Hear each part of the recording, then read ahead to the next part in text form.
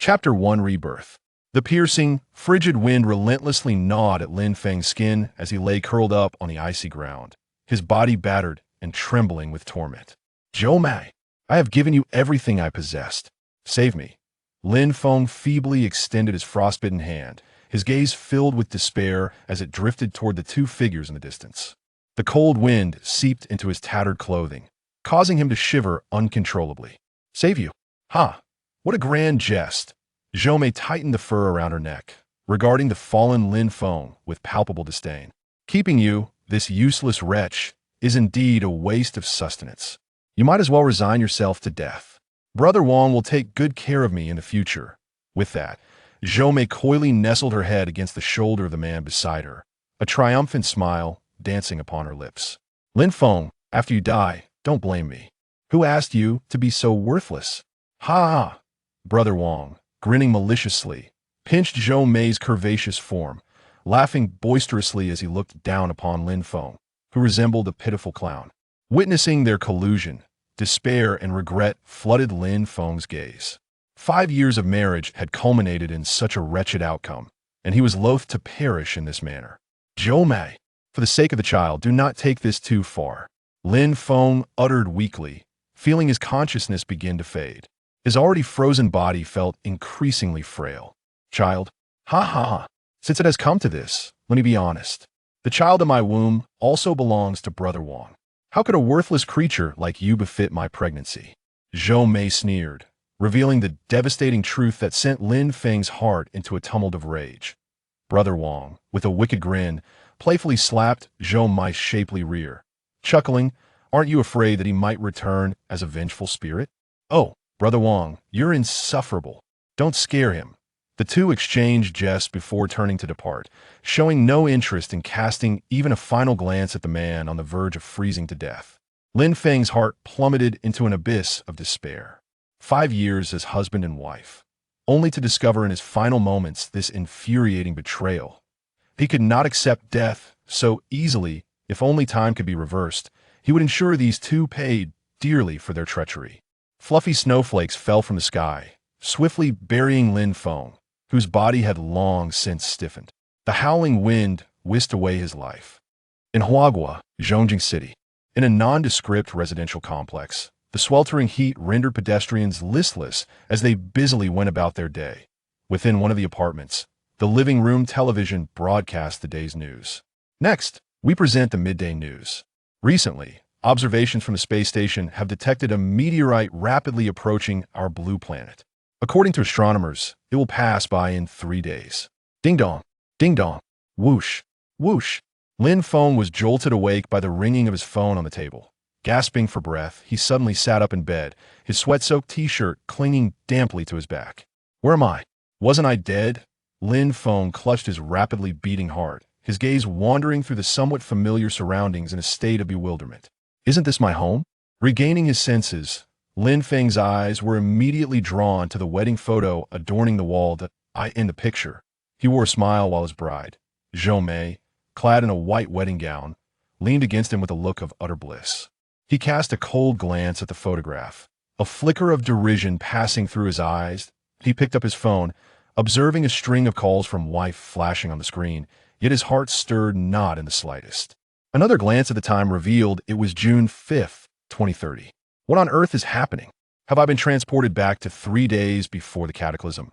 Lin Feng stared incredulously at the time displayed on his phone, a spark of excitement illuminating his features. In his previous life, an unprecedented cold disaster had struck suddenly. The sweltering summer plummeted to sub-zero temperatures without warning. This abrupt chill led to the extinction of 95% of humanity, unprepared for such a calamity. At the onset of the disaster, Lin Feng had believed that the small shop inherited from his parents would allow him and Zhou Mei to survive. However, to his utter shock, his wife, Zhou Mei, had clandestinely conspired with her lover, Wang Shengtan, to deceive Lin Feng into opening the shop's doors. As those lurking in the shadows of the supermarket surged in, Wang Shengtan, accompanied by a dozen of his men and other frenzied individuals, ravaged the store, depleting its food and water supplies. Lin Feng, attempting to intervene, was brutally beaten and left gravely injured, In his final moments of peril, Lin Feng discovered that the mastermind behind the treachery was none other than his wife, Zhou Mei. Together with Wang Shangtian, she had orchestrated this vile scheme. So, it seems even heaven could not bear to watch my suffering and has granted me rebirth. Lin Feng gritted his teeth in fury, recalling the torment inflicted by the treacherous pair, culminating in his abandonment to the cold, left to perish. Since fate had bestowed upon him a second chance, Lin Feng vowed to ensure that those who had harmed him would pay a steep price. Once again, his phone rang. Lin Feng furrowed his brow and pressed the answer button. Lin Feng, you worthless fool, why haven't you answered my call? Aren't you supposed to be handling the transfer of the store ownership? Don't play dumb with me. Zhou Mei's breathless reproaches echoed through the phone, and Lin Feng listened with a calm demeanor to the vitriol of that wretched woman. It suddenly dawned on him that today was indeed the deadline Zhou Mei had set for him to transfer the ownership of the small shop to her. His heart had long since become devoid of any affection for the sordid woman. With a placid expression, he inquired, "Where are you? Where else could I be?" "Of course, I'm working out." "What do you mean by that?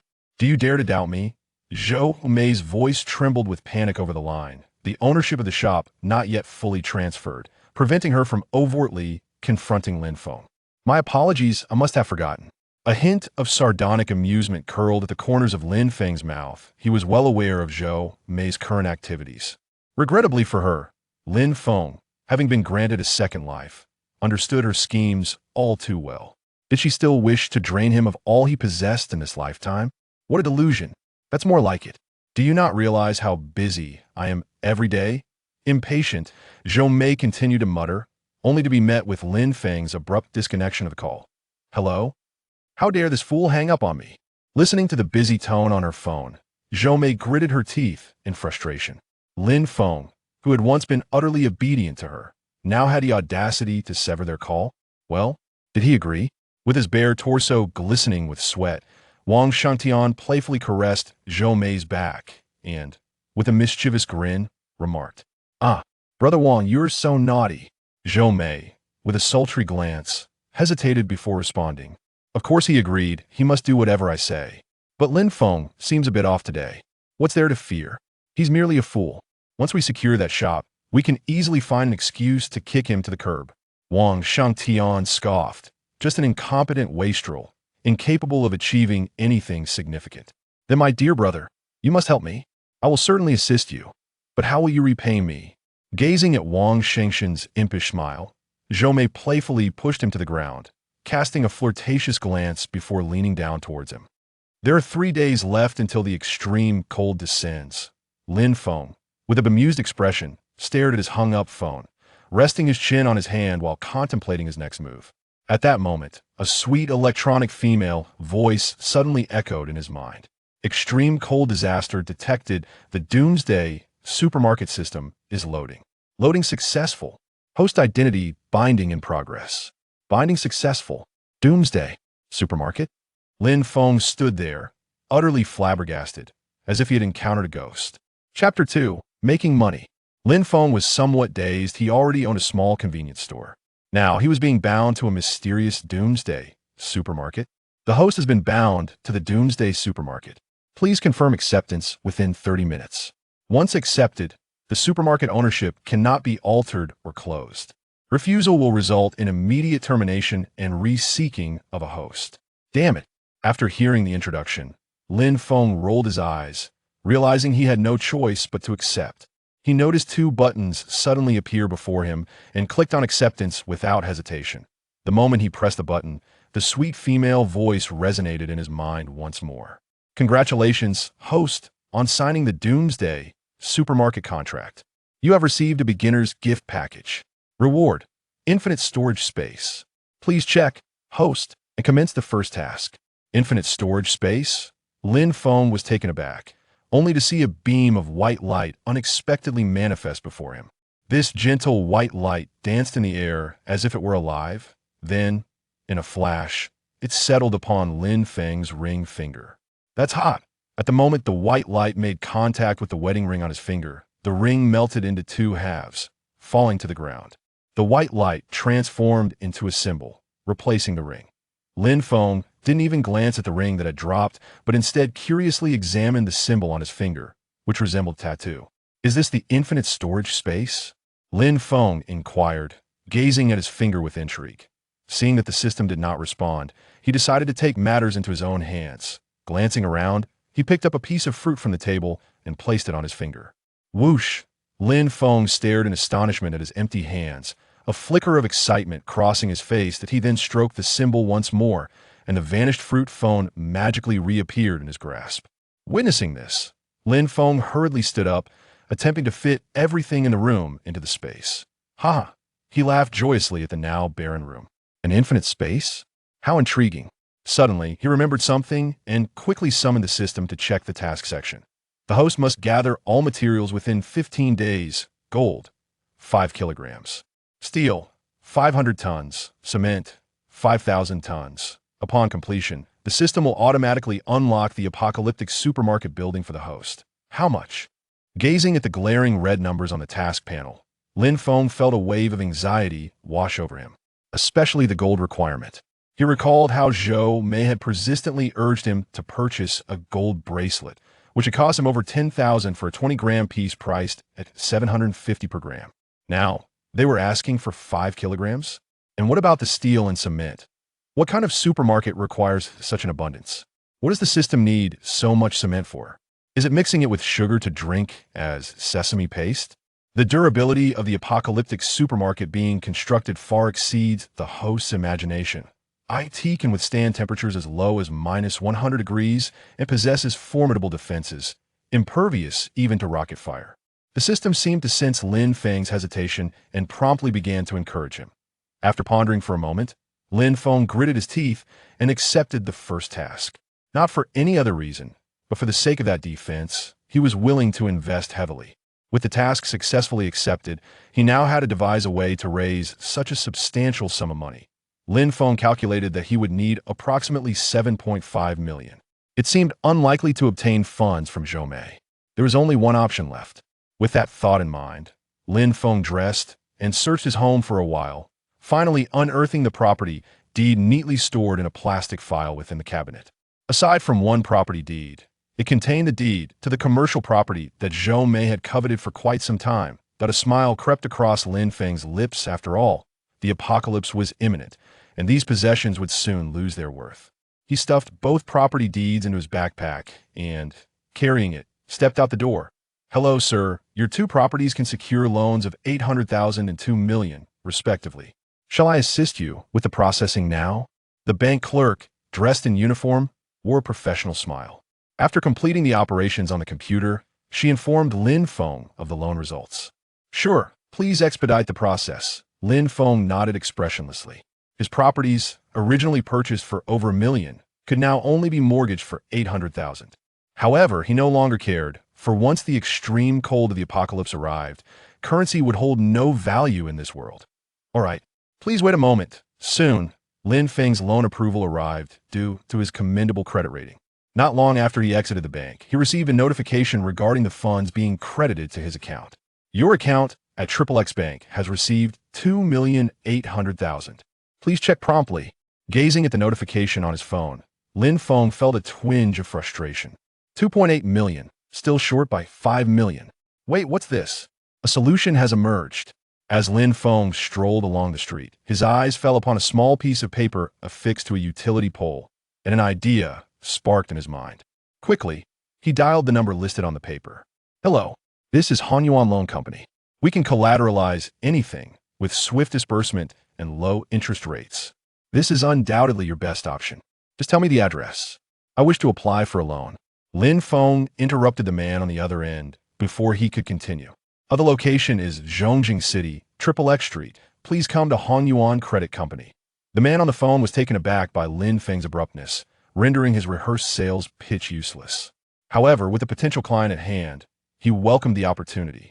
Lin Feng hung up without further ado and promptly hailed a taxi to his destination. Before long, he arrived at the entrance of a disheveled little company. Upon seeing the grimy sign, Lin Feng frowned, but after a brief moment of contemplation, he entered without hesitation.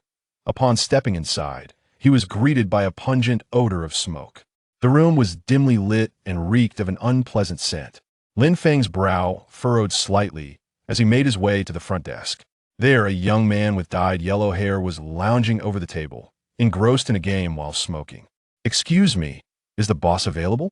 I'm here to apply for a loan." Lin Feng rapped on the greasy surface of the desk, raising his voice.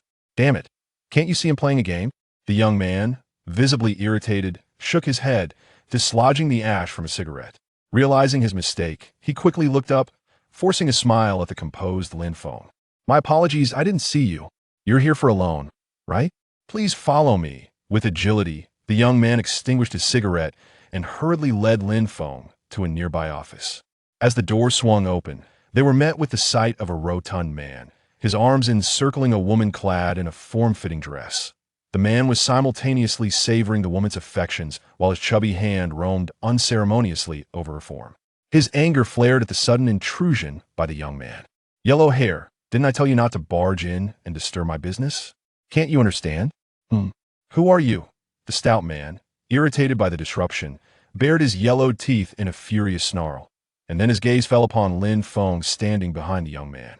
"Boss, this isn't my fault. A client has come in," the young man explained, his face a mask of concern.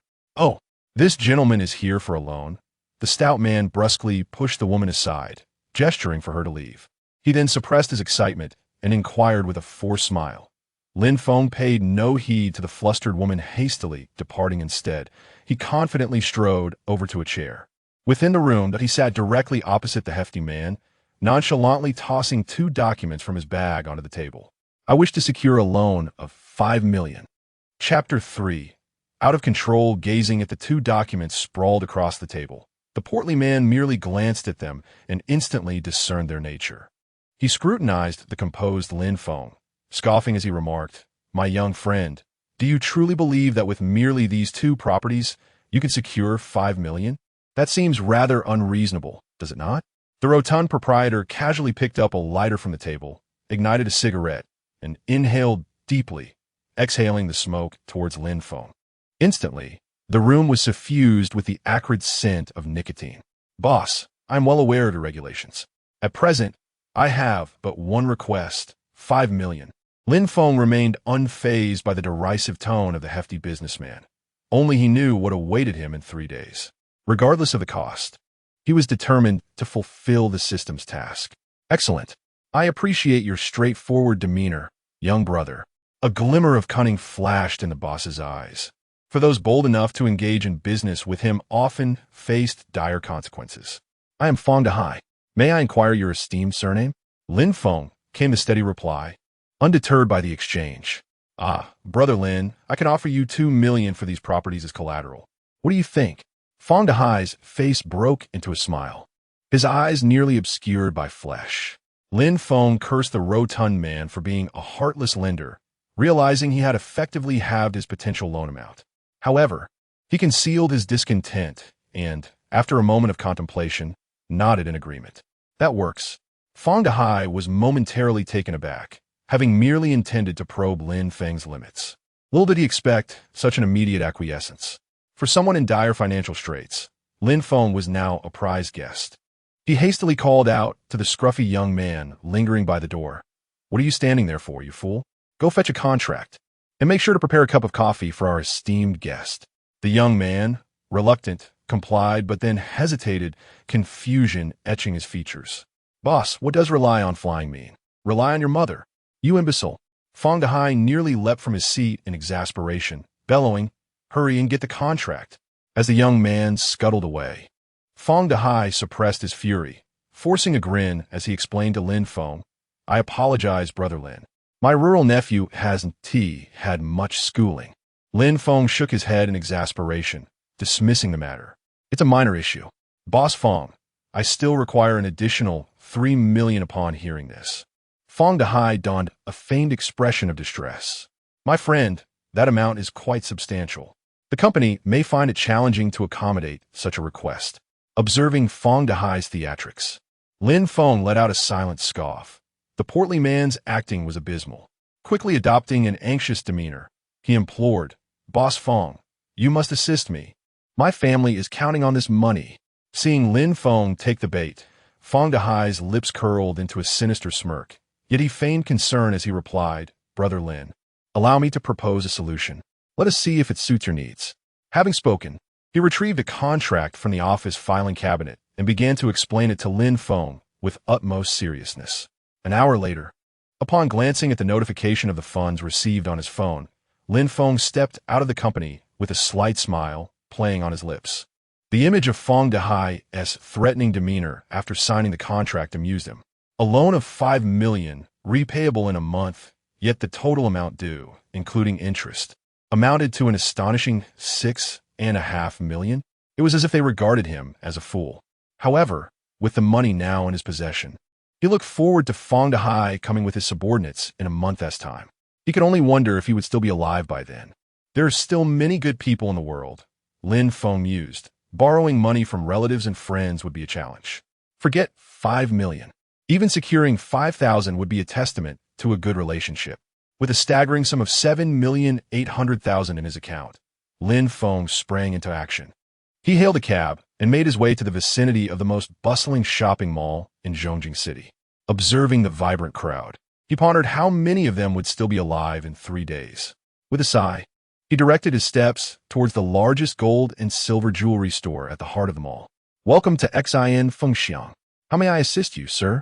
A sales associate clad in a tailored black suit greeted him with a smile as he pushed open the glass door of the jewelry store.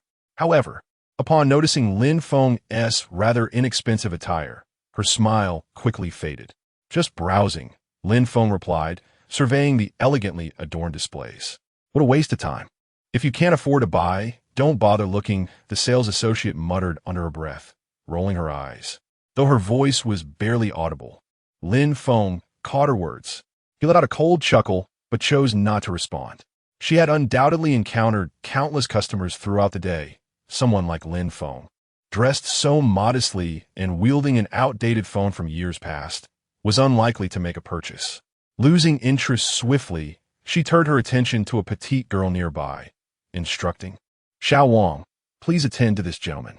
With that, she strutted away in her high heels.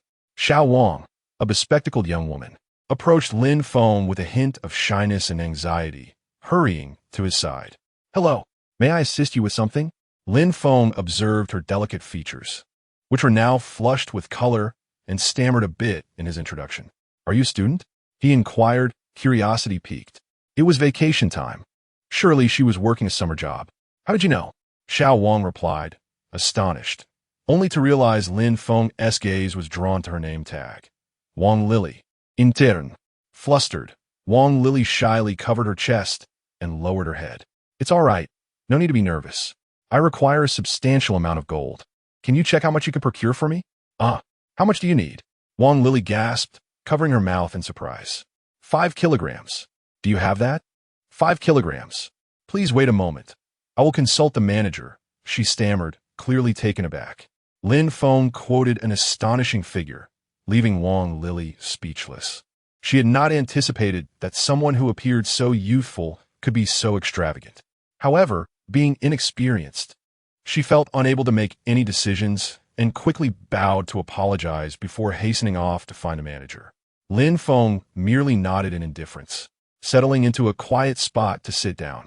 "Manager, that gentleman wishes to purchase 5 kilograms of gold," Wang Lily exclaimed as she hurried to the cash register, addressing the woman seated there who was idly playing a match 3 game to pass the time.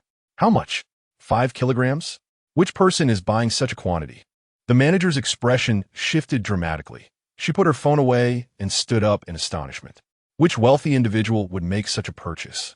A deal like this could yield a commission of over 100,000. Who is buying 5 kilograms? Who? The woman, who had been yawning not far away, suddenly perked up and rushed to the cash register, her excitement palpable. "Red Sisterly, it's the same customer you just referred to me," Wang Lily replied, feeling the intensity of her gaze. "Is it truly him? Are you certain it is he?" "Indeed, it is him." Following Wang Lily's pointing finger, Li Hong quickly spotted Lin Feng, who was patiently waiting on the bench. "Isn't that the young man from earlier?" Li Hong's expression shifted subtly, wishing she could slap herself for nearly letting such a commission slip away. Yet, She soon regained her composure and shamelessly declared, "Little Wang, you cannot handle this kind of client. Allow me to take charge." Chapter 4. Next time for sure, however, Hongja. What is it? Can a young girl like you engage in such substantial business? Young people should not be overly eager for success. They must learn diligently from their seniors. Just as Wang Lily was about to retort, she was sharply interrupted by Li Hong. Observing Wang Lily's reddened eyes, Li Hong impatiently scolded, "Why are you crying? As a mere undergraduate intern, what do you know about sales? We cannot waste the guest time."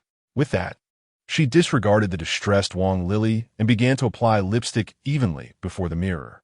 Subsequently, she deliberately adjusted her suit dress, raising it slightly to reveal the edge of her nude pantyhose, and with satisfaction, she sashayed towards Lin Feng. "Hello, handsome. Li Huns. Were you interested in purchasing gold earlier?" Lin Feng was deep in thought, contemplating where to procure steel and cement, when he heard a woman's high-pitched voice. Glancing at the overly sweet Li Hong, Lin Feng furrowed his brow and inquired, "What happened to that young girl?" "Her? She's unwell. I'm here to assist you." Li Feng, Roblia. Lin Feng felt a shiver run down his spine. Her voice was now as grating as a persistent adhesive plaster. "I don't need you. Bring her over to assist me," he stated firmly, not even sparing her a glance. He was well aware of the competition among the saleswomen. Li Hong was undoubtedly attempting to seize the commission for herself, leveraging her seniority to push the young girl aside. En somme, don't you think it's all the same no matter who introduces you? Besides, a mature woman can be more charming than a young girl, can't she? Li Hong observed that Lin Feng was not swayed by her tactics and was determined not to let the commission slip away. She bit her lip and subtly adjusted her blazer, pulling it apart slightly. "Wow, impressive," Lin Feng thought to himself, admiring the revealing glimpse she provided. It was a case of not being able to catch a wolf without first sacrificing the child. He wondered how her husband felt about it. After indulging in the visual display, Lin Feng suddenly concocted a plan. He feigned a delighted expression and said, "No problem. Then I shall trouble you. Beautiful." Seeing Lin Feng relent, a wave of triumph washed over Li Hong. Youngsters are often susceptible to such temptations. "Good. I hear you wish to purchase 5 kilograms of gold. Is that correct?" Li Hong cast a flirtatious glance at Lin Feng, smiling as she asked. It was essential to confirm this. She could not allow him to leave empty-handed. "Indeed. I wonder if your store has sufficient stock?" Lin Feng nodded, his gaze unwaveringly fixed on her figure. Li Hong rolled her eyes, pretending not to notice his gaze. "Sir, we currently do not have that much inventory in stock. However, we can prepare the goods within a day. You may place a deposit, and our store will send a dedicated vehicle to deliver the gold to your residence at this time tomorrow." Upon hearing this, Lin Feng nodded. He could certainly wait a day. Li Hong, seeing his agreement, felt a surge of delight. She continued with fervor, speaking of the current gold price of 750 per gram. If one were to purchase 5,000 grams, the total would amount to 3.75 million. Given the substantial nature of such a transaction, I can assist you in applying for a discount. Li Hong skillfully articulated the figures, leaving Lin Feng in admiration of her professional acumen. "What's the discount? How much is the deposit?" Lin Feng inquired without hesitation. "We can offer you an internal discount of 9.8. Does that sound acceptable? As for the deposit, you can pay half of the total price, which amounts to 1,837,500, she replied. "That works." Lin Feng thought quickly, realizing he could save himself a considerable sum. To avoid unnecessary complications, it was prudent to save wherever possible. Li Hong's face flushed with excitement upon his agreement. She could earn more from this single transaction than in an entire year. "Please hold on, sir. I will fetch the contract." Watching her briskly depart, Lin Feng smirked. "Just don't cry later." Half an hour later, Lin Feng swiftly signed a contract under Li Hong's guidance. As he completed the deposit payment on the card machine, Li Hong exhaled in relief, knowing she was just a step away from earning her commission. "Please sign here," she said with a charming smile, lifting the final page of the contract and placing her name tag on the table for Lin Feng to copy. She gazed at him expectantly. "Of course."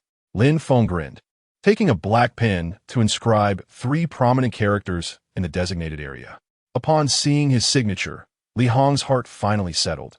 She patted her chest, grateful that she had not missed this opportunity. However, as she smiled and began to collect the contract, she was taken aback upon seeing the name he had written. Why is it 3 characters? My name is only 2. Wang Lily. Li Hong's face turned ashen in an instant. According to company policy, the commission belonged to whoever's name was signed by the client on the contract. Yet, Lin Feng had written someone else's name. Mr. Lin, have you made a mistake? I was the one who assisted you today. Li Hong's voice trembled, her frustration boiling over. I didn't make a mistake. It's Wang Lily indeed. Lin Feng nodded earnestly, flashing a grin. Well, I'll make sure to write yours next time. Now that it's settled, I'll be on my way. Lin Feng interrupted her, rising and stretching comfortably as he smiled. Without a glance back at the stunned Li Hong, he turned towards the cash register, catching a glimpse of Wang Lily, whose eyes were slightly red yet still steadfast. Lin Feng's lips curled into a smile. Wang Lily, he called. Mr. Lin, is everything in order? Hearing her name, Wang Lily quickly suppressed her feelings of grievance, turning back with a feigned ease. Yes, everything is sorted. Thank you so much for today. Oh, by the way, there might be a prolonged heavy rain in the coming days. You should stock up on supplies at the supermarket. As Lin Feng gazed at the pitiable Wang Lily, he could not help but reminisce about his former self in a past life. He held a certain fondness for this innocent young girl and sincerely hoped she would heed his words and strive to live well. All right. Bewildered, Wang Lily watched as Lin Feng stepped through the door, perplexed by the meaning behind his words. Lily, come here for a moment. The young girl, lost in thought, hurriedly responded to the shopkeeper's call and rushed over. What? He signed my name? Wang Lily stared in shock at the reception section of the contract, her mouth agape in disbelief. She never anticipated that Lin Feng would allow her to receive this commission. Meanwhile, Li Hong glared at Wang Lily with resentful eyes, remaining silent. Chapter 5. As Lin Feng stepped outside, he greedily inhaled the sweltering air. He observed the crowd on the street, deliberately avoiding the sun's blazing rays. Little did they know, in 2 days, they would no longer relish such warmth. Yet, this was of no concern to him. He was intent on swiftly procuring the 2 additional resources required by the system. He pulled out his phone, muted, revealing a plethora of missed calls, each one from Zhou Mei. A sardonic smile crept onto Lin Feng's lips. This insufferable woman must have some new task for him. With a calm demeanor, he blocked her number and swiftly navigated through the app. Before long, he stumbled upon the contact of a steel construction company and promptly dialed the number. Lei Ho, who is this? A male voice with a distinct Minnan accent greeted him once the call connected. Boss, I need 500 tons of steel and 5,000 tons of cement. It's required by tomorrow. Is that so? You need it by tomorrow? That's rather tight. Yes. Please deliver it to Zhongjing City by tomorrow afternoon. I can offer an extra 50,000 as a service fee. Without further ado, Lin Feng decided to incentivize the man for promptness. Time was of the essence. The man on the other end perked up, elated. All right. Since you're so straightforward, it will be delivered on time tomorrow afternoon. Good. I'll add you on WeChat. Please send me the total cost. I'll transfer the funds to you. All right. Just add me on WeChat. Handsome. After ending the call, Lin Feng added a WeChat contact named I Like Sashimi. Upon receiving the price list and bank account details from a boss, he wasted no time in transferring half as a deposit, promising to pay the remaining balance upon delivery the following afternoon. With the final 2 materials secured, Lin Feng exhaled in relief. They should arrive alongside the gold tomorrow. Gazing at the remaining balance of over 700,000 in his account, Lin Feng resolved to expend all of it. Otherwise, it would merely serve as toilet paper in 3 days. With a firm decision in mind, he strolled towards a nearby 5-star hotel. Upon reaching the entrance, he noticed a Mercedes-Benz E300 pulling up beside him. The door swung open, and a pair of long legs clad in high heels emerged first. A tall woman with the visage of a social media influencer stepped out, swaying her hips as she approached. She quickly spotted Lin Feng in the distance. Oh, who do we have here? It's Zhou Mei's husband. Not busy at your little supermarket? What brings you here? Lin Feng shot her a cold glance, taken aback to encounter an acquaintance while merely out for a meal. The woman was none other than Shan Jiao, Zhou Mei's close friend, who was currently draped over a man emerging from the driver's seat, her tone dripping with sarcasm. Is it not permissible to dine? Lin Feng retorted, his annoyance evident as he regarded her pointed chin. Dine? With just you? Huh, what a grand joke. Is this a place you, a mere pauper, can afford? Chun Jiao mockingly scoffed as if she had just heard a delightful jest. Who is he? He is none other than Zhou Mei's husband, the one you have been longing for. Surprising, isn't it? The man beside Chun Jiao, with his slick-back hair, surveyed Lin Feng with an air of arrogance. Upon hearing Chun Jiao's slightly jealous remark, he ostentatiously revealed a Rolex watch from his sleeve. How could Zhou Mei possibly be attracted to someone like him? Just look at his pitiful appearance. His phone is in such poor condition, and he dares to dine in a high-end hotel? The man sneered, and Lin Feng, glancing at his own worn-out phone, found himself subjected to yet another round of disdain. Nevertheless, he had no desire to allow these two simpletons to ruin his dining experience. Without sparing them a glance, he strode toward the hotel entrance. Hey, I'm talking to you. Are you deaf? Chun Jiao, taken aback by Lin Feng's audacious disregard, felt her pride wounded. In her memory, Lin Feng had always been the agreeable, subservient type. Today, however, he seemed like an entirely different person. She stepped forward and grabbed his sleeve, attempting to halt him. Oh, to her astonishment, Lin Feng merely frowned and kicked toward her abdomen. Passers-by chuckled and pointed as they witnessed Chun Jiao tumble to the ground. Her face flushed crimson. Having always been pampered by men, she had never endured such humiliation. Ah, my friends, look at this despicable man. He actually dared to kick me. Just look at the dust all over me. I am no longer the delicate fairy. Enraged and embarrassed, Chun Jiao scrambled to her feet and, to everyone's surprise, pulled out her phone to start a live broadcast. He dares to strike me today. What has to stop him from doing the same to other women tomorrow? How can anyone allow this? I merely spoke to him, without even insulting him. The man with the slick-back hair, recovering from his shock, rushed to assist Chun Jiao and chimed in, "Wow, you really are something? You even dare to kick a fairy. How could you not cherish her? You deserve to be called a poor loser." Onlookers were drawn in by Chun Jiao's outburst, pointing fingers at Lin Feng and whispering among themselves. Lin Feng shot a frigid glance at the flushed and contorted Chun Jiao, warning, "If you annoy me further, do you believe I won't deal with you?" Startled by Lin Feng's piercing gaze, Chun Jiao's heart raced.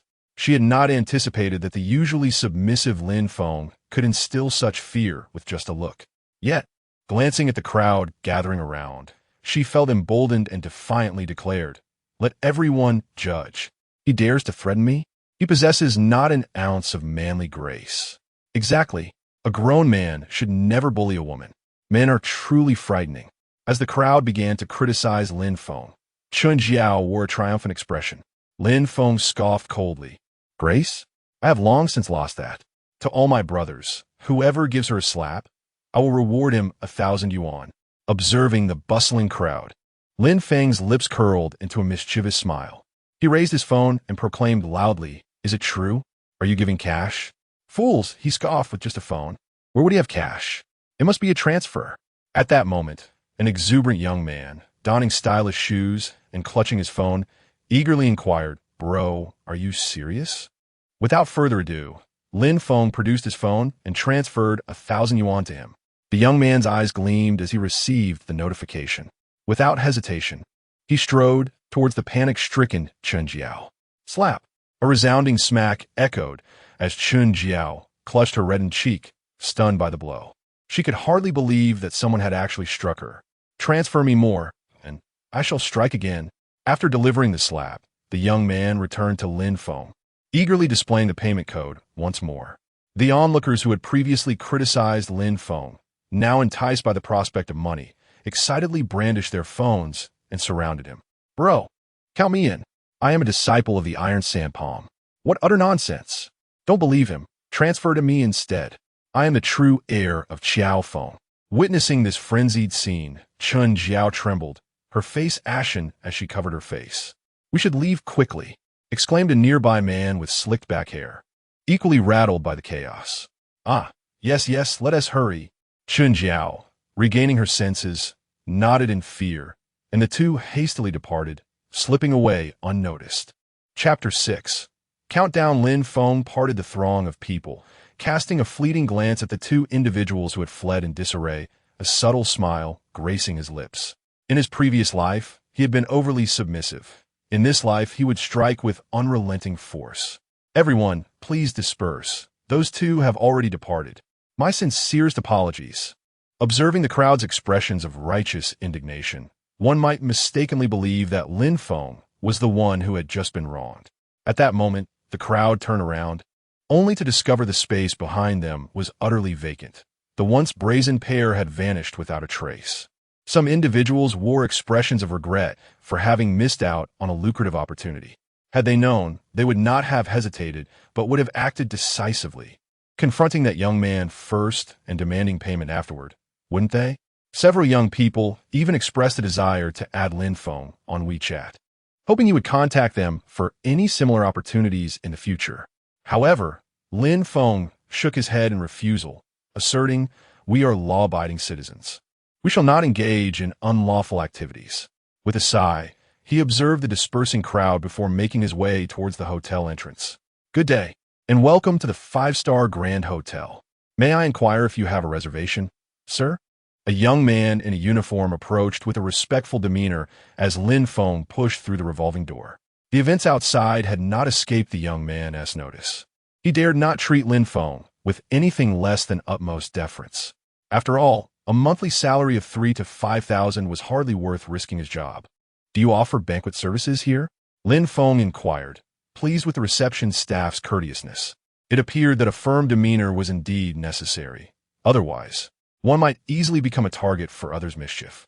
"Indeed, sir, you're looking to arrange a banquet, correct?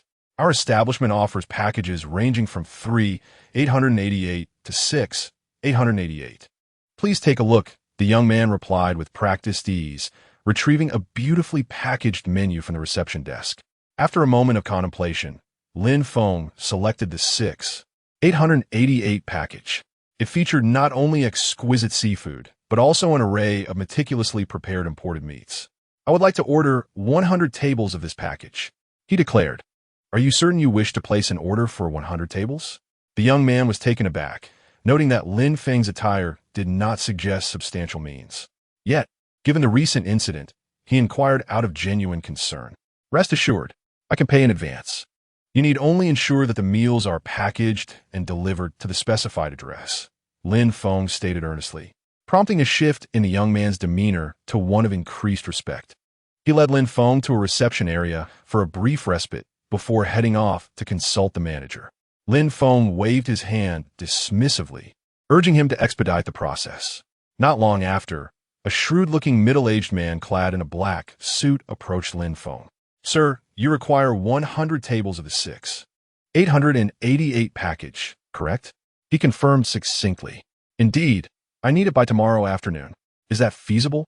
Lin Feng calculated the time in his mind, addressing the smiling manager with a calm demeanor. "Absolutely. You may pay a deposit now. We will arrange for a dedicated refrigerated vehicle to deliver it tomorrow afternoon," the manager assured him without hesitation. Without a moment's doubt, Lin Feng followed the manager to complete the transaction with his card. Satisfied with the prompt payment, Lin Feng exited the hotel, content with his arrangements. The task assigned by the system has now been completed. All that remains for him is to patiently await the arrival of tomorrow's delivery. Lin Feng hailed a taxi and returned to the entrance of his modest supermarket, gazing wistfully at the somewhat faded sign. After the passing of his parents, they had bequeathed to him this small establishment. It was only after he had exhausted all his efforts to purchase a home that he met Zhou Mei. He had once believed that life would unfurl in a tranquil and blissful manner. Alas, reality proved otherwise. Shaking his head, Lin Feng dispelled the lingering sense of vulnerability that threatened to overwhelm him. Since fate had granted him the opportunity to live anew, he was determined not to squander this life merely for the sake of others. In this incarnation, he would live solely for himself. With practiced ease, he unlocked the U-shaped lock and surveyed the supermarket filled with a dazzling array of goods, eliciting a wave of nostalgia. He approached the cash register, casually retrieved a pack of Zhonghua cigarettes, and lit one, settling comfortably into a chair. In the past, Lin Feng would have refrained from indulging in such luxurious cigarettes. However, in the present, he opted for the exquisite rather than the ordinary. After spending a night in the supermarket, Lin Feng languidly pushed open the front door. The glaring sunlight, uncomfortable for many, was a source of delight for him. Ding-dong! The sound of his phone pierced the air. Upon answering, he discovered it was the owner of the building materials company, informing him that the goods were nearing delivery. Conveniently, the logistics company resided not far from Lin Feng's supermarket, with whom he had finalized a deal the previous afternoon. For the sum of 20,000 yuan, he had leased 2 large warehouses to store the materials. The gold and the banquet supplies he had ordered were also designated for this address. Lin Feng grabbed 2 packs of Furong Wang cigarettes from the counter, hurriedly locked the supermarket door, and made his way to the warehouse. "Boss, is this where the goods are to be unloaded?" Upon reaching the warehouse entrance, a foreman, who had accompanied the delivery, spotted Lin Feng approaching briskly. After confirming his identity, he inquired further. Noticing the foreman fanning himself in an effort to dispel the heat, Lin Feng cheerfully handed him the 2 packs of cigarettes, saying, "Indeed, this is the place. Please share this small token with the crew. I appreciate your hard work this afternoon in getting everything sorted." The short, stout foreman, taken aback by Lin Feng's generosity, no longer felt the oppressive heat.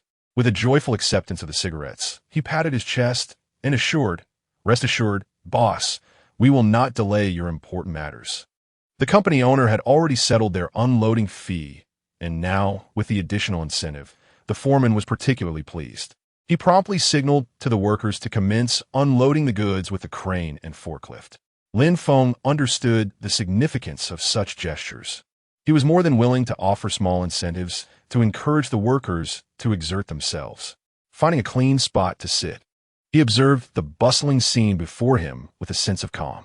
Approximately an hour later, the delivery trucks from the other 2 suppliers arrived. Lin Feng discreetly slipped a 1,000 yuan red envelope to each of their foremen, requesting that they leave their vehicles and return the following day to collect them. Watching the satisfied expressions of the departing individuals, a smile crept onto Lin Feng's lips. Everything was falling into place. The 30 or so workers toiled diligently until around 7 or 8 in the evening, finally unloading all the materials. During this time, Lin Feng had thoughtfully spent 2,000 yuan to arrange for dinner to be delivered. Such a generous employer naturally inspires great enthusiasm among the workers, who are eager to complete their tasks without delay. Otherwise, they might find themselves laboring past midnight. As the night deepens, an eerie stillness envelopes the warehouse. Lin Feng, however, approaches at a leisurely pace. After surveying his surroundings and confirming he is alone, he finally unlocks the warehouse doors. Upon gazing at the neatly arranged materials, Lin Feng wastes no time. With a subtle movement of his fingers, he manages to transfer all the contents of the warehouse into an infinite space within half an hour. Subsequently, he opens the vehicle laden with a feast and gold, employing the same method to stow everything inside. Satisfied with the orderly piles of supplies in the vast white space, Lin Feng claps his hands in approval. At that moment, a notification resonates in his mind from the system. "Congratulations, host. You have successfully gathered the required materials for the task. The system will commence upgrading the Doomsday Supermarket within 10 hours. Congratulations on completing the system task. Rewards have been deposited in your storage space. Please check promptly. Choose the location for upgrading the supermarket as soon as possible. Warning: an extreme cold disaster will arrive in 12 hours. Please prepare accordingly." 11:59, 48, 11:59, 47, Chapter 7. The arrival of extreme cold as Lin Feng gazed at the ominous crimson countdown before him. A grave expression settled upon his countenance. The moment had finally arrived. He hastened back to the supermarket, his fingertips directed towards the entrance as he whispered, "Designate." Ding! The host has successfully designated the address. The system commenced the upgrade of the supermarket. No sooner had the notification faded than Lin Feng witnessed the once dilapidated exterior of the supermarket being encased by sheets of steel that seemingly materialized from thin air. Were it not for the late hour and the absence of passers-by, one might have feared that the spectacle would be shared online.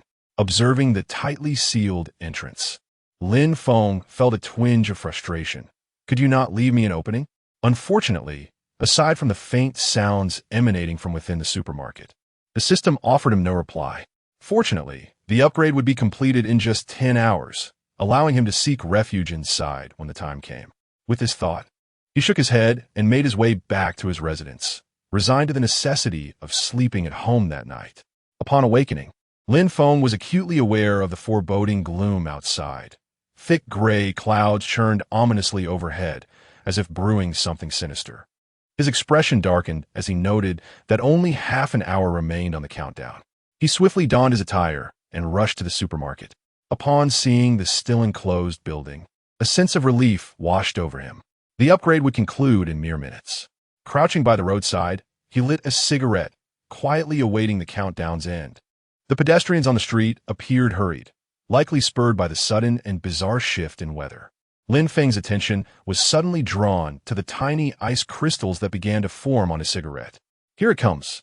A tightness gripped his chest, reminiscent of the calamity he had faced in his past life, where the extreme cold had descended in a similar fashion. In June, snow had inexplicably begun to fall, leaving humanity on Blue Star in a state of bewilderment. Most heeded the experts' reassurances, continuing their daily routines unperturbed. Yet many tragically succumbed to the freezing temperatures while on their way to work. Lin Feng opened his phone, casually scrolling through his social media feed. He noticed that some had already begun to post videos of the snowfall, oblivious to the gravity of the situation. They regarded the June snowfall as an exceedingly rare meteorological phenomenon, and it was precisely this misunderstanding that led to their demise. Taking a deep drag from a cigarette, he discarded the butt. The supermarket's upgrade was nearing completion. Congratulations, host. You have successfully completed the Apocalypse Supermarket upgrade. The next phase of the task has commenced. Please check the taskbar for details.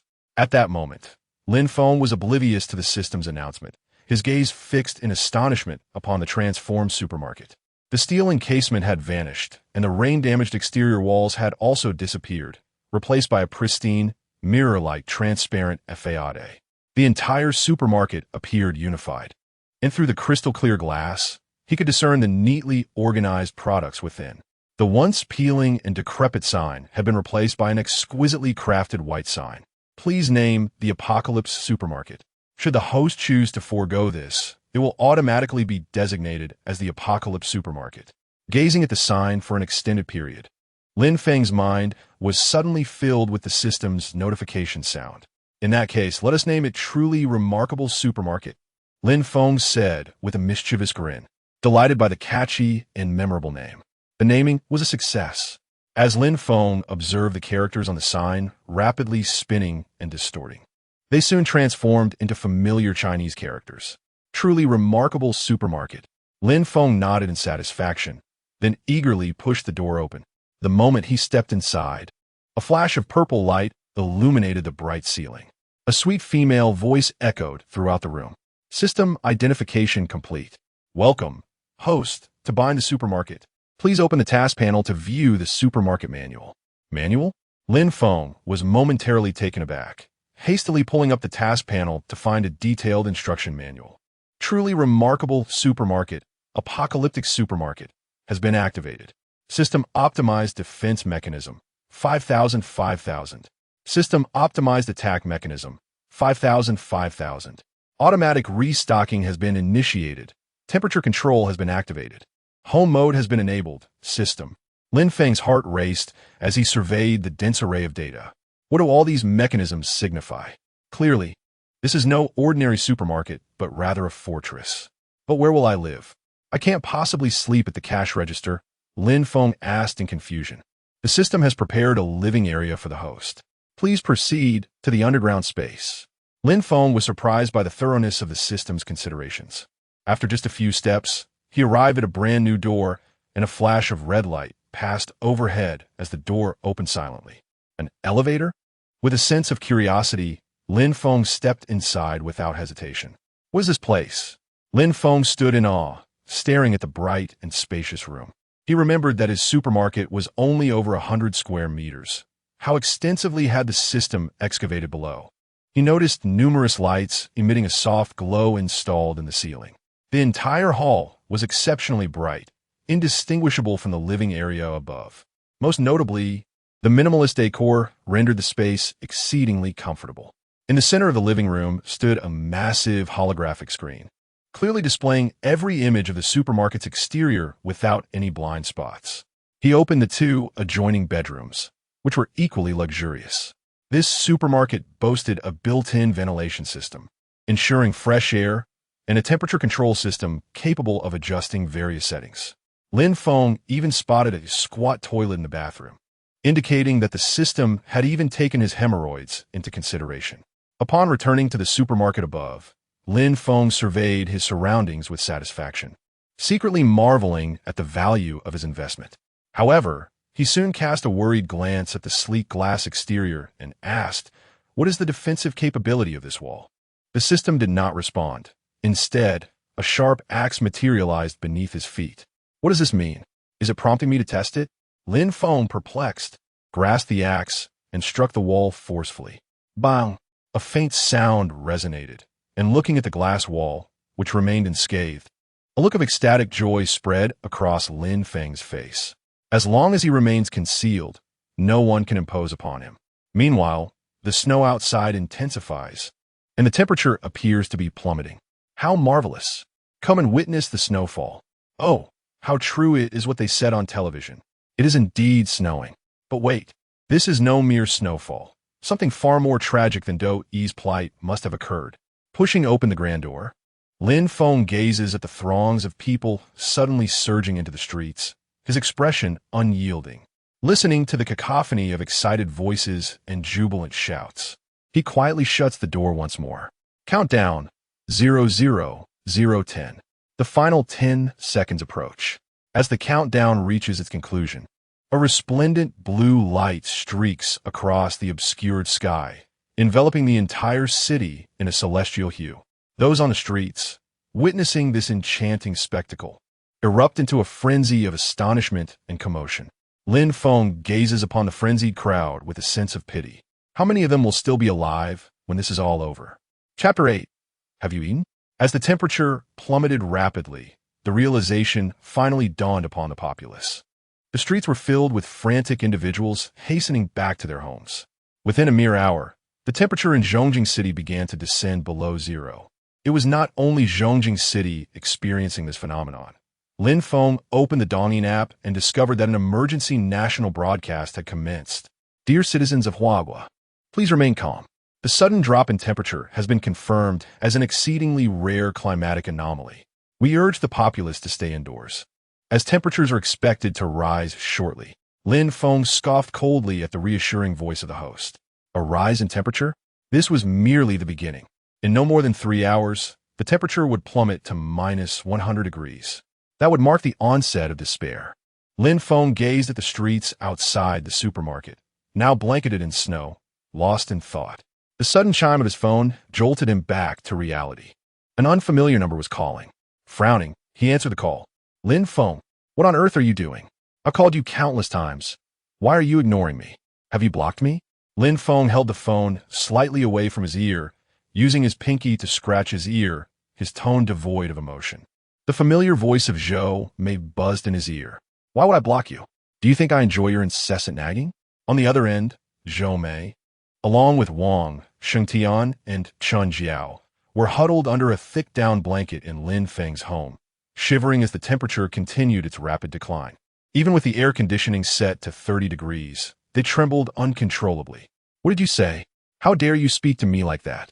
Let me tell you, Lin Feng, are you contemplating divorce? Do you no longer care for the child in my womb? Zhou Mei trembled with anger at Lin Feng's dismissive tone, unable to fathom that he would treat her with such indifference. Oh, you're pregnant? You must take care not to harm yourself. Lin Feng feigned concern, abruptly shifting from his previous aloof demeanor. A glimmer of triumph flickered in Zhou Mei's eyes, yet she coldly commanded, You acknowledge my pregnancy? The weather outside has turned frigid. Don't you think you should hurry back? Return to pay respects to your parents? Lin Feng reclined comfortably in the chair behind the counter, lighting a cigarette. He glanced at the thermometer on the supermarket wall, reading 28 degrees. Didn't the system realize it could get unbearably hot? He decided to have the system adjust the temperature lower. What did you say? You dare to curse my parents? You've truly crossed the line. Get back here immediately and apologize to me and Jiao Jiao. I'll remind you, I have only one best friend. You, a worthless fool, dared to embarrass her publicly, which shows how little you regard me. Seeing Chen Jiao's injured expression beside her, Zhou Mei felt as though Lin Feng was slapping her in the face. Are you foolish? It's not as if I struck her. She sought me out for trivial matters. Lin Feng could no longer maintain his fade, his tone growing colder as he retorted. What did you say? Lin Feng, prepare for divorce. And don't even think about the child. Beep, beep, beep.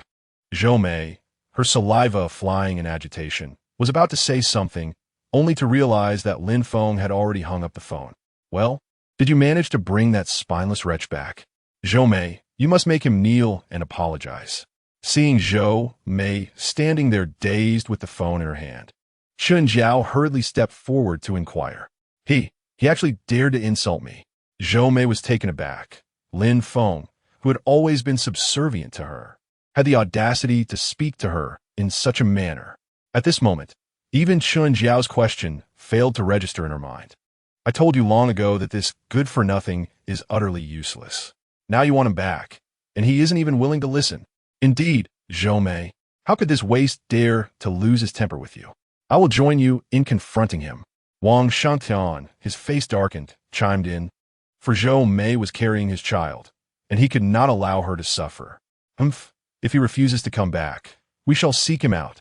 He must be hiding in the supermarket. Let us go together. After the trio made their plans, they prepared to leave, but as they opened the door, a chilling wave of cold air struck them, halting their breaths. Wang Xingtian's countenance changed dramatically as he pushed Zhou Mei aside and hastily shut the door. We cannot go out. In this temperature, it could be fatal. Observing Wang Xingtian's pale face, Zhou Mei, equally alarmed, exclaimed, What shall we do then? Yes. We cannot remain confined indoors indefinitely. Chun Jiao added, her complexion ashen. Wang Xingtian sensed the temperature plummeting further, the air conditioning unit groaning under the strain. Do not worry. Did the news not say that if we endure a few more days, the warmth will return? He quickly positioned himself beneath the air conditioning unit, wrapping himself tightly in a down comforter, relishing the feeble warmth it provided. Zhou Mei and Chun Jiao, likewise bundled in blankets, eagerly squeezed in beside him. Meanwhile, Lin Feng, clad in a short-sleeved shirt, sweat beading on his forehead, gazed out at the eerily silent street.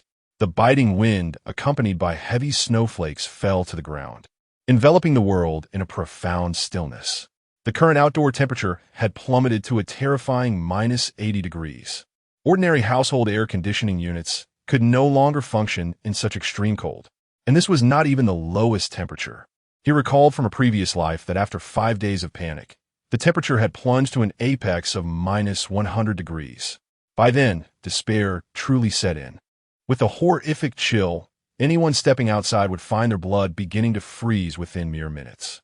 At that point, even breathing became a struggle, leading to a swift loss of consciousness and ultimately succumbing to frostbite outside. Yet at this moment, Lin Feng reclined comfortably in the opulent living room of the basement level. A plate of steamed grouper and a serving of lamb chops laid out before him. Lin Feng opened a chilled bottle of cola, squinting with delight as he took a sip. How refreshing. Feeling the icy beverage rush into his stomach, his appetite instantly surged. He seized a lamb chop in each hand, devouring them eagerly. The tender, juicy lamb was fragrant and delectable. Lin Feng, disregarding the grease on his hands, took another swig of cola. Indeed, ice-cold cola is the epitome of earthly delights. What is Pepsi truly in comparison? With a tender piece of fish on his chopsticks, Lin Feng took a selfie with his phone.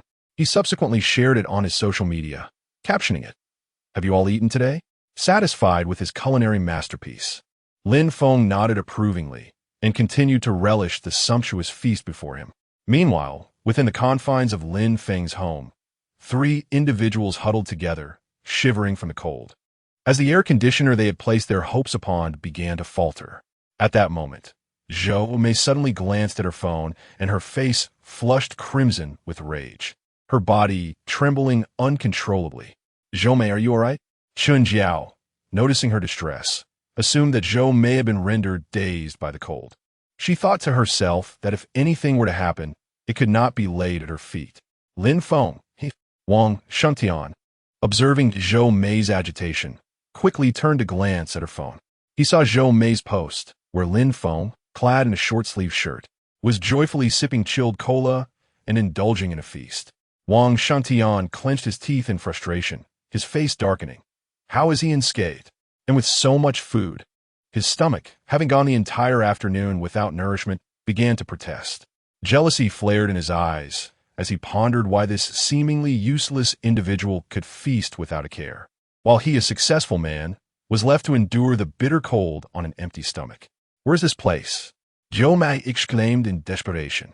I have no idea. He didn't tell me where he is. Tears threatened to spill from her eyes as she struggled to comprehend why Lin Feng seemed immune to the effects of the frigid temperature. Chapter 9. Selling instant noodles for 7.5 million. Impossible. Look again closely. As long as we know where he is, we can take his place and acquire those things. Wang Xingtian stated with unwavering confidence. If we can find Lin Feng's address, I'll gather a group, and I refuse to believe we cannot handle a mere waste. I truly don't know. Should I make a call to inquire? Zhou Mei scrutinized the photo, only to be disappointed to find that Lin Feng was in an unfamiliar location. Observing Wang Shengtian's sullen expression, Zhou Mei whispered, "What are you hesitating for? Hurry and call. Once we know the location, we can return tomorrow. This wretched place is utterly unworthy of a princess like me."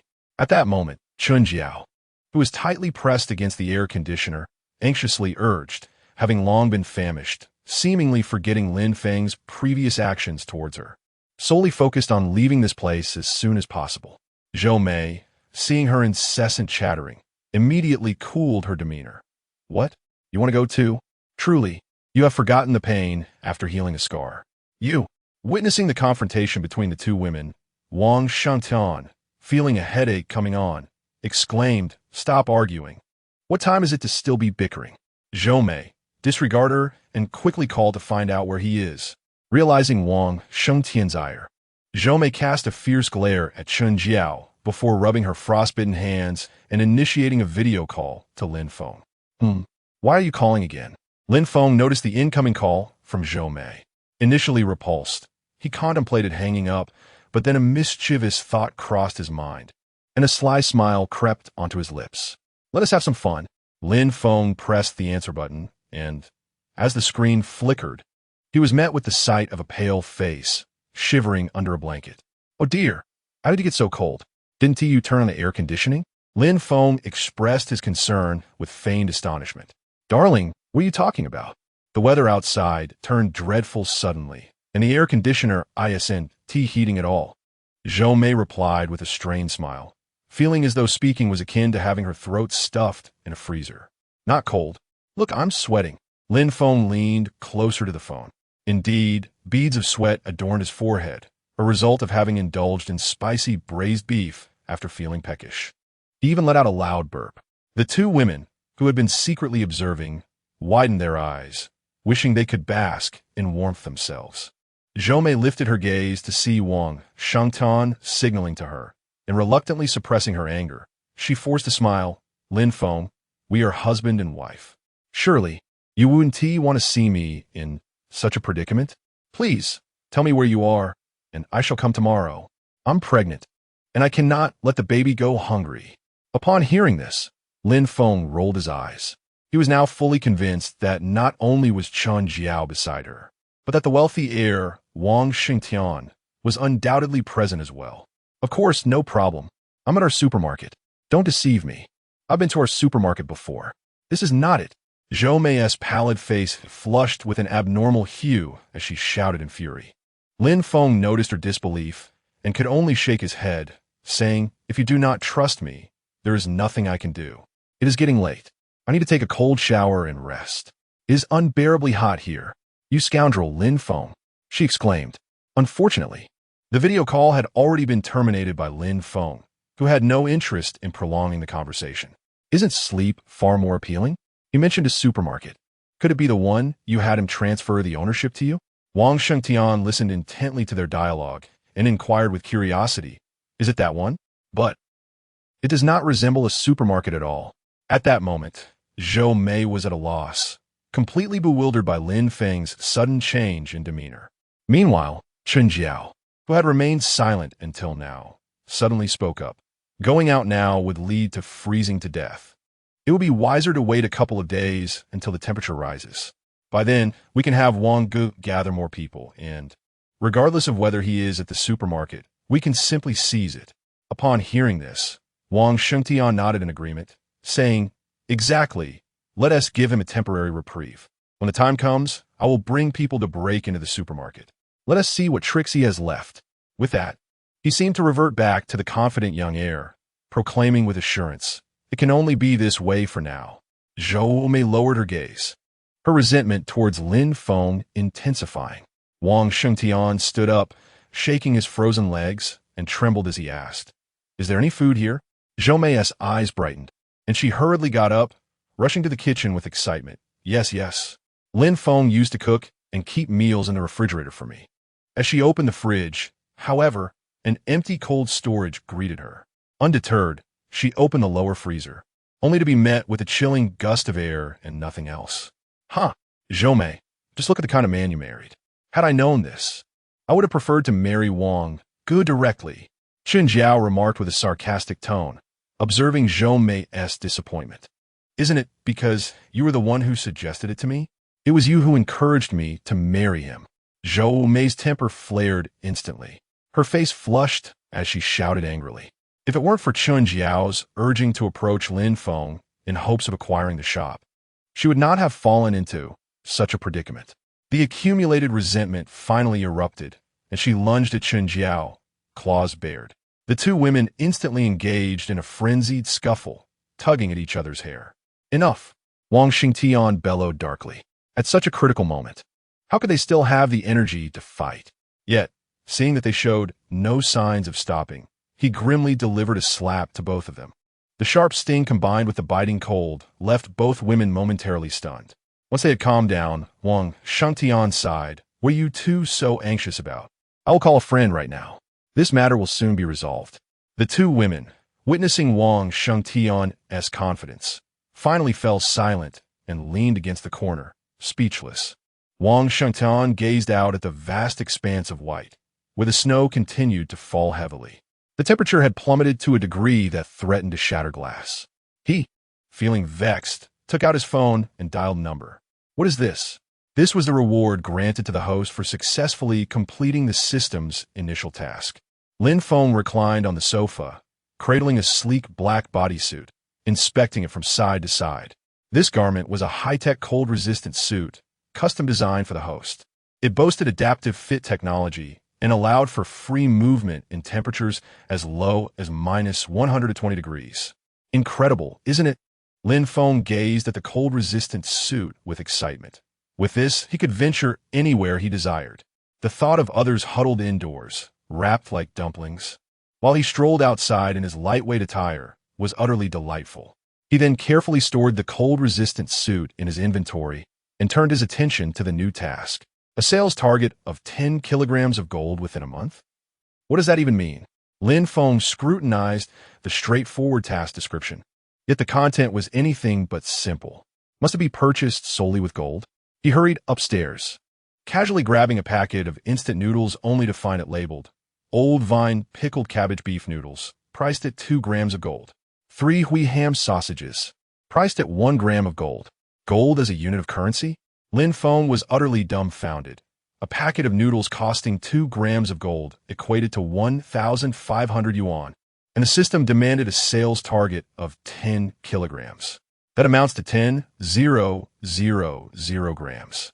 System, are you certain you are not jesting with me? Selling instant noodles for 7.5 million? Chapter 10.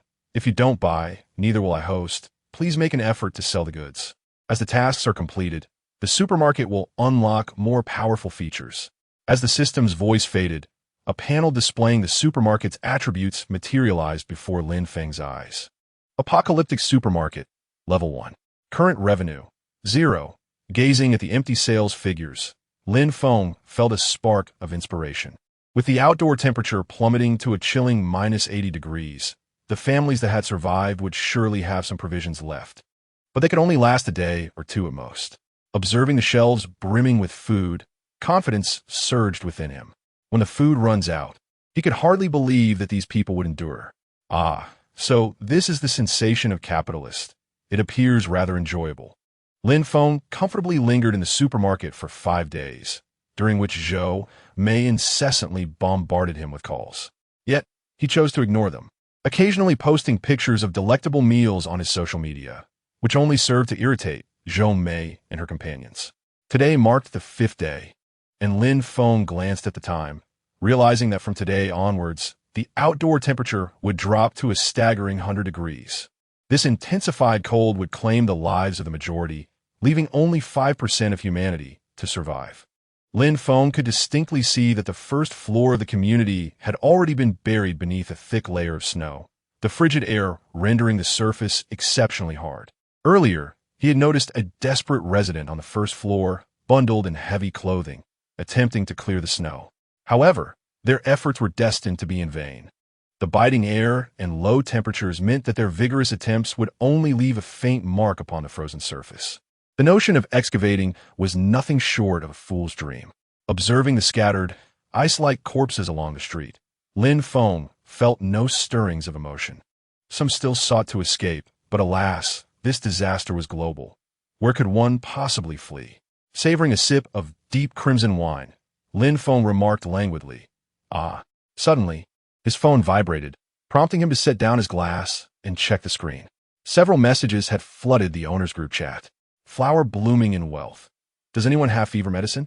My grandson has a high fever and is on the brink. Flower blooming in wealth. Is there a kind soul who could pity us, a grandmother and grandson?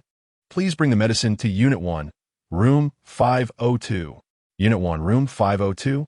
Lin Feng's eyes flickered as he recalled that it was the old woman who frequently attempted to take advantage of a supermarket. Each time, she would sneakily tear open snack packages for her 5- or 6-year-old grandson, denying it even after being caught red-handed multiple times. Moreover, she had the audacity to criticize Lin Feng, suggesting that if he couldn't run a business, he should not operate a supermarket, implying that her presence was a favor to him. Lin Feng chuckled at the old woman's commanding tone, demanding assistance from others. If anyone were to heed her call, he would surely feel like boiling them in sulfuric acid. Sunny day. I have fever medicine and can spare some for you. However, my food supplies are dwindling. Perhaps we could trade. To Lin Feng's surprise, someone had indeed responded to her after a prolonged silence in the chat. He quietly mused about the foolishness of it all. However, he observed that there were already individuals facing the issue of food scarcity. Huakai Fuge exclaimed, "Oh, how wonderful! Could you possibly bring me some medicine? Our food supply is dwindling, and we cannot offer you much. Please do me a favor." Yinyang Tian remained silent, clearly taken aback by the audacity of such a person, causing Lin Feng, who had just taken a drag from his cigarette, to choke. The sheer boldness of their demands left Lin Feng both amused and exasperated. Not only was Lin Feng irritated, but the other residents in the group also began to voice their opinions animatedly. "I love a piece of firewood. Unit 3, 1301. How ridiculous.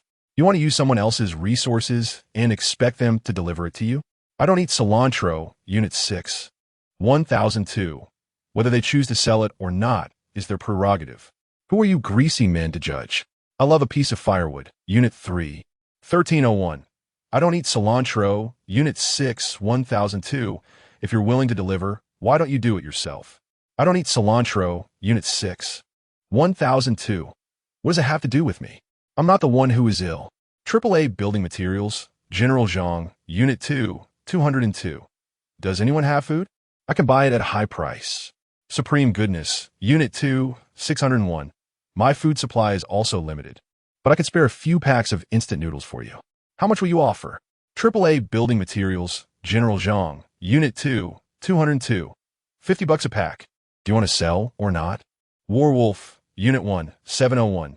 Damn it, I'll offer $100 a pack. Sell it to me.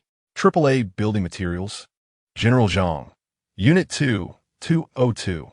Are you out of your mind? Trying to compete with me? Warwolf, Unit 1, 701. So what? Whoever has the money buys it. If you don't have any, don't act so pretentious. Lin Feng watched as the crowd clamored to purchase food, finding it somewhat amusing. There were still those foolish enough to sell food, unaware that once the supplies ran out, acquiring it again would not be so simple. However, with the price currently at $100 a pack, it seemed they were not yet desperate enough. Observing the escalating quarrel among the residents, Lin Feng, who had been lurking in the group, noted that tensions were rising. At that moment, the property manager suddenly interjected, "Happiness Property, Zhang Shimin, everyone, please calm down. Let us not allow the issue of food to disturb our harmony." Did the officials not state that this extreme cold would soon pass? Happiness Property, Zhang Shimin. The property management is already making preparations. Once the weather clears, we hope everyone will cooperate in clearing the snow. Lin Feng scoffed at the property manager's empty words, as the homeowners paid substantial fees for property management each year. Now, they were expected to assist in snow removal? Such a notion was absurd. Indeed, Lin Feng observed several homeowners shift their ire towards the property management, vehemently criticizing them. As the group threatened to erupt into chaos, Zhang Shimin, swathed in a thick quilt, felt a strong urge to throw his phone in frustration. He anticipated that this group of homeowners would be so difficult to manage. He then adjusted his glasses, his expression darkening as he typed. "Everyone, please refrain from shouting. Asking for assistance in snow removal is to facilitate the entry of relief vehicles later on. A few individuals should not stir discord in the group, attempting to incite unrest. Do you wish to end up in jail?" Upon hearing this, the raucous crowd fell silent, clearly fearing the repercussions of their actions. After all, this is merely the initial phase of the apocalypse, and the law still reigns supreme.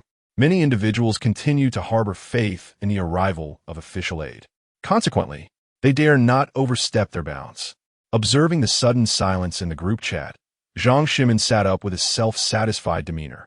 He invoked the authority of the officials, compelling the residents to assist in the tasks at hand. He had no desire to endure this ordeal himself. Should anyone dare to defy him, he could easily find himself apprehended. Subsequently, he announced in the group, "ISNT, there's a supermarket in our community. The property management can procure a substantial amount of food in advance. Any resident willing to lend a hand may come to me for rations.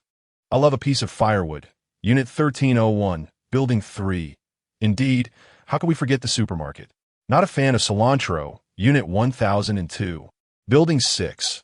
Please prioritize sending food to the women first. Ladies first, you know. As for shoveling snow, let the men handle that.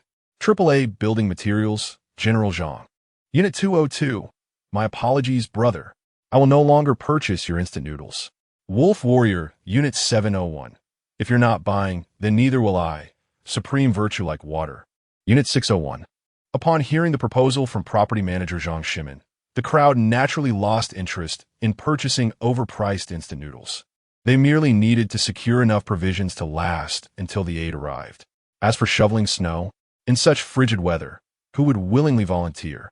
The majority of individuals harbored thoughts along these lines. Who truly craves your free food? Can't I simply procure my own? Chapter 11. You sit there, ha ha ha. It's utterly hilarious. Lin Feng reclined in his chair, observing the lively banter among the group members. As the apocalypse commenced, a multitude of pretenders had emerged. In a fortnight, when the anticipated relief supplies failed to arrive, there would surely be much to entertain. Even now, there were still those clinging to an optimistic outlook, awaiting their salvation. Had they not noticed the complete absence of any official news? The authorities were too overwhelmed to attend to the common populace. As Lin Feng scrolled through the group chat, a friend request suddenly illuminated his screen. Upon opening it, he discovered it was from Zhang Shimin of the property management. What would he possibly want? After approving the request, Lin Feng was greeted with a lengthy list filled with various food items and drinking water. Confused, Lin Feng sent a question mark in response. Moments later, Zhang Shimin replied, "Is this Lin Feng? I asked you to unify your name in the owner's group, yet you did not cooperate. It took me quite a while to find you." Lin Feng rolled his eyes and replied flatly, "Is there something you need?" At that moment, Zhang Shimin was trembling wrapped up like a dumpling, residing in the property management center of the community. He had sealed all the windows of his room with paper. The glow of the screen illuminated his pallid face. After glancing at Lin Feng's terse reply, he typed, "It's like this. The supermarket downstairs is owned by your family, right? I just sent you a list. After you verify it, please bring the supplies to the property management center. Once the weather warms up, I will settle the payment." Zhang Ximen's request left Lin Feng momentarily stunned. He was risking his life, braving the frigid temperatures outside, only to deliver supplies without any promise of payment. In the past, he wouldn't have entertained such foolishness even before the end of the world.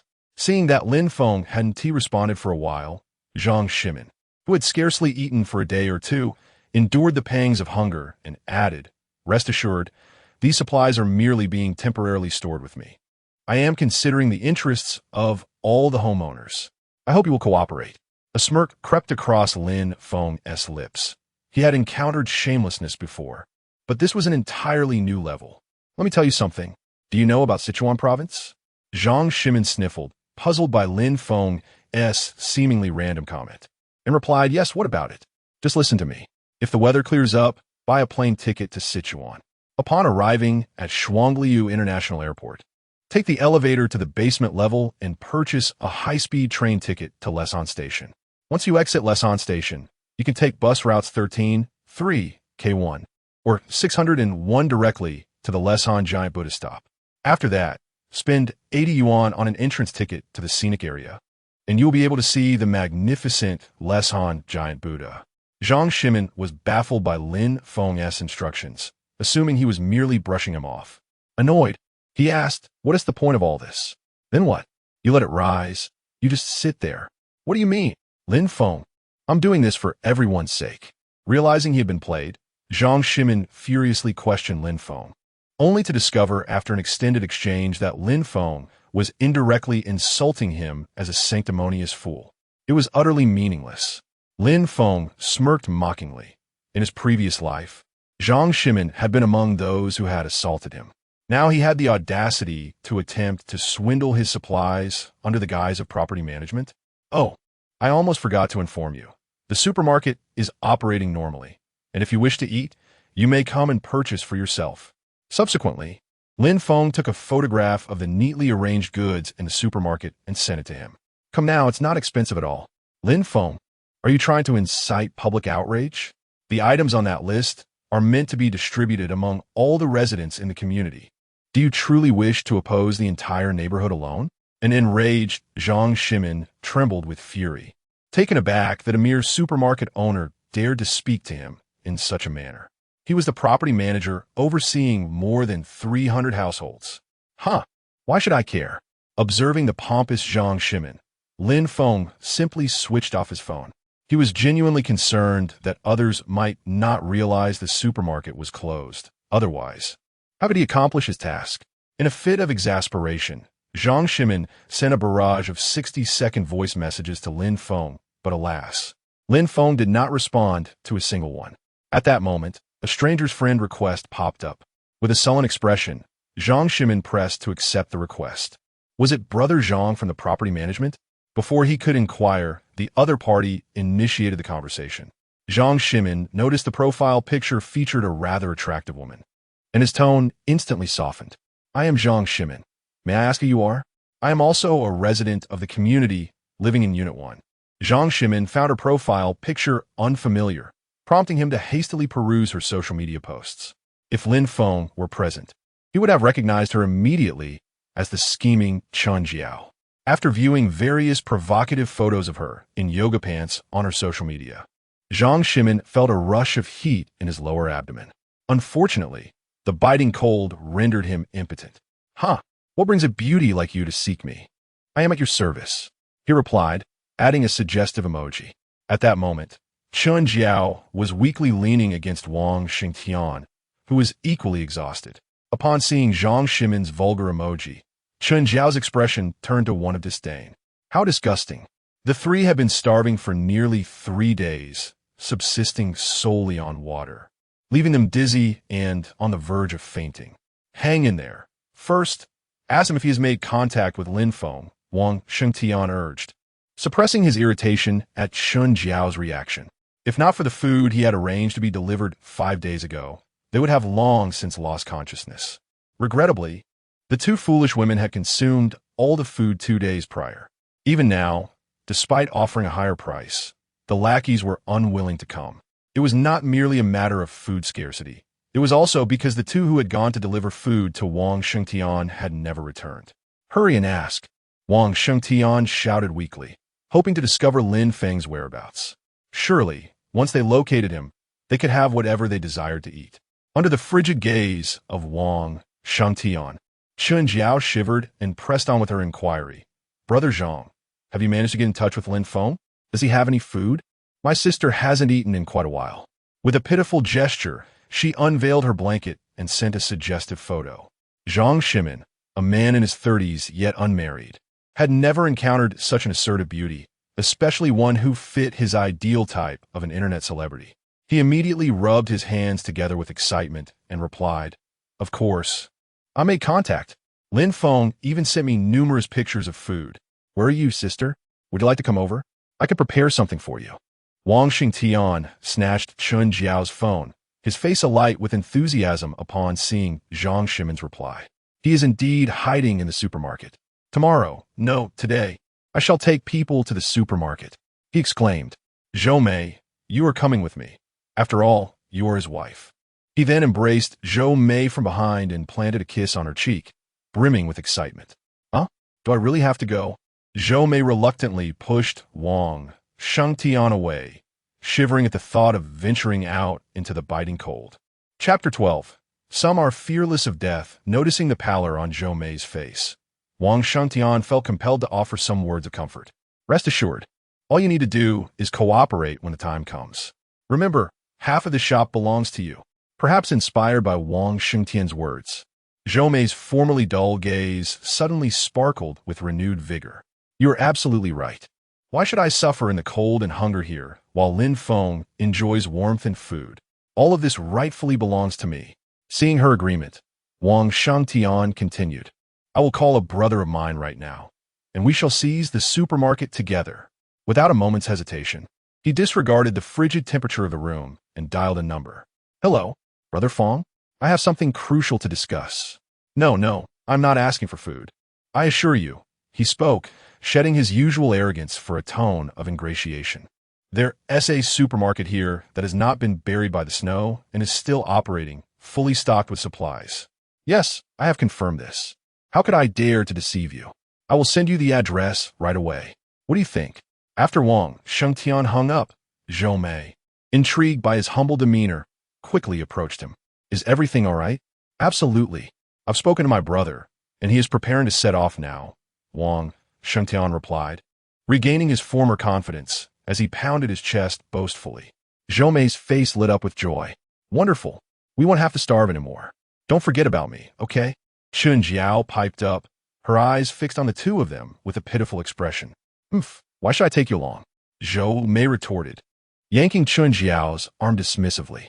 However, Wang Shengtian, with a sly glance at Zhou Mei, feigned sincerity as he took Chun Jiao's icy hand. "Of course, there's no problem. You can join us too." "Oh, how kind you are, Brother Wang." "Thank you," Chun Jiao exclaimed, giving Wang Shengtian a quick peck on the cheek and casting a triumphant glance at Zhou Mei. "You shameless harlot, daring to entice my man." Zhou Mei fumed at Chun Jiao's audacity, and in a fit of rage, she reached for the ashtray on the table to hurl it at her. Just as she lifted it, Wang Shengtian intervened. "What are you doing?" "I'm telling you, Wang Shengtian, I'm carrying your child, so you'd best refrain from your flirtations," Zhou Mei declared, her voice laced with desperation. Though Wang Shengtian felt an overwhelming urge to strangle the foolish woman, he held back his anger for the sake of the child. He leaned in and whispered something in her ear. "Really?" Zhou Mei's expression shifted as she regarded Chun Jiao differently after hearing Wang Shengtian's words. "Why would I deceive you? Now do you see my good intentions?" Wang Shengtian nodded earnestly, portraying a visage of misunderstood agony. "All right then, let her come along," Zhou Mei finally conceded, tenderly wrapping him in a down comforter and casting a peculiar glance at Chun Jiao. Yet, Chun Jiao remained oblivious to any underlying tension. fixated solely on her desire to escape this place. In the underground lounge, Lin Feng was leisurely enjoying music, stretching languidly in the warm, dry room. Suddenly, an alert blared from the holographic screen in the living room. Warning: unidentified individuals are approaching the supermarket. Just as he intended to take a quick nap, Lin Feng's attention was drawn to the monitor, where he observed a group of over a dozen individuals armed with steel pipes and hammers, hastening toward the supermarket despite the perilous cold. Well, it seems there are indeed those unafraid of freezing to death. Lin Feng smirked, finding unexpected amusement in their audacity. Dressed in beach shorts and a t-shirt, with a cigarette in hand, he ambled to the surface, curious to witness what these intruders had in store. The group halted near the supermarket, surrounded by shops buried deep in snow. Only the area surrounding Lin Feng's supermarket remained pristine, the hard ice layer having been mysteriously cleared away. "Is this the place?" inquired a tall figure, completely bundled up, his tone laced with confusion. This man, Feng Biao, was known in the local underworld, having been acquainted with Wang Shangtian during a drinking spree. Following closely behind him were Wang Shangtian and others, who at that moment began to regret their decision to venture out. At least inside, they could have remained comfortable. Now, he was shivering uncontrollably, feeling as if his exposed nose might freeze off. "Brother Feng is right here. Look, the lights are still on inside." Despite his curiosity about how Lin Feng managed to clear the ice surrounding the supermarket, the pressing matter of hunger took precedence. "If we don't find something to eat soon, we might actually starve," Feng Biao exclaimed, his excitement palpable. "Once we take the supermarket, you can have your pick of the goods." But about our earlier agreement, he shifted his gaze, wearing windbreak glasses, toward Chen Jiao in the group. "Rest assured, Brother Feng, I will fulfill my promise once we're inside," she replied. "Haha. Now I can relax. Although I must say, the woman beside you seems even more attractive." Feng Biao chuckled boisterously, then turned his attention toward Zhou Mei, who stood nervously behind Wang Shengtian, her heart racing under his gaze. "Brother Feng, you jest. This is my woman, and she is pregnant," Wang Shengtian interjected, trying to defend her. What are you worried about? I'm just making casual remarks. Brothers, follow me." Feng Biao scoffed before waving his hand to rally his followers.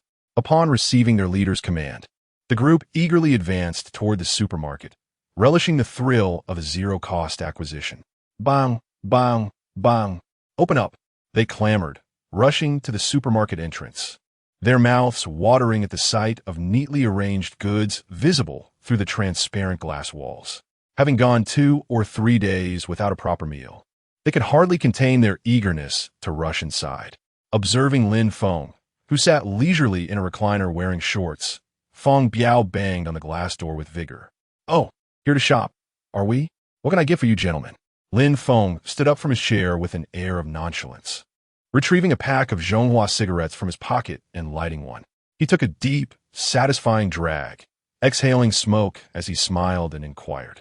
Observing Lin Feng's expression of indulgence, Feng Biao's eyes reddened with frustration. He had not had a cigarette in 3 days. Witnessing Lin Feng's unabashed demeanor, his face darkened ominously. "Stop pretending, kid. Open the door immediately. My friends and I need to come in and make purchases." The crowd behind him echoed his sentiment, their weapons clattering against the glass. "Purchases? I'm sorry, but our store has implemented new regulations," Lin Feng replied, gesturing toward a small window beside the glass door. "Do you see that? If you need anything, just let me know, and I will gladly provide it." To facilitate this process, a touchscreen had been thoughtfully installed at the window, showcasing the full range of products available in the supermarket. "Don't overstep, or you'll regret it. Our boss demands you open the door," one of Feng Biao's underlings shouted, incensed by Lin Feng's apparent indifference. Lin Feng cast a cold glance at the young man, his voice chilling as he responded, "If you're here to shop, I would be more than happy to accommodate you. But if your intention is to cause trouble, what do you do to me? If you have the guts, come in and confront me." The underling erupted into a boisterous laugh, raising his axe in a taunting gesture. Chapter 13. Do not break defense ladder system. "I recall that the supermarket possesses offensive capabilities, correct?" Lin Feng remarked, gazing at the audacious crowd outside with a calm demeanor. "Indeed, to ensure the host can operate with peace of mind, The supermarket is equipped with defensive mechanisms. A faint smile graced Lin Feng's lips as he pointed at the individual who had just insulted him, tilting his head and stating, "Let us teach him a lesson." No sooner had he spoken than a pristine button materialized before the newly installed checkout counter. Please select the target for attack. Observing the data displayed on the checkout computer, Lin Feng decisively extended his hand and clicked on the individual. In an instant, a deep blue current surged forth without warning from the entrance. The onlookers outside the supermarket barely had time to react when the previously arrogant individual let out a blood-curdling scream. The powerful current had ravaged his skin, leaving his clothing in tatters. He collapsed to the ground, foaming at the mouth. Wang Xingtian and the others gasped in horror at the sight of the young man's plight. Fortunately, they had refrained from acting impulsively. Wang Xingtian had intended to impress Feng Biao, thinking that if they seized the supermarket, he could select an array of goods. Now, he was filled with regret. "Brother Feng, perhaps we should take our leave?" Wang Xingtian asked nervously, swallowing hard. He genuinely feared becoming the next victim. Feng Biao cast a cold glance at him, his tone laced with disdain. "What? Are you frightened?" "And no, not at all. This supermarket exudes an oddity. Should we not retreat and deliberate further?" Wang Xingtian, already wavering, explained helplessly. It's merely a small electric shock device. Am I to be intimidated by that?" Feng Biao retorted nonchalantly, for he was a person of considerable repute in Zhongjing City. If word got out that he could not even conquer a humble supermarket, he would be ridiculed. With that, he pushed Wang Xingtian aside and threatened, "Do not feign ignorance. I assure you, if we fail to procure food today, I shall seek compensation from you upon our return." He then regarded Zhou Mei and Chun Jiao with a knowing smirk. "Damn it, that scoundrel!" Wang Xingtian cursed inwardly, feeling a profound sense of injustice as Feng Biao contemplated playing cards with the three of them, a privilege he had never experienced.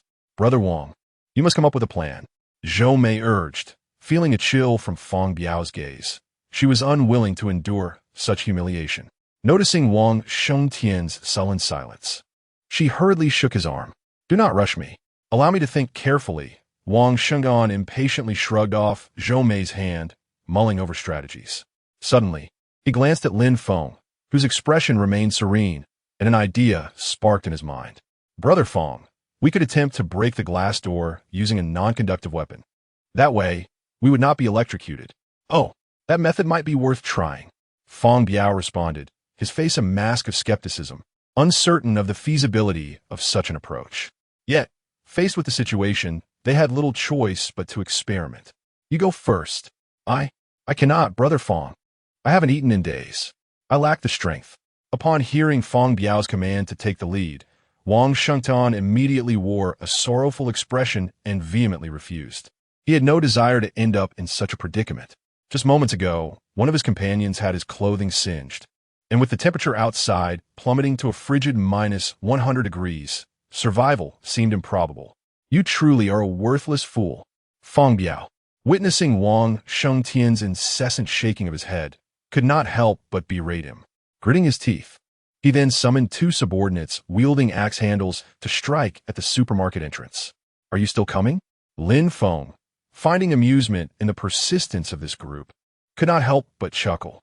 This time, rather than unleashing an electric attack, he repositioned a lounge chair at the entrance and opened a bottle of icy cola.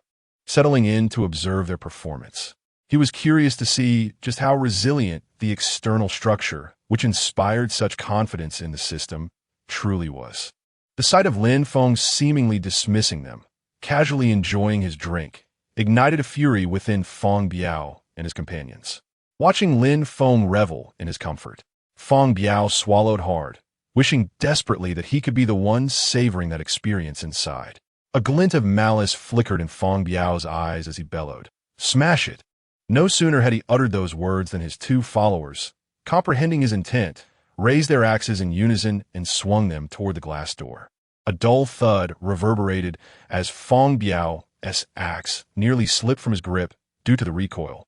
He stared in disbelief at the unharmed glass door, his eyes widening in shock. How is this possible? The sleek surface of the glass bore no signs of damage. Their assault had left not even a scratch. Could this be bulletproof glass? How could it be so sturdy? The other subordinates, equally astonished, shared his incredulity. Is this all they have? Lin Feng yawned, watching the spectacle with a hint of boredom. It appeared that the system had been correct. Even a rocket might not breach these glass walls. Boss, should we try another location? Perhaps this door is just exceptionally robust. One of the subordinates, sporting red hair, suggested while inhaling the icy air. You make a valid point. Go smash the adjacent glass wall. Feng Biao commended the red-haired youth, his expression shifting to one of determination as he issued the command. The praised young man, filled with excitement, scampered off to strike at another direction. Rubbing his red nose, he raised his axe and swung with all his might. A thunderous impact ensued, nearly sending the already fatigued, red-haired youth tumbling. Brother, it seems we cannot breach it. Feng Biao's expression darkened as he gazed at the unscathed wall.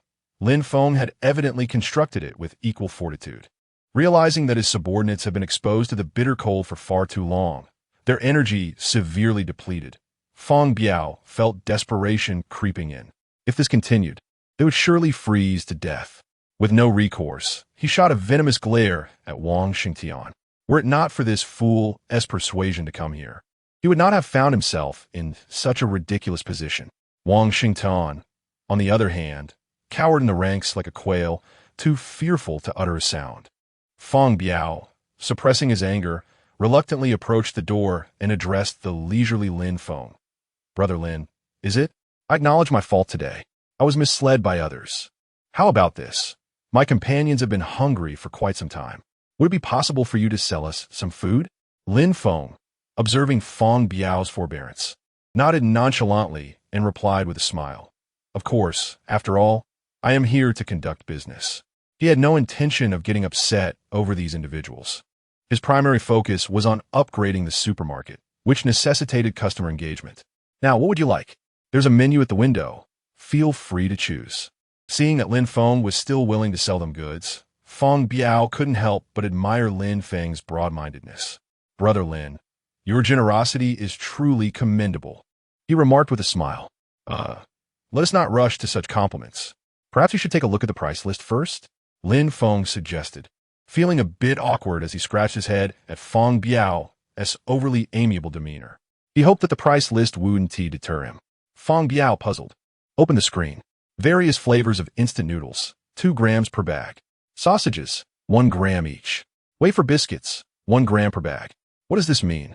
Why is it priced by the gram? Feng Biao curiously glanced at the explanation above, and he was left utterly dumbfounded. Gold. Chapter 14. Who dares to declare instant noodles as junk food? A packet of instant noodles priced at 2 grams of gold? Are you out of your mind? Feng Biao glared at the price list, astonished to see a box of chocolates selling for 5 grams of gold. You could always choose not to purchase. It is a matter of mutual consent. Lin Feng, disinterested in explaining to them, crossed his arms and nonchalantly remarked that these individuals were utterly oblivious to the horrors of the impending disaster. In just half a month, when the starving masses would be driven to madness, they would willingly part with not just 2 grams, but even 5 or 10 grams of gold for food. They were still clinging to the hope of rescue, believing that as long as they could hold out until official aid arrived, their current hardships were merely temporary. Unfortunately, there would be no rescue. As the relentless sub-zero temperatures plummeted to minus 100 degrees for weeks on end, the entire world would be encased in ice. In that bleak moment, they would despairingly realize that the thick layers of ice had already solidified like steel. Not only would it be impossible to break through the ice for sustenance, but merely staying outside for too long would result in freezing to death. Naturally, Lin Feng had no intention of indulging their delusions with such grim truths. Business was business. Sentimentality had no place here. So what will it be? Have you made up your mind? If you are unwilling to make a purchase, I shall return to my slumber, Lin Feng yawned. He had played Civilization VI until the wee hours of the morning and was in dire need of some rest. Feng Biao glared at Lin Feng within the supermarket, his teeth clenched in frustration. Had it not been for that damn glass door, he would have rushed in to break Lin Feng's legs. Fine, I will buy. Feng Biao, with a dark expression, removed the large golden ring from his thumb and slammed it onto the counter. At that moment, Lin Feng observed a red light swiftly scanning the ring, which was then transported inside. The cashier's computer, now upgraded by the system, quickly displayed the scanning information, purity of 99. 99 gold, weight, 30 grams. Lin Feng's previously lackluster face suddenly transformed into a broad grin as he exclaimed, "Dear customer, your funds amount to 30 grams of gold. What would you like to purchase?" Feng Biao grimaced, watching the golden ring disappear from sight. He had spent 25,000 on that ring, and now he felt like a fool. "I'll take 10 packets of instant noodles and 10 sausages." With the ring already relinquished, Feng Biao begrudgingly played the role of the affluent customer. "All right, just a moment. I'll bring it to you shortly," Lin Feng cheerfully responded, swiftly grabbing a plastic bag from the counter and darting to the shelves to gather the items. He placed the bag on the counter, and with a swift motion, it was sent to Feng Biao's hands through the sliding glass. "Thank you for your patronage," Lin Feng said with a beaming smile, then suddenly remembered something else and added, "Spend over 500 grams, and you'll receive a month's membership. Enjoy a 5 discount." Feng Biao, staring at the grinning Lin Feng, wore a menacingly dark expression.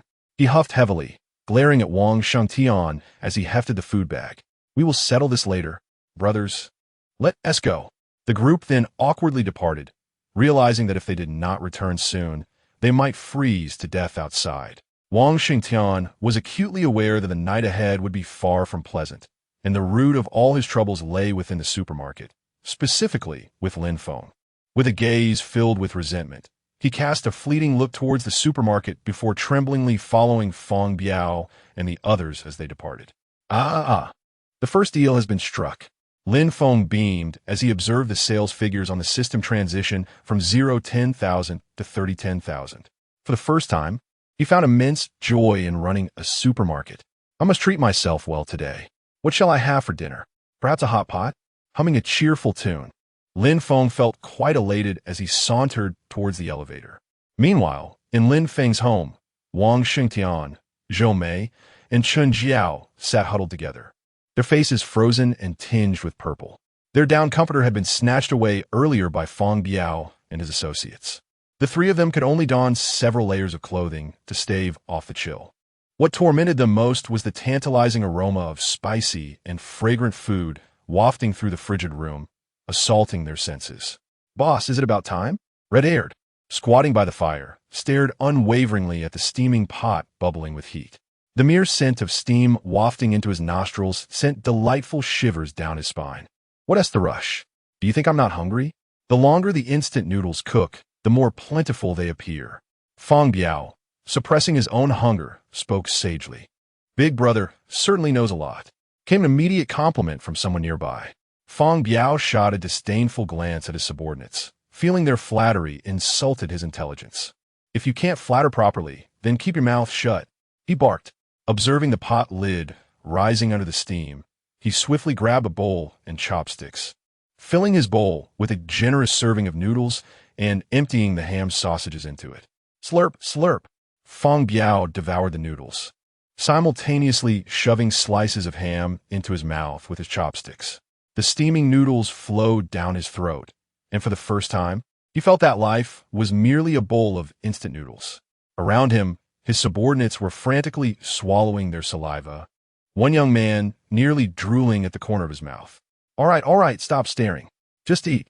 Feng Biao knew that he depended on these individuals to solidify his position and could not indulge alone for too long. He glanced at the eager young men fixated on the pot and waved his hand, signaling them to dig in. As soon as Feng Biao's voice faded, dozens of chopsticks lunged forward, fiercely competing for the noodles. Don't grab! That's mine. Which idiot took my ham sausage? You better look closely. That's my hand. Stop being reckless." In an instant, the instant noodles were consumed entirely, and each person found a spot to devour their share. The room was filled solely with slurping sounds and the faint noise of swallowing. 3 days, 3 days without food. Anyone who dares to call instant noodles junk food would surely face their wrath. How delicious it was! As for the swallowing sounds, they belonged to Wang Shengtian and his companions, who watched the others feast with envious eyes. Previously, it was bearable for everyone to go without food, but now, watching others dine is more agonizing than death for the three of them. Brother Feng, might you spare us a morsel? Wang Shantian, feeling a burning sensation in his stomach, hesitated for a long while before summoning the courage to approach Feng Biao. Feng Biao lifted his bowl and drained the soup entirely, before casting a disdainful glance at the obsequious Wang Shengtian. Do you dare ask me for food? Do you have any idea how much this meal cost me today? Did you see that I even pawned my gold ring? Feng Biao, belching and patting his distended belly, spoke with a grim countenance. Brother Feng, consider what you're saying. The fact that we can eat today is thanks to the position provided by your subordinate. Wang Shengtian, unable to meet Feng Biao's murderous gaze, lowered his head and spoke softly. Do you still dare to mention that? Just take a look at the one lying in the living room. He is practically charred. How can you still have the audacity to speak? At this point, Feng Biao was filled with uncontainable fury, gesturing angrily at his ailing subordinate sprawled on the living room floor. Get the hell out of here! Wang Shengtian, undeterred, seemed resolute as he continued. Brother Feng, how about I compensate you double for your losses once this calamity is over? Feng Biao paused, setting down his utensils with a skeptical look. Are you certain about doubling it? Absolutely. I will give you 50,000. Seeing that Feng Biao was swayed, Wang Shengtian eagerly added. Feng Biao licked his lips, a glimmer of greed flashing in his eyes. Fine, but what about your prior promise? As the saying goes, after being well fed, one's desires awaken. Having satisfied his hunger, Feng Biao leered at Chun Jiao, curled up on the sofa in the living room. Very well, Brother Feng, feel free. I have seen nothing. Wang Shengtian, steeling himself, replied with an unchanging expression. Chapter 15. Eat or not to eat? Feng Biao, satisfied with Wang Shengtian's perceptiveness, nodded approvingly. He retrieved the last 2 packets of instant noodles from the plastic bag behind him, hesitating for a moment before deciding to produce just one. Wait, Brother Feng, are you really going to exchange 1 packet of noodles for 50,000 yuan? Wang Shengtian responded with irritation, feeling that 1 packet was hardly sufficient even for himself. Slap! The searing pain on his cheek left Wang Shengtian momentarily stunned. He had not anticipated that Feng Biao would strike him without hesitation. Shut your mouth. You want to even get 1 packet? Feng Biao's eyes bulged with fury. Unable to tolerate Wang Shengtian's audacity to haggle, he retaliated with a swift slap. Wang Shengtian clutched his face in agony, his eyes harboring a deep-seated resentment. Observing him return with only a single packet of noodles, Zhou Mei glared at him with disdain. Why is there only 1? That is hardly enough for me, she scoffed, wrinkling her nose in disapproval. What do you know, you foolish woman? You think they would even be willing to sell to you? Wang Shengtian retorted, still stinging from the slap, dismissing her as merely a woman of convenience. Did she truly believe she held any significance? Dare you insult me? I've endured so much for you. I hid my pregnancy from that worthless Lin Feng for you. And now you're starting to disdain me? Zhou Mei's eyes brimmed with tears, but alas, as she squeezed them out, the cold air froze them into icy droplets. At that moment, Wang Shengtian was reluctant to sever ties with her, suppressing his frustration and attempting to comfort her. This cursed weather was unbearable. He wondered when it would finally warm up. If it never returned to its former state, having an heir would still be beneficial. With this thought, he glanced at Chun Jiao, who was bundled in layers of clothing. Chun Jiao, Brother Biao has something for you. Go over there, he stated in a neutral tone, betraying no signs of urgency. What does he want with me? Chun Jiao's face flickered with unease, sensing that Wang Shengtian was concealing something from her. How would I know?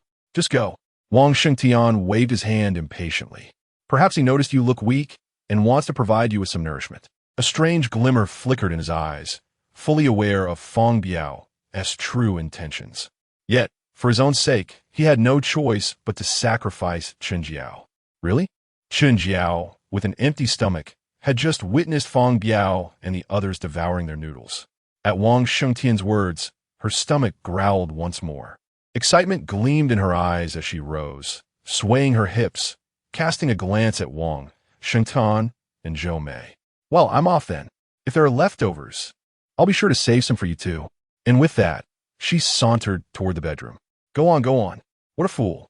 Wang Xingtian muttered with a cruel smile, hoping she would still be smiling later. As he anticipated, not long after Chun Jiao entered.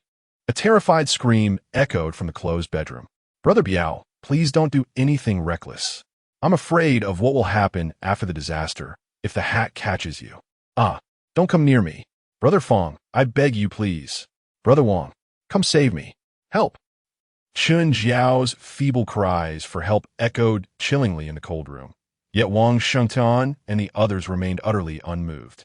Her desperate pleas grew weaker until they faded into silence. Apart from the heavy breathing of a few individuals, the bedroom was engulfed in stillness. An hour later, the bedroom door swung open. Feng Biao, with a satisfied expression and his belt fastened, was the first to step out, followed by his subordinates, who appeared equally at ease. Zhou Mei, with her head bowed, inched closer to Wang Shengtian, avoiding the gazes of the others. Brother Feng, how was it? Comfortable? Wang Xingtian, seeing them emerge, approached with a lewd grin and inquired. Quite pleasant. You served us well. What? Do you wish to partake as well? Feng Biao replied with a satisfied smile, casting a mischievous glance at the obsequious Wang Shengtian. Brother Feng, as long as you are content, I shall not intrude upon your pleasure. Sensing the cold glare emanating from Zhou Mei behind him, Wang Shenghen hurriedly chuckled awkwardly, declining Feng Biao's offer. Feng Biao snorted derisively, eyeing the fair-skinned Zhou Mei, his eyes sparkling with desire once more. Meanwhile, Wang Shengtian discreetly positioned himself in front of Zhou Mei and spoke in a submissive tone. Brother Feng, what shall our next step be? Feng Biao, perceiving his cautious intentions, chose not to expose him directly. His gaze shifted as he coldly replied. The supermarket is temporarily inaccessible. We must find a way to acquire more gold to exchange with Lin Feng for food. This is your home, correct? Have your woman bring out all the gold jewelry from the house. We shall make another trip to the supermarket tomorrow. No sooner had he spoken than he seemed to recall something and abruptly dashed back into the bedroom. No, please give back to me. Chun Jiao's weak voice pleaded from within, followed by Feng Biao emerging, cursing under his breath. Damn that woman. Instead of buying gold, she chose this large diamond ring. In his hand, he brandished a delicate gold necklace and a 5-carat diamond ring. Zhou Mei, seated behind Wang Xingtian, immediately recognized them as Chun Jiao's jewelry. Hey, you two, bring out what you have on you. Feng Biao threatened, clutching the lightweight accessories. Wang Shengtian, witnessing the scene, had no choice but to reluctantly remove the gold necklace from around his neck. You two, I want tea. These are my belongings. Zhou Mei defiantly refused, clutching her bracelet tightly, a gift from Lin Feng during his pursuit of her. Fool, have you not seen the plight of Chun Jiao? Wang Shengtian scolded, his expression darkening with anger. What more do you care for such trinkets at a time like this? Zhou Mei bit her lip fiercely, glaring at Wang Shengtian. Just give it to me now, and I will buy you two later. At that moment, Wang Shengtian had lost all patience with this foolish woman. If this continued, he feared he would meet his demise through her folly. If you refuse to give it, then I shall no longer concern myself with you. Zhou Mei's heart was torn for a long while, but she soon recalled Chun Jiao's tragic fate. With a pallid countenance, she reluctantly removed the bracelet. Brother Feng, everything is here, Wang Shengtian exclaimed, seizing the bracelet and presenting alongside his own necklace to Feng Biao, as if showcasing treasures. Indeed, these two items could be exchanged for quite a few valuable possessions. Satisfied with Wang Shengtian's discernment, Feng Biao nodded approvingly. He then hummed a tune and strode confidently toward the bedroom. Before long, the room was filled with breathy sounds that quicken heart. Stop looking. Let us cook the noodles together, Wang Xingtian said expressionlessly, pulling Zhou Mei along. He was determined to savor the taste of the instant noodles priced at 50,000 a pack. I won't eat it. You can have it all. Zhou Mei's pale face was etched with displeasure, as she did not expect Wang Shengtian to exhibit such weakness. To hell with you, you wretched harlot. Eat it if you wish. Faced with Zhou Mei's disdainful gaze, Wang Shengtian's anger flared. Sooner or later, I shall cast you aside as well. What pretense of superiority is this? Chapter 16. The boss is truly a good man who says I won't eat. I must. Zhou Mei glared at Wang Shengtian, expressing her dissatisfaction. 10 minutes later, the two had devoured the only packet of instant noodles. As they reclined on the sofa to rest, they were surprised to see Feng Biao emerge, looking utterly drained. His unsteady gait suggested he was equally exhausted.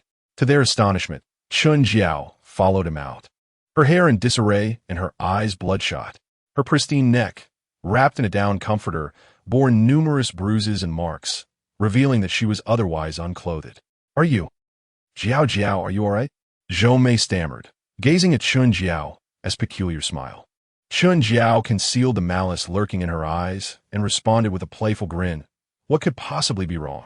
I'm perfectly fine. Brother Feng is far superior to your insipid Wang Shengtian.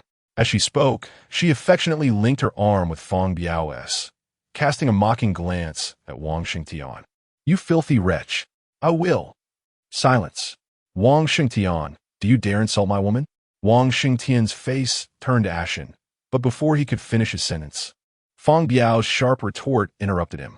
Chun Jiao is now with me, and no one is allowed to bully her. Feng Biao's tone was cold as he surveyed the surroundings. Indeed, it is an immense fortune for Jiao to be with Brother Feng. Wang Shengtian quickly adapted, forcing a smile as he shifted his words. Brother Feng, I'm quite hungry. Chun Jiao gleefully glanced at the two, playfully shaking Feng Biao's sturdy arm. She made sure to nestle his arm between her bosom. Although Feng Biao's ammunition was depleted, he was no match for Chun Jiao's beguiling ways. Wang Shengtian, are you deaf? Hurry up and cook the noodles. No, I want her to cook. Just as Feng Biao intended for Wang Shengtian to prepare the noodles, he was met with Chun Jiao's refusal.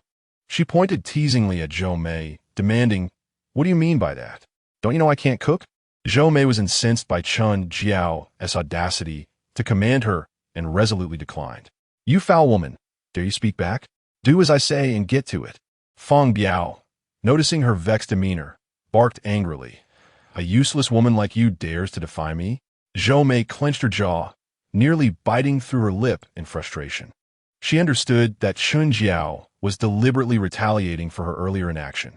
She longed to tear Chun Jiao apart, yet the threatening look from Feng Biao compelled her to obediently head to the kitchen to cook noodles for Chun Jiao. Meanwhile, Lin Feng remained oblivious to the unfolding drama, indulging in a sumptuous feast. A steaming shuli ji roast chicken, a plate of tender beef with greens, and a serving of perfectly fried rice filled his table.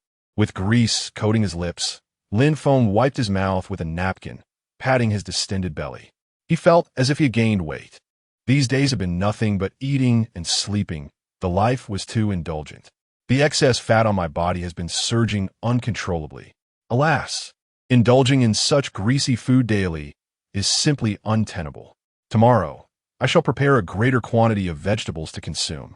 Lin Feng contemplated the menu for the next day earnestly, recognizing the necessity of adopting a healthier diet. It has been quite a while, yet why has no one come to shop? Lin Feng pondered with a hint of frustration. Thus far, the revenue has only accumulated to a mere 30 grams. Could it be that the supermarket is not conspicuous enough? Lin Feng was acutely aware of the significance of promotion, but given the biting cold outside, few were inclined to venture out. However, after a brief moment, a brilliant idea dawned upon him. After his meal, Lin Feng took the elevator to the supermarket, retrieving a set of winter apparel from the infinite space. He changed into the outfit right within the supermarket, as no one was around to witness it. The system does not count as a person. As he donned the full-body winter suit, Lin Feng felt it adjust automatically to his physique. Initially, it was somewhat chilly, but in no time, it calibrated to match his body temperature. Most commendably, this winter gear was remarkably lightweight. Had he not witnessed it firsthand and donned it himself, he would have scarcely believed he was wearing anything at all. Lin Feng jumped a couple of times in satisfaction, nodding approvingly. Now, he was ready to step outside without concern. He approached the checkout counter and retrieved a loudspeaker he had purchased during the supermarket's promotional campaign. A faint smile played upon his lips. With this in hand, how could he worry about a lack of customers? Equipped and ready. This was Lin Feng's first venture out of the supermarket since the onset of the extreme cold apocalypse. Gazing at the snow that buried the first floor of the residential complex, he lamented the terror of such a disaster. The materials of his winter apparel were unknown to him, yet even in the sub-zero temperatures, he felt no chill whatsoever. Lin Feng activated the recording function of a loudspeaker, cranking the volume to its maximum. Instantly, the vibrant sounds of his sales pitch echoed throughout the complex, a peculiar contrast against the desolate, frigid backdrop of the apocalypse. The Happiness Community Supermarket is now open. Beer, beverages, ate treasure porridge, cigarettes, snacks, and chocolates. Whatever you desire, our supermarket can provide. With the loudspeaker raised high against the biting wind, Lin Feng traversed through the cold. It was already the 7th day of the apocalypse. Surely, many households had exhausted their food supplies by now. If action was not taken now, when would it be? As the sound of the loudspeaker spread, the entire complex erupted in excitement. Residents, undeterred by the frigid gusts, opened their windows to discover who was audacious enough to make such a ruckus. Lin Feng keenly heard the creaking of windows as they opened. "Hey, brother, are you delivering to our doorstep?" shouted a bald man wrapped in a blanket, eagerly rubbing his scalp. His food had long been depleted, and he had been enduring for several days. "If there are no deliveries, I'll come by." Lin Feng, noticing the inquiries, promptly replied loudly, "Yes, we are indeed open, right at the center of the complex." "Is it truly still in operation? I thought the first floor was buried in snow." "Boss, wait for me. I'll put on something warmer and be right there." "Damn, if you're going, I'm going too." As more and more voices join in, excitement fills the air. Despite the biting cold, there are still industrious proprietors willing to venture out and conduct business. Truly, they're like living bodhisattvas. Lin Feng, beaming with joy, raised his megaphone and proclaimed, "To all the neighbors we see day in and day out, our supermarket operates around the clock. Feel free to come by any time. What a genuinely kind soul he is. I shall head over shortly. Indeed, my child has been hungry for several days now. This is a much-needed reprieve. Is that not the case, my dear? Quickly, put on a few more layers.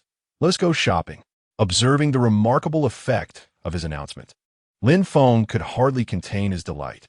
However, he cautioned, "When you come to shop later, please refrain from cursing, lest you be shocked." Chapter 17. Your wife. Your wife. As Lin Feng's figure faded from view, the residents of the community eagerly prepared to venture out. What if they were late and everything was purchased by others? "Boss, he has left. Should we pursue him?" Hong Mao hastily closed the curtains and inquired of Fong Biao, who was seated on the sofa, his hands tightly clutching several pieces of gold jewelry. "Pursue? How will we do that? By the time we descend, that fellow will have already nestled himself within that tortoiseshell." Chun Jiao, who was languidly nestled in his embrace, remarked with exasperation, "You all are truly hopeless. You can't even handle a useless man. Why not use his wife to threaten him?" No sooner had Chun Jiao spoken than Fong Biao firmly grasped her arm. "Ouch! Brother Fong, you're hurting me," she protested, her soft arm caught in his fierce grip. "What did you just say? Lin Feng's wife? Where is she?" Fong Biao pressed, his inquiry intense. Chun Jiao, taken aback, inquired with a cold sniff, "You don't know who his wife is?" Her gaze drifted towards Zhou Mei, who was hiding behind Wang Xingtian. Having navigated the social scene for years, Fong Biao quickly pieced together the unfolding events. No wonder they were so familiar with Lin Feng. They even knew the exact address of the supermarket. It turned out that his wife was the one providing the intel. In truth, he had misjudged Zhou Mei. The first to spot Lin Feng at the supermarket was Zhang Shimin. "Wang Shengtian, you two come here. Is what Jiao Jiao said true?" Fong Biao, infuriated by deceit, glared with his bulging eyes. Wang Xingtian, now fearful of protecting Zhou Mei, had witnessed Fong Biao's methods of tormenting others. Trembling, he took a step to the right. "Brother Fong, Zhou Mei is indeed Lin Feng's wife. Damn it, why didn't you mention it when we were at the supermarket? You made me fall victim to that Lin fellow." Wang Shangtian pleaded with a woeful expression, "Brother Fong, don't blame me. You didn't ask." Fong Biao, infuriated, kicked Wang Shangtian to the ground and fixed his gaze on the evading Zhou Mei. "Sister, speak the truth. Brother Fong make it difficult for you." Seeing Chun Jiao's smug expression, Zhou Mei felt her heart plummet into an abyss. "I am, but Our relationship is strained, she stammered, biting her lip, while internally cursing Chen Jiao's lineage. If it weren't for that wretched woman, no one would have discovered this secret. Ah, so you're saying I've wasted my efforts searching for gold when this is a ready-made bargaining chip?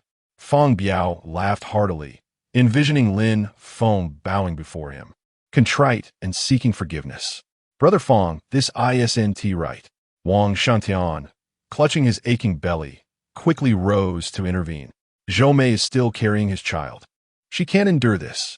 Get out of my way. By the way, didn't I remember you were pregnant? Feng Biao scolded, not granting him an opportunity to explain, before abruptly turning to Zhou Mei and asking, Isn't it his? It's not his. Zhou Mei lowered her head, speaking with disdain. Upon hearing this, Feng Biao's brows immediately furrowed. If it wasn't his, then whose could it be? He glanced at Wang Shengtian and grasped the crux of the matter. He had initially thought that the news of her pregnancy would soften Lin Feng, but unexpectedly, this scoundrel Wang Shengtian had delivered a shocking surprise. Although Feng Biao was not a commendable person, he detested those who seduced others' wives. Without a moment's hesitation, he approached Wang Shengtian and delivered a resounding slap. A frail Wang Shengtian was no match for the towering Feng Biao, and he was sent reeling, dizzy, and seeing stars. Still unsatisfied, Feng Biao turned to the onlookers and shouted, Give him a good beating. I loathe people like him. As he finished speaking, a man with red hair was the first to kick Wang Shengtian to the ground. The others soon joined in, mercilessly pummeling him. Having had their fill of food that day, and fueled by Chen Jiao's moans, they channeled all their pent-up frustration onto Wang Shengtian. Brother Feng, please stop hitting me. I was wrong. Isn't that enough? Wang Shengtian cried out in pain, cradling his head. Meanwhile, Chen Jiao leaned back on the sofa, watching Wang Shengtian's beating with a satisfied expression, hoping they might even beat him to death. As Wang Shengtian's cries grew fainter, suddenly, a figure leaped onto him, fiercely shielding him. Feng Biao scoffed mockingly. Oh, you two seem quite affectionate. Don't you wish to live either? Zhou Mei's eyes remained eerily calm, her cracked lips stained with blood from her own biting. She fixed her cold gaze on Feng Biao and declared, If you wish to barter for resources with me, you must spare Wang Shengtian. Otherwise, I shall never cooperate with you, even in death. Huh, you certainly possess more courage than Wang Shengtian. Feng Biao waved his hand, signaling his men to cease. He crouched down before the battered Wang Shengtian, mockingly patting his face. Consider yourself fortunate. I'll let you off today. With that, he stood up, wrapping his arm around Chen Jiao as they retreated to the bedroom. Are you all right? Zhou Mei hurriedly helped the bloodied Wang Shengtian to his feet, her heart aching for him. Get lost, you wretched woman. If it weren't for you, I wouldn't be in this state. Wang Shengtian, however, was ungrateful, shaking off Zhou Mei's hand with disdain. Taken aback by his reaction, Zhou Mei felt a mix of confusion and grievance. Brother Wang, why are you treating me like this? What have I done to you? If it weren't for you, this shameless harlot seducing me, I would never have looked your way. Perhaps the child in your womb is someone else's bastard. Huh, are you hoping I would take responsibility? Dream on. Wang Shengtian kicked Zhou Mei aside, his demeanor frenzied. She fell to the ground, her eyes filled with resentment as she lay on the cold floor. It's all that wretched Chen Jiao's fault. If it weren't for her loose tongue, I wouldn't have ended up like this. And Lin Feng, how blind can one be to follow such a useless man? If only I had met Wang Shengtian sooner, they could have lived a much better life. Zhou Mei's heart was devoid of any sense of responsibility. She attributed Wang Shengtian's attitude towards her entirely to Lin Feng and Chen Jiao. Her hands clenched tightly, oblivious to the sharpness of her nails biting into her flesh. Lin Feng returned to the supermarket ahead of time, removed his winter gear into the infinite space, and lit a cigarette, reclining in the chair while awaiting customers. As he finished one cigarette, he noticed a video call incoming on his phone. To his surprise, it was Feng Biao. At that moment, Feng's greasy face was adorned with a broad smile, which made Lin Feng feel quite nauseated. Boss Lin, how have you been? Feng Biao greeted, to which Lin Feng rolled his eyes, recalling their encounter just the previous day. What's the matter? Have you run out of your food? Lin Feng inquired with curiosity. That's splendid. Once it's finished, you can come back for more, he continued. However, Feng Biao seemed unconcerned with the food, instead smirking sinisterly. Your wife is in my hands. He then shifted the camera to reveal Zhou Mei beside him. At that moment, she appeared disheveled, her face devoid of color. The pride and arrogance she once possessed having vanished completely. With eyes filled with hatred, she glared at Lin Feng on the screen. She is your wife, isn't she? Feng Biao taunted with a smug smile. Just as he was about to propose terms to Lin Feng, he was met with Lin Feng's furious outburst. Your wife. Your wife. Your wife. Lin Feng repeated in anger. You've consumed all the food. How can you be so brazen as to insult others once you're satisfied? Chapter 18. Why so cheap? Feng Biao, holding his phone, was utterly taken aback as he stared blankly at Lin Feng, who had just ended the video call. With a face full of confusion, he inquired, why did he react so strongly? Beside him, Hong Mao, aware of Feng Biao's limited internet savvy, felt compelled to explain, brother, he doesn't even regard that woman. You say she is Lin Feng's wife. Isn't that essentially an insult to him? Upon hearing Hong Mao's clarification, Feng Biao finally understood. It is indeed true that one must read extensively. Did you see that? One ought to be cultured. Otherwise, it will be quite embarrassing to be ignorant. As the old saying goes, what is it? Ah, yes. It is said that one should read 10,000 books and travel 10,000 miles. Hong Mao quickly interjected to remind him. Feng Biao, appreciating Hong Mao's input, cleared his throat and continued, yes, yes. In any case, you all should learn from Hong Mao. He is, after all, a middle school graduate. Brother, I graduated from a vocational college, exclaimed a lanky subordinate, eager to claim credit. Does your vocational college education surpass that of a middle schooler? Feng Biao retorted, oblivious to the distinctions between educational levels, as he himself was merely an elementary school graduate. After hanging up the phone, Lin Feng contemplated whether he should block this fool. The incessant barrage of video calls was becoming quite bothersome. Did this dimwit truly believe he could use Zhou Mei to intimidate him? Did he not realize he was calling from Zhou Mei's WeChat? However, where could my esteemed customer be? Lin Feng scratched his head, puzzled. He had been waiting for nearly 20 minutes. Those intending to make purchases should have arrived by now. Just then, the system abruptly emitted an alarm. Warning: a large number of unidentified individuals are rapidly approaching. Lin Feng's expression brightened. The people he cherished most had arrived.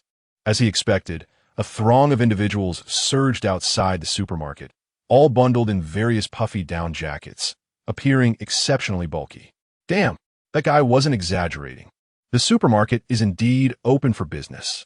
This was a delightful turn of events, though Lin Feng recalled that the supermarket had previously been in disrepair. How had it transformed into such a splendid establishment?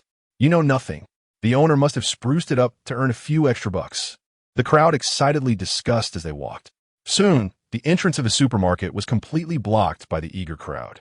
At the front, a bespectacled young man sprinted ahead, pressing his face against the glass door, exhaling warm breath to peer inside. Upon seeing Lin Feng smiling at the entrance, the glasses-wearing fellow exclaimed with delight, "Hey, hurry, open the door. We're all here to shop." "Yes, brother, please open up," urged those lagging behind, anxious as they observed the densely packed crowd. Having arrived later, they found themselves at the back of the line, worried that the goods would be sold out before their turn came. After all, the current crowd comprised only a fraction of the entire community. Who knew how many more were behind them? Lin Feng, unfazed, lit a cigarette, coughed lightly, and slowly declared, "Dear friends, it is not that I do not wish to open the door. 2 days ago, someone took the lead and caused a commotion at my humble supermarket. As a mere owner of a small grocery store, I possess no means of self-defense." He gestured toward the small window on the outer wall and smiled, saying, "Do you see that little window? It displays a comprehensive list of all the items in this supermarket along with their prices. I kindly ask everyone to queue up and come one by one."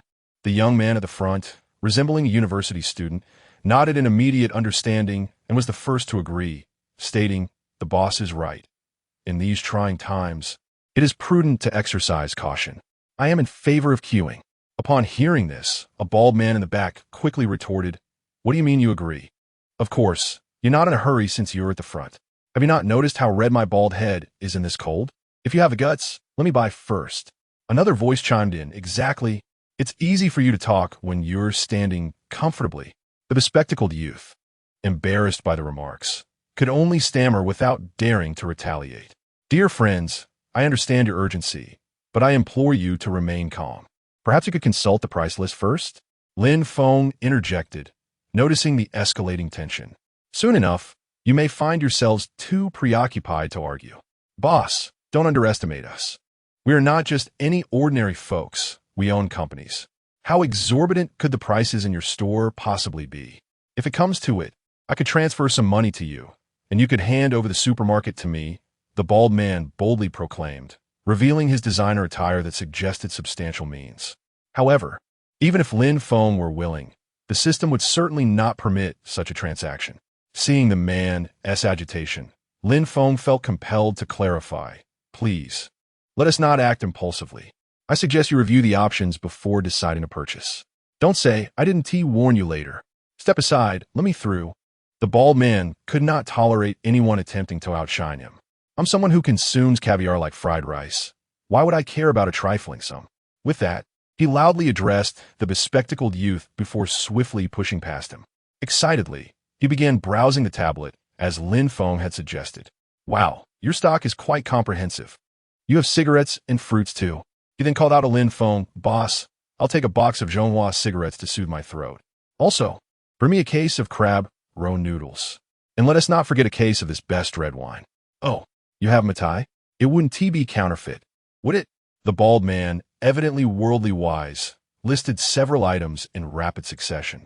All right, one box of Zhonghua at 200 G, crab roe noodles at 50 G. For the red wine, let us say 350 G per case. Matai comes in 500 G bottles. The total is 1100 G. Lin Feng typed rapidly on his computer, his eyes not leaving the screen. Got it. So, it's a total of 1100, right? I'll transfer the payment. The bald man cheerfully pulled out his phone, ready to pay, but then paused, perplexed. Hey, did you miscalculate? How can all this only be 1,100? Lin Feng, upon hearing this, was equally taken aback. In a hurried glance at the cash register, Lin Feng double-checked before raising his head to declare, there's no mistake. It's 1,100. This was crucial for the system upgrade, and Lin Feng could not afford to be careless. The bald man scratched his head, his expression darkening as he remarked, Boss, you're selling this Chinese delicacy for only 200? It can't be genuine, can it? I recall that takeout sells it for 450 apiece. And what about this Mao Tai? Are you certain it's just 500 bottle? That seems exceedingly inexpensive. Lin Feng felt a surge of gratitude towards this bald man. Truly a kindred spirit. For the first time, someone was considering his business interests. Could it be that the prices were genuinely too low? Brother, I assure you, it totals 1,100 grams. What grams? The bald man was momentarily taken aback, unable to comprehend Lin Feng's words. It felt as though they were not on the same wavelength. Lin Feng, realizing the source of the misunderstanding, looked exasperatedly at the bewildered bald man. This fellow had carelessly clicked items without checking the price unit, leading to his unwarranted excitement. Brother, look closely. We don't charge for this. Lin Feng explained helplessly. What do you mean, no charge? The bald man glanced at the tablet with confusion, only be struck dumb in shock as he exclaimed, Gold? Gold? Chapter 19. A piece of poor for you. Are you really selling a single stick of Chinese cigarettes for 200 grams of gold? The bald man gazed at the price list with bloodshot eyes, suddenly feeling that quitting smoking might not be such a daunting task after all. Is there a problem? Lin Feng furrowed his brow, fully comprehending the reason behind their shock. Based on the gold prices before the apocalypse, 1 gram was roughly valued at 750 yuan. With this exchange rate, a single cigarette would cost 150,000 yuan. No sane individual would be foolish enough to purchase such a cigarette. However, Lin Feng saw no issue with this pricing. He understood their internal resistance, for they were still able to withstand hunger. But what would happen a week from now when their food supplies were depleted and the outside temperature remained unyieldingly low? Lin Feng vividly recalled a family from his previous life. Their child was merely a few months old. Approximately 20 days after the onset of the apocalypse, they still had not found anything to eat. Tragically, the child succumbed to starvation, and the following day, the scent of cooked meat wafted from their home. When all hope is lost, cannibalism is not merely a legend, but a grim reality. In such dire circumstances, even possessing 1 million, 10 million, or even 100 million in your bank account would hold no value. Money cannot be consumed. Do you think I'm jesting? Lin Feng observed the crowd gathered outside the supermarket with a detached demeanor, harboring no intention of lowering his prices. The sheer number of people had fogged the glass doors, which soon froze in the chill. Is this not highest? Come and see. This unscrupulous supermarket owner demands only gold in exchange, and the prices are outrageously steep. The bald man believed Lin Feng was merely hiding within the supermarket, guarding a trove of supplies while toying with them. He bellowed loudly, attempting to incite others to join in his condemnation of Lin Feng. Unbelievable. A pack of instant noodles for 2 grams of gold? That is utterly outrageous. And a pack of Licoon cigarettes for 5 grams? With that money, I could buy an entire carton. What kind of despicable man could do this? Does anyone understand the plight of the people? This owner is a real scoundrel. As the bald man rallied the crowd, they all turned their heads to the screen, their faces contorted with indignation as they cursed Lin Feng for being a greedy proprietor. Lin Feng, however, remained unfazed, reclining in a chair and observing their furious expressions with indifference. Seeing that the crowd's anger had been stirred, the bald man sensed that if he could just provide Lin Feng with a way to back down, the young supermarket owner would surely yield to the pressure and adjust his prices. After all, he was just a young man. How could he possibly contend with someone of the bald man's wealth and stature? With a smug glance at Lin Feng, the bald man hypocritically proclaimed, "Brother, we all came here with sincerity. You should understand and make some concessions. Your current stance is no different from price gouging." Noticing Lin Feng still appearing aloof and indifferent, the bald man's expression darkened. "Young man, you may not know who I am. My name is Qin Long, and I am somewhat of a notable figure in Zhongjing City. Today, if you grant me a favor, rest assured that once the temperature returns to normal, your reward shall be plentiful." "Wow, so you are Qin Long? I have long admired your reputation," Lin Feng exclaimed, his eyes widening in exaggerated surprise. The bald man, Qin Long, relished Lin Feng's recognition, his stature seemingly elevated in that moment. "What is this? Little brother, you recognize me?" "Not at all," Lin Feng retorted, provoking Qin Long's ire.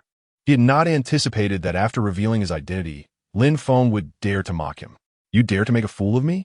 Observing Qin Long's reddening face, Lin Feng lit a cigarette, the smoke curling against the glass door. "And what of it? If you're not buying anything, then be on your way." Lin Feng, lacking patience, addressed the chaotic crowd outside with a tone of annoyance. "Ladies and gentlemen, if you genuinely wish to make a purchase, I, Lin Feng, welcome you at any time. However, I advise you not to come with outdated expectations. The price is fixed, and there is no room for negotiation." "Boss, how can you say that? If you don't take our money, how are we supposed to survive?" "Exactly. We can always repay you once help arrives. Dear patrons, remember to steer clear of this establishment. Its location is within the happiness community of Zhongjing City." Lin Feng, witnessing the crowd's continued delusions, shook his head with a cold smirk.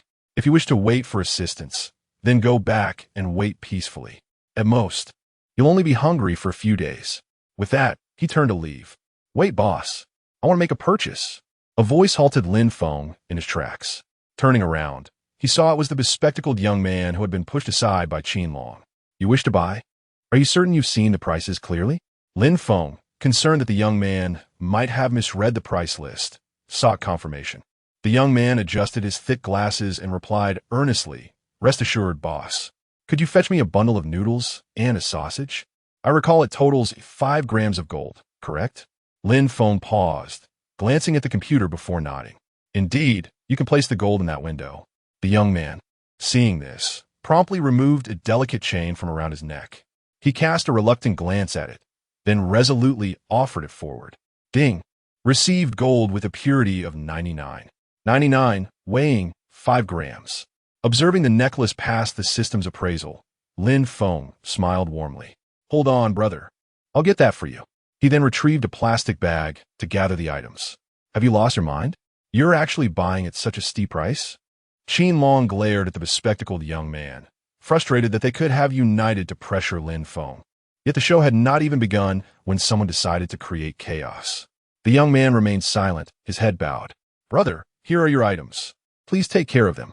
Lin Feng placed a bag filled with food on the counter, reminding him to handle it with care. After all, others are eyeing with envy. Thank you. The bespectacled young man hurriedly took the bag and glanced at its contents, finally expressing his gratitude with a sense of relief. Damn, fools like you are plentiful. They sell you off, and you still thank them. Qin Long looked at the items in his hands with covetousness, sarcastically mocking him. Lin Feng held no fondness for such individuals, but witnessing his irritating demeanor prompted Lin Feng to provoke him a little. Brother, what is your name? Huh? Me? My name is Ding Yiming. The bespectacled young man was taken aback by Lin Feng's sudden inquiry. He responded with a puzzled expression. Lin Feng, amused by his bewilderment, replied, So, Brother Ding, you're the first customer of our store. As a reward, you shall receive 1 kilogram of pork for free. If you're wondering if Feng Biao was the first, I must apologize. He does not count as a person. Huh? Really? That's fantastic. Thank you so much, boss.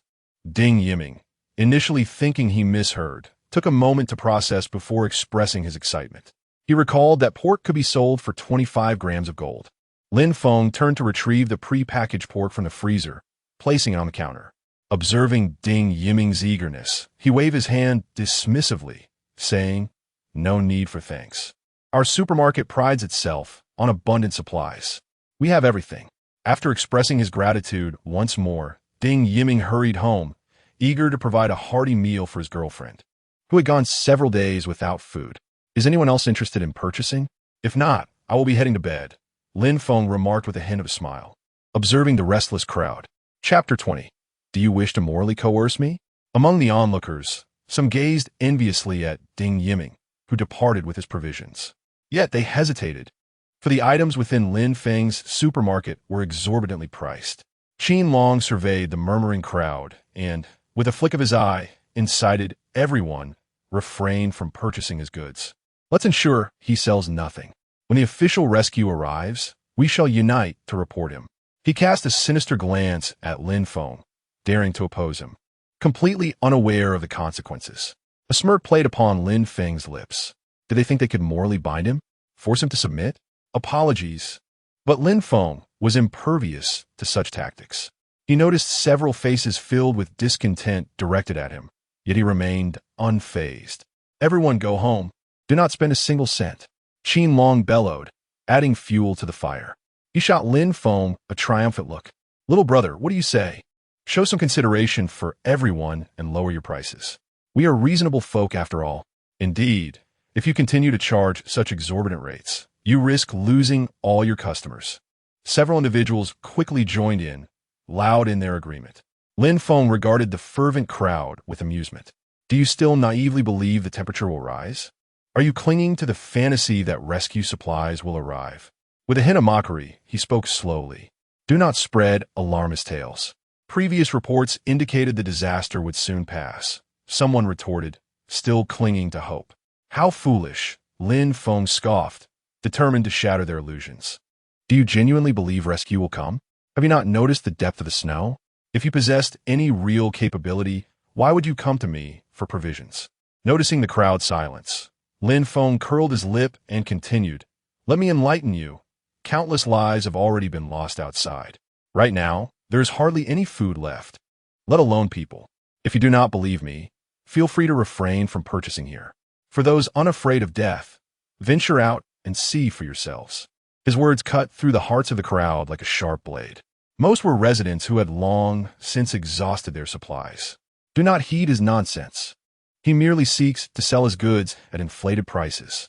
Qin Long sneered, unwilling to let Lin Feng sway the crowd with mere words. Lin Feng felt he had made his point sufficiently clear. If there were still some who believed in rescue, he could not be held accountable. Suit yourselves. The price remains unchanged. If you wish to buy, do so swiftly. Otherwise, I shall retire to rest. He surveyed the throng outside his supermarket once more. At that moment, a commotion erupted within the crowd, parting the sea of people. A group approached, led by Feng Biao. who had long been observing alongside Wang, Shengtian, and others from the periphery. At this moment, upon witnessing Lin Feng inadvertently offend so many individuals, he promptly seized the opportunity to step forward. "Isn't that Brother Feng?" he quipped. "How is it that the food has disappeared so swiftly?"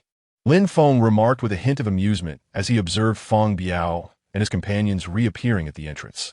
He even caught sight of Zhou Mei, her complexion pale and her demeanor exceedingly disheveled. Feng Biao interrupted Lin Feng with a cold snort.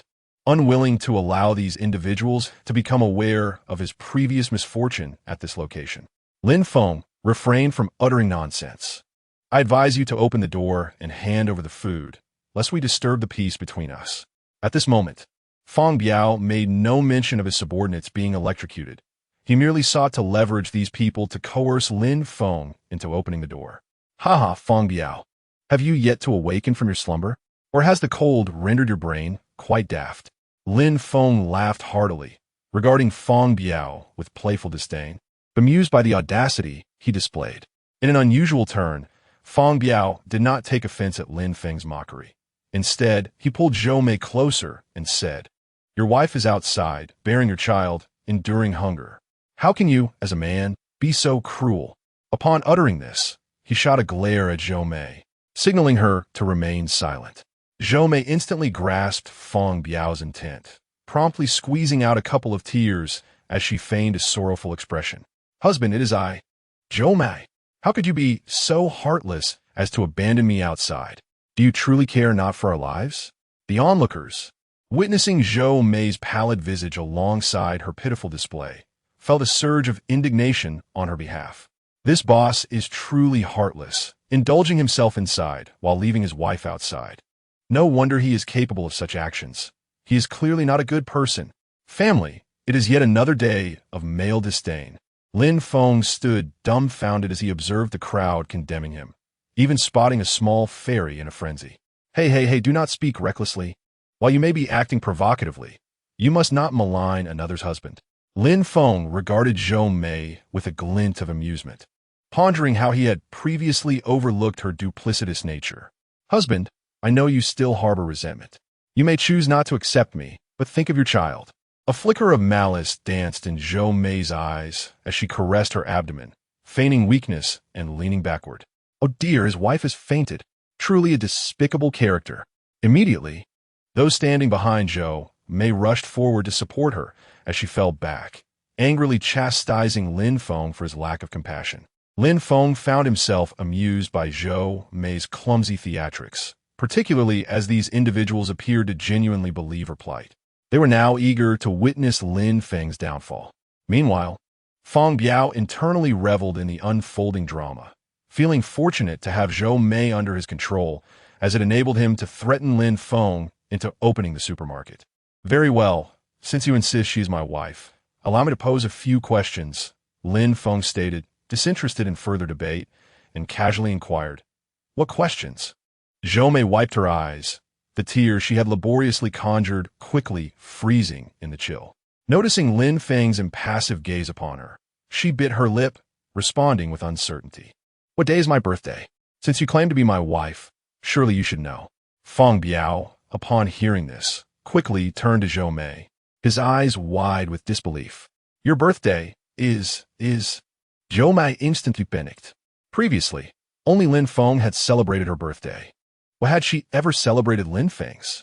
In her recollection, it seemed that Lin Feng had never acknowledged his own birthday, and thus she could not articulate an answer.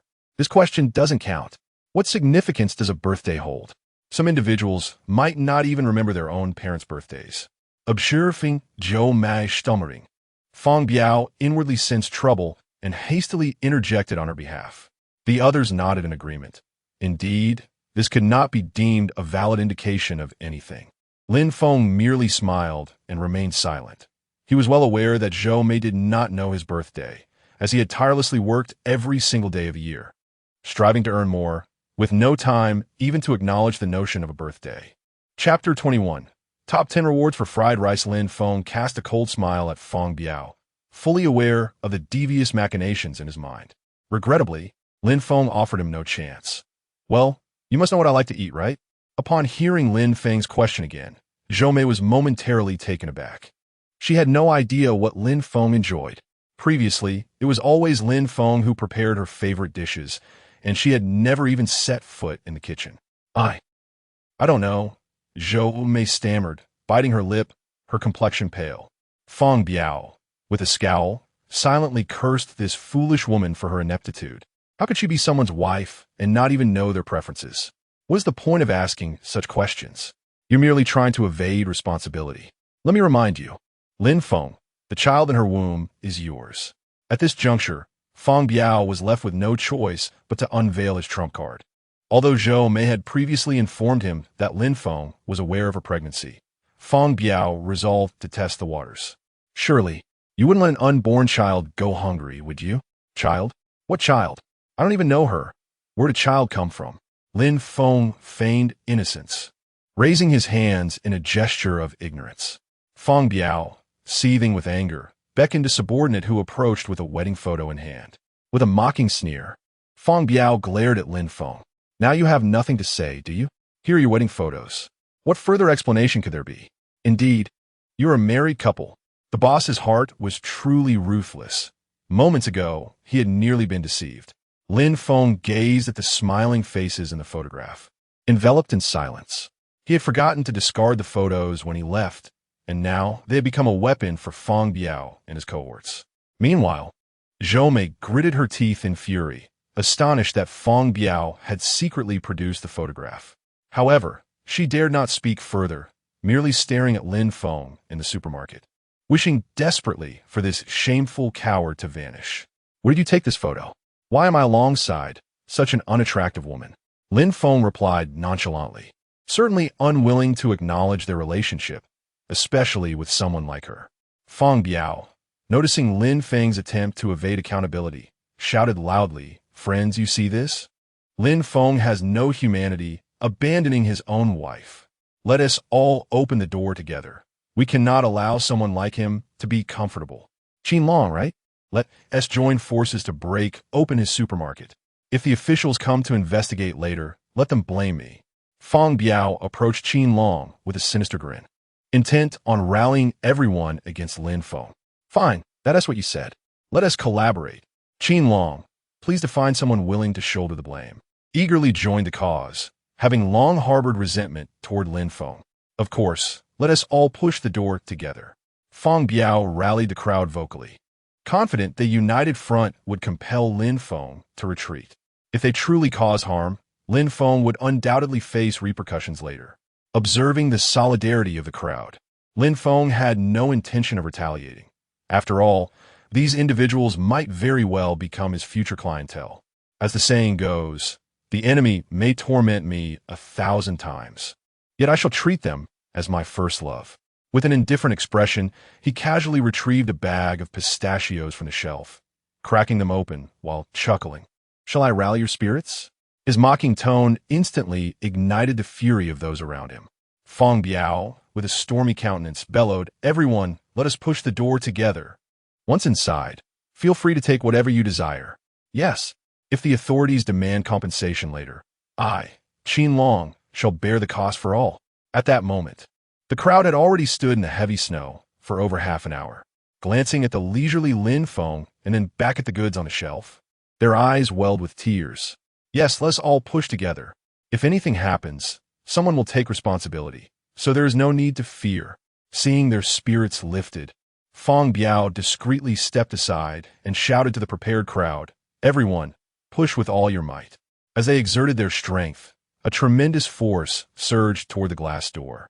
However, moments later, everyone stood in stunned silence. How can this be? What on earth is this door made of? It is so robust. It quickly dawned on them that despite the combined efforts of over 30 individuals, the glass door remained utterly unmoved. Lin Feng, observing the astonished crowd, wearily remarked, "You all can take your time pushing. I'm off to have my meal." With that, he actually turned and walked away, appearing entirely unconcerned about the supermarket being breached. What should we do? Qin Long gazed at Feng Biao, who was directing from a distance, perplexed by his choice to stand so far back.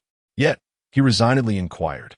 Noticing that the peculiar electric shocks had not reappeared this time, Feng Biao felt a wave of relief wash over him. Everyone, do not panic. Let's rest for a moment and try again. Looking at the breathless crowd, Feng Biao offered words of comfort. This door cannot be that sturdy. With just a few more attempts, we shall surely break through. The crowd nodded in agreement, but they understood that their situation could not last much longer. Many noses were on the verge of losing sensation from the cold. If they could not breach the door soon, they would have to devise another plan. Suddenly, they noticed Lin Feng, who had disappeared for half the day, re-emerging at the entrance with a small table. He brought out several plates of food from behind him. As they focused, their mouths watered, and their stomachs embarrassingly grumbled.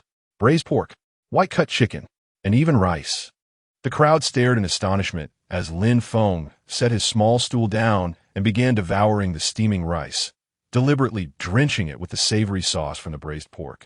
The sight of the fluffy white rice mingling with the rich meat sauce as it entered Lin Feng's mouth made the others imagine the tantalizing taste. Hey buddy, where did you get that braised pork? Wah, my favorite white-cut chicken. Boss, I hope you are considerate enough to leave a bowl of rice for this fairy. Do not put the ladies in a difficult position. Lin Feng rolled his eyes at the crowd, showing no intention of stopping, as he continued to shovel rice into his mouth. After finishing, he let out a hearty burp of satisfaction and retrieved a bottle of iced cola from the freezer. Taking a generous swig, would you like some? Lin Feng shook the cola bottle in his hand, enticingly waving it before their eyes. Upon hearing his words, several young individuals eagerly leapt forward, exclaiming, Boss, I want to eat. Give it to me. I want it first. I didn't follow them to your door for nothing. Can I have your plate? I don't intend to eat. I merely wish to help you wash it. Feng Biao's expression darkened as he observed the unfolding scene. The crowd he had rallied was so easily dismantled by the allure of a meal. Despite having been ravenously envious of Lin Feng's feast just moments ago, his stomach was now protesting vehemently. See? Didn't I say that anyone who comes to purchase will be warmly welcomed? Lin Feng chuckled, draining the cola in his hand. Then, his demeanor shifted, and he added coldly, As for those who wish to create trouble, I strongly advise you not to provoke me. Otherwise, even if you were to present me with gold, I would refuse to sell to you. Upon hearing Lin Feng's serious tone, Qin Long, who had been vociferously clamoring just moments before, fell silent, genuinely fearing that Lin Feng might withhold his goods. By the way, allow me to offer you a little incentive. If you spend 100 grams of gold now, I will graciously bestow upon you a complimentary serving of fried rice, Lin Feng said, a faint smile dancing at the corners of his mouth as he continued to entice them. Chapter 22. The Mouse People Assemble. Upon hearing that purchases came with a complimentary serving of fried rice, the crowd's eyes sparkled with excitement. In recent times, not only fried rice, but even plain white rice have been a rare luxury. Boss, I want to buy. Let me at it. A middle-aged man, heavily bundled in layers of clothing, could no longer contain himself and stepped forward.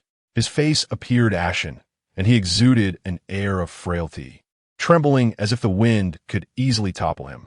His household had consumed food at an alarming rate, and he had gone nearly 4 days without sustenance, subsisting only on iced chips for nourishment.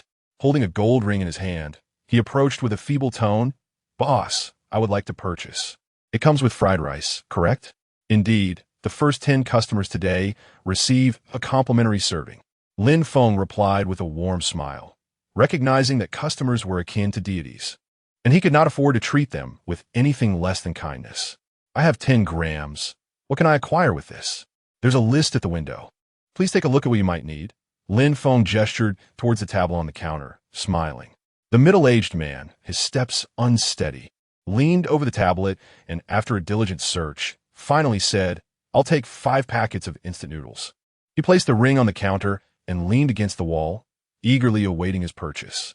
Receive gold with a purity of 99. 99, weighing 10 grams. The system notified Lin Feng, who nodded with delight. Please hold on a moment. I will retrieve your order. With that, he quickly dashed toward the shelves. Moments later, Lin Feng returned with a large bag of instant noodles in one hand and a disposable food container in the other. Here you go, this is your noodles, and this serving is fried rice. He joyfully handed the food through the window. The middle-aged man's face brightened, and he eagerly grasped the bag. He paused, feeling the food container in astonishment. "Boss, your fried rice is still warm," he exclaimed, tucking the rice into his heavy clothing for warmth, his surprise evident. "Ah, I prepared it earlier this morning." Lin Feng awkwardly scratched his head, realizing he couldn't reveal that he possessed a storage space that maintained the food's condition. "All right, you should hurry back before it cools down," Lin Feng reminded him, shifting his gaze. Although the law still held some sway over the crowd, that might not last for long. The middle-aged man, not lacking in awareness, noticed the stares directed at him and hurriedly expressed his gratitude before hastily departing. With a successful beginning, it was only natural for a second to follow.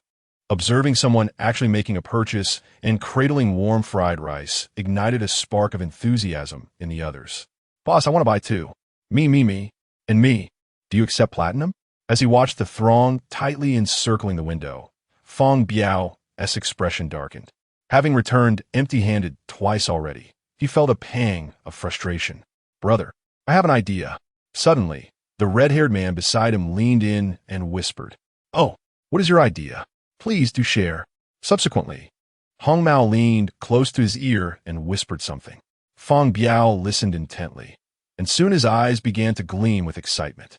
Finally, he patted Hong Mao's head enthusiastically and remarked, "You truly have a plethora of ideas. What was your name again?" "Brother, I am Yang Wei," came a reply. Feng Biao momentarily froze, his gaze inadvertently darting toward Hong Mao's trousers. Flustered, Hong Mao covered his groin and clarified, "Not that kind of impotence." "Of course, I am well aware," Feng Biao responded. "Let us return first. We shall discuss this further tonight." With a grand gesture, he led the crowd away. Lin Feng placed the final serving of fried rice into the window, pleasantly surprised by the day's success. Coupled with the 30 grams contributed by Feng Biao yesterday, he had sold a total of 60 grams today. The cumulative revenue for the past 2 days amounted to 90 grams. However, while some chose to buy, others expressed disdain. Apart from the 10 individuals who purchased small amounts of gold, the rest departed grumbling. After completing his last transaction, Lin Feng felt a pang of headache. The system required 10,000 grams, and he had barely achieved 1%. It seemed he needed to venture out more often, otherwise sales would stagnate. The nearby communities could also be approached for promotion. The community housing Lin Feng's supermarket was of a mid-range caliber, and he recalled several upscale neighborhoods nearby. It would be wise to consider advertising there as well. As Lin Feng pondered ways to enhance sales within a distant building, a pair of eyes observed the day's events unfold. Adjusting his glasses, he retrieved his phone and dialed a number. "Hello, it's me. Why are you calling again?" "I told you, I cannot spare any resources to rescue you at the moment," a youthful voice on the other end responded with evident irritation. It was Zhang Shimin. He sinisterly retorted, "I did not call for rescue. I have something important to discuss with you." "Important? What is it?" "Indeed, I have a large supermarket still operational. The entire establishment remains intact." There was a brief pause on the other end, followed by an outburst of joy. "Where is it? Speak quickly. I can send people to bring you here." Zhang Shimin's voice echoed with elation. "As you said, my location is at XX Street in the Happiness Community. The supermarket is within the premises." "All right, we will reach you in no more than 10 days. "Damn it, why will it take so long?" Zhang Shimin expressed his dissatisfaction, having anticipated a timeline of merely 2 or 3 days. Do you think the thick layers of ice along the way are a mere illusion? Stop your prattling. Just wait quietly." With that, the other party abruptly hung up. Gazing at the disconnected call, Zhang Shimin's face contorted into a sinister expression. As night fell, the world was enveloped in silence, save for the sound of snowflakes gently descending from the sky and landing upon ground.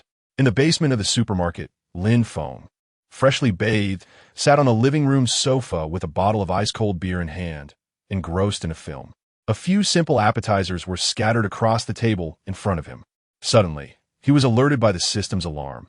An unidentified human presence is approaching the Doomsday Supermarket. Should we initiate an attack? Lin Feng was taken aback and turned to see a group of over a dozen individuals stealthily making their way toward the supermarket. Rather than seeking refuge in a hidden nook, they chose to venture out at this late hour. Clearly, they were not hungry enough. They still had the energy to engage in such antics. Upon closer inspection, he realized it was none other than Feng Biao and his gang, wielding shovels they had presumably acquired from some unknown source, crouching as they approached. System, will their actions pose a threat to the supermarket? Lin Feng pondered, momentarily surprised by their patience before inquiring. Please do not belittle this system. This Doomsday Supermarket is an impregnable fortress. Their probability of success is 0. Though the system's voice was devoid of emotion, Lin Feng sensed a hint of dissatisfaction emanating from it. He offered a sheepish smile. Let them dig. If someone is willing to clear a way for free, I couldn't be happier. Chapter 23. The beginning of the resident's calamity. Feng Biao and his companions gazed into the brightly lit interior of the supermarket. He leaned down to Wang Shantian, who was trailing behind, and said, Go check if that brat is inside. Wang Shantian, already disgruntled from having to venture out into the cold night, felt a surge of resentment. Yet, the thought of defying Feng Biao made him hesitate, and he stealthily approached the supermarket. Upon reaching the entrance, he found the shelves brimming with goods, but Lin Feng was nowhere to be seen. He hurriedly returned, breathless. Brother Feng, there's no one inside. No one. Are you certain? Feng Biao, suspecting insincerity, raised his leg as if to kick him. Wang Shengtian quickly interjected, Brother Feng, I assure you, there is truly no one. You can see for yourself. Seeing the earnestness in Wang Shengtian's expression, Feng Biao reluctantly lowered his leg. You three go and try.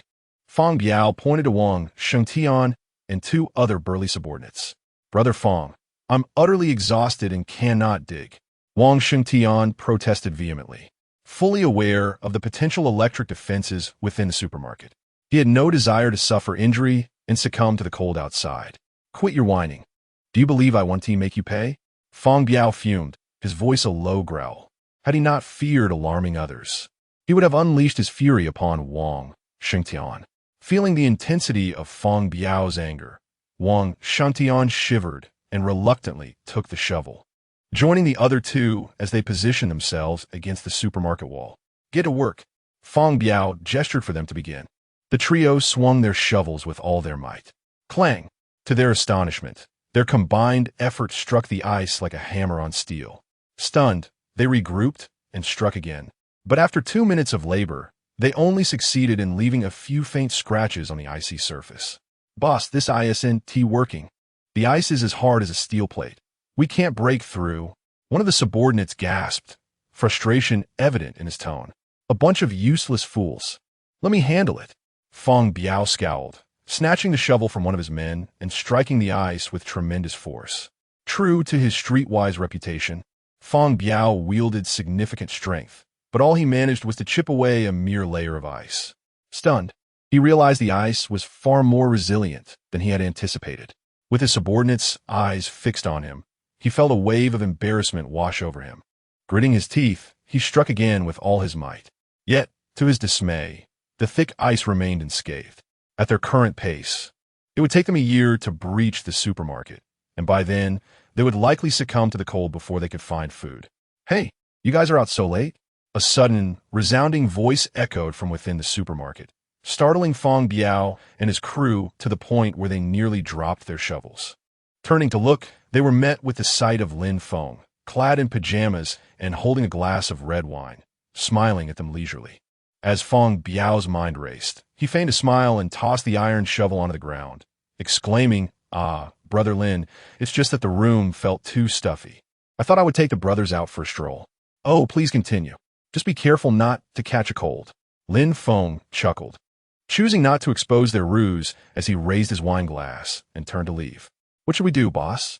This plan is unworkable. Yang Wei, known for his red hair, stepped forward, surprised by the solid ice layer. What do you expect me to suggest?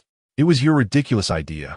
Feng Biao shot him a glare, frustrated that he was now awake in the middle of the night, only to provide Lin Feng with a source of amusement.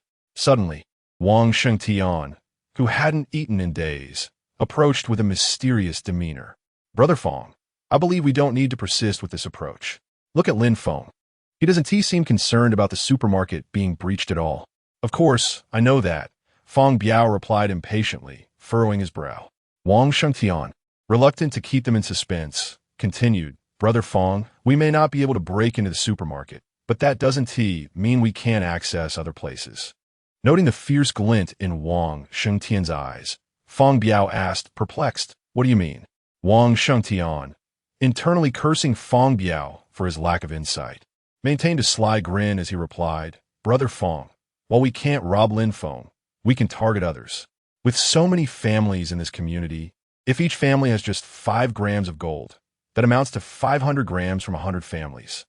Feng Biao's eyes sparkled with excitement as he joyfully slapped Wang Shengtian on the shoulder, exclaiming, damn, you truly are cunning. How did I not think of that? He then clapped his hands, rallying everyone together. Brothers, let's head back to Restwell. Tomorrow, we will go out and strengthen our bonds with the neighbors.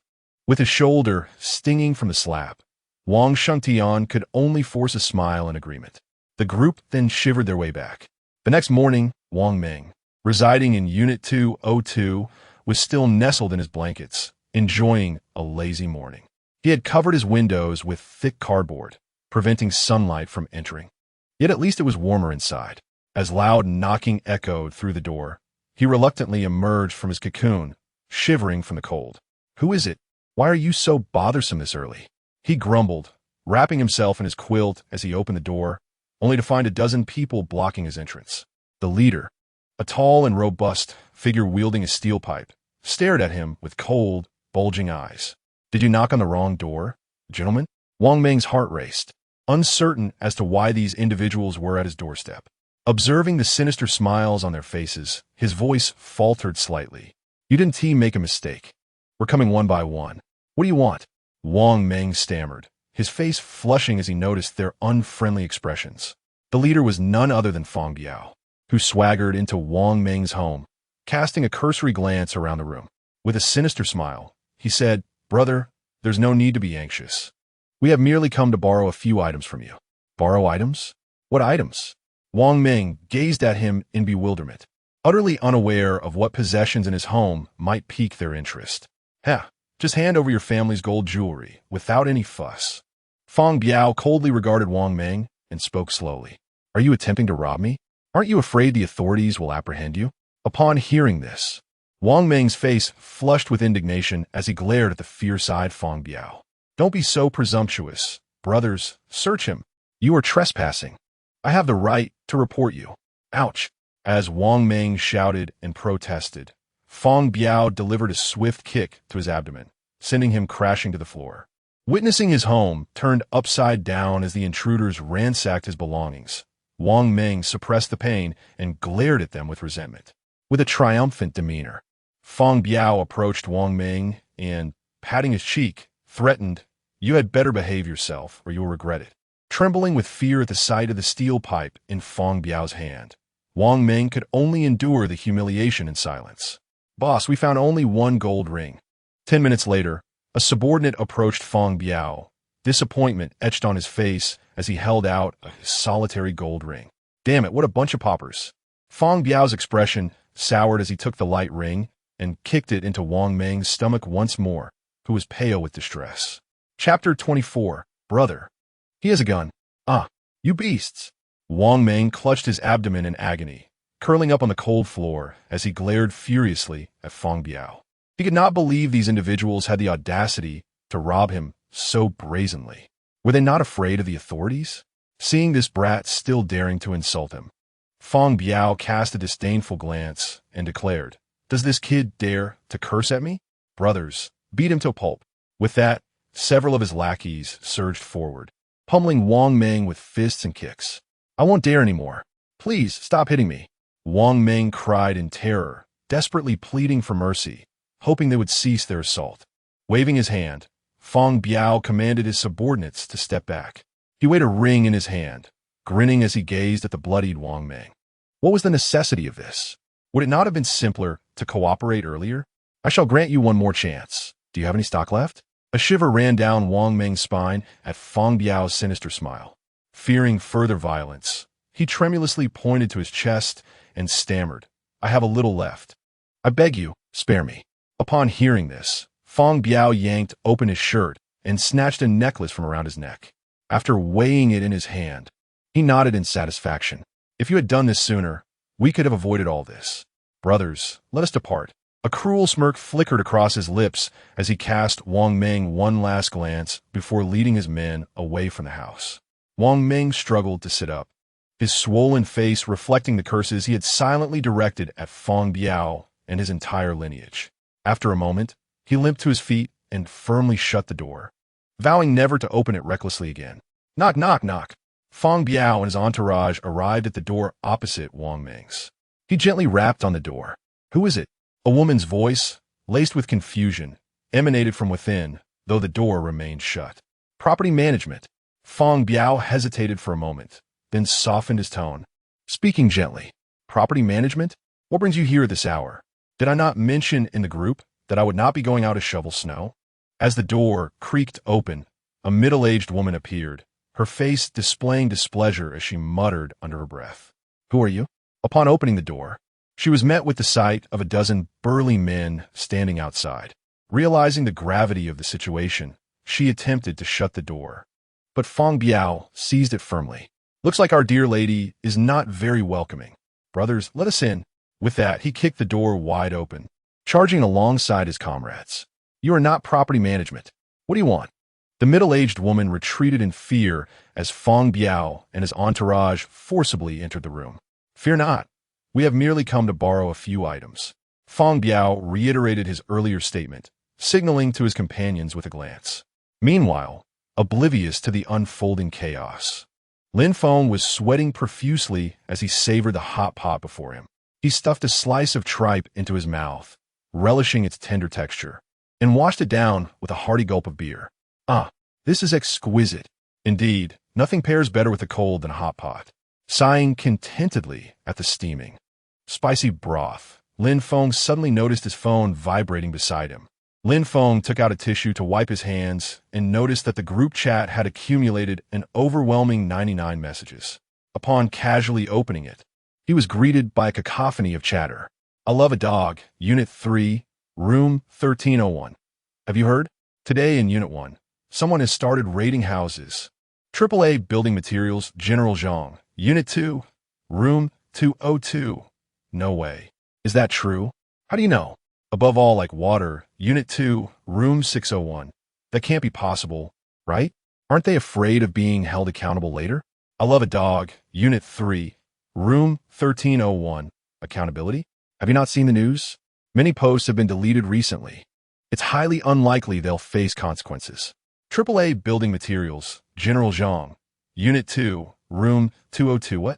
So, according to you, it won't be long before they reach Unit 2? I love a dog, Unit 3, Room 1301. You all should be cautious. That person called Yin Tian hasn't said much since today.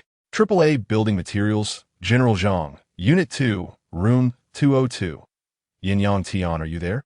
Above all, like water, Unit 2, Room 601. Yin Tian, sister, are you all right? Lin Feng furrowed his brow at the messages in the group. He had sensed something amiss when he noticed Feng Biao and others had halted their digging the previous night. They could not force him out, so now they had turned their attention to others.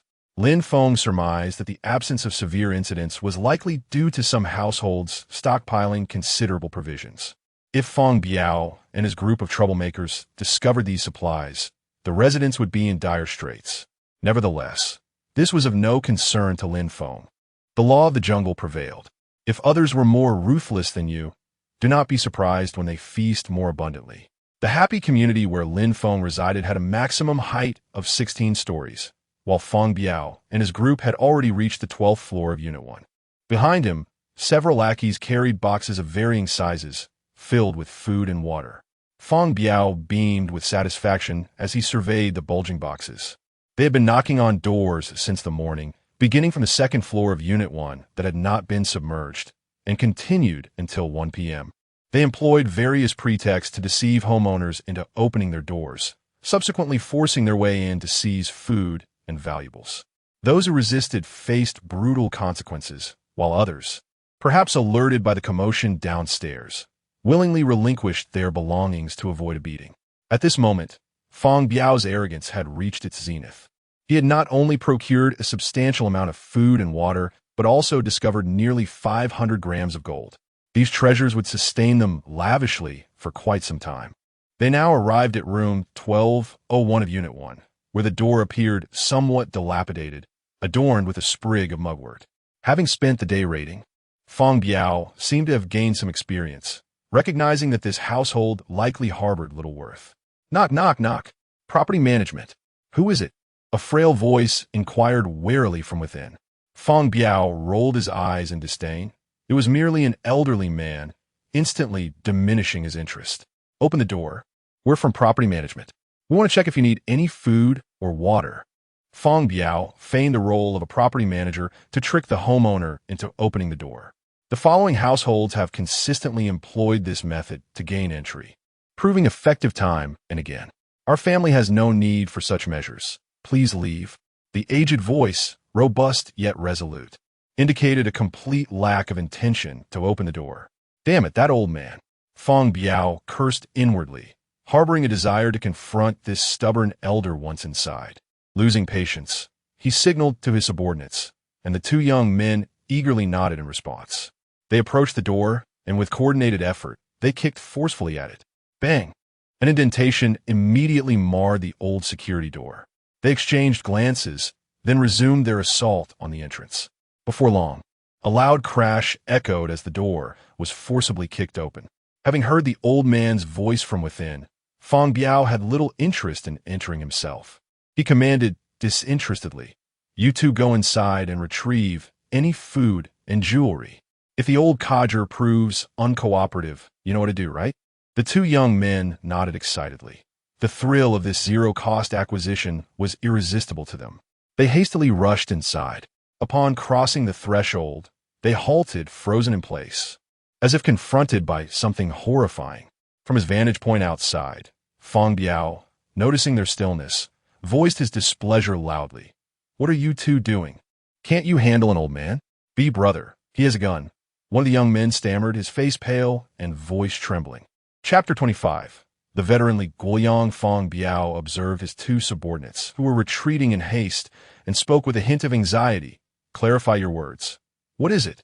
"Boss, it's a gun," one of the young men replied, his voice trembling as he felt his legs weaken beneath him.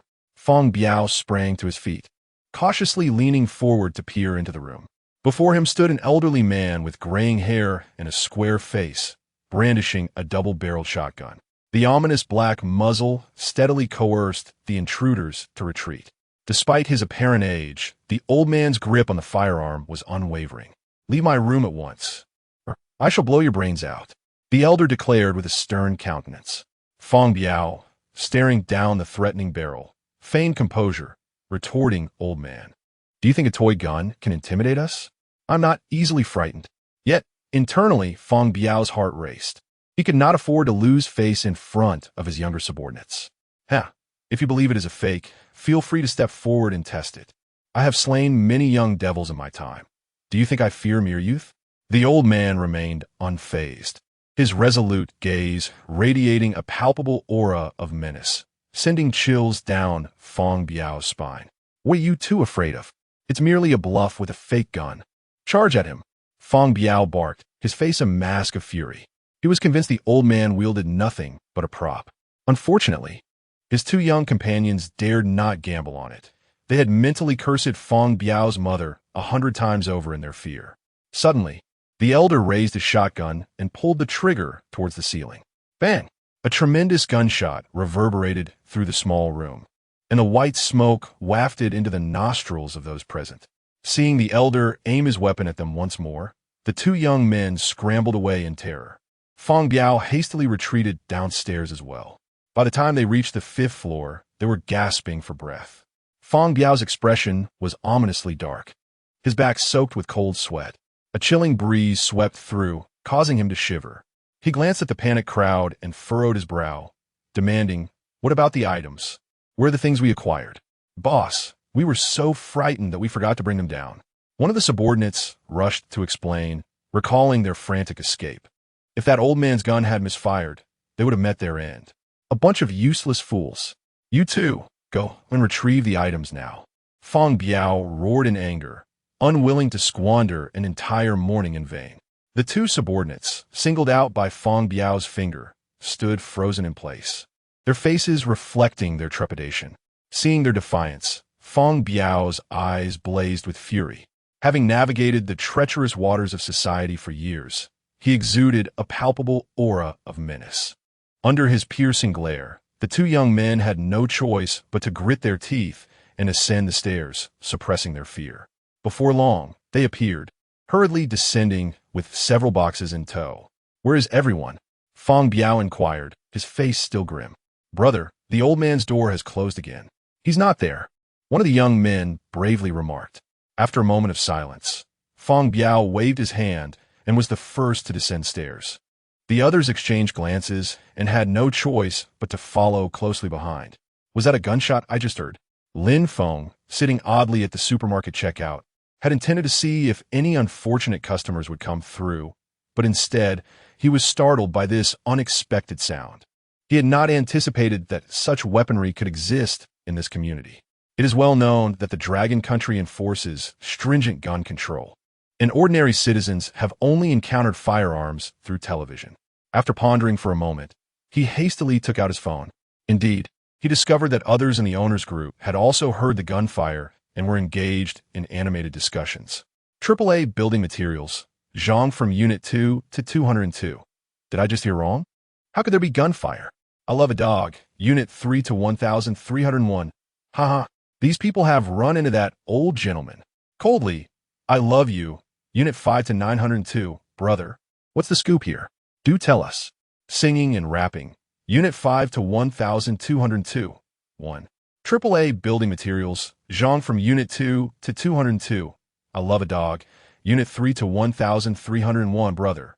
Share it with us. Lin Feng was equally intrigued to know who had fired the gun. Noticing that someone with the username, I love a dog, seemed to be in the know. This individual, seemingly teasing the crowd's curiosity, began to elaborate slowly. I love a dog, Unit 3 to 1301. Let me tell you, this old gentleman is no ordinary person. He fought in the Source Tide War. I've heard his official standing was quite high. However, he later retired due to injuries and has been rather low-key in our community. AAA Building Materials. Zhang from Unit 2 to 202. So, was that sound indeed a gunshot? I love a dog, Unit 3 to 1301. Absolutely, brother. I've seen the old man a few times. He's quite amiable. Once, I had business at his place and noticed a double-barreled shotgun hanging on his wall.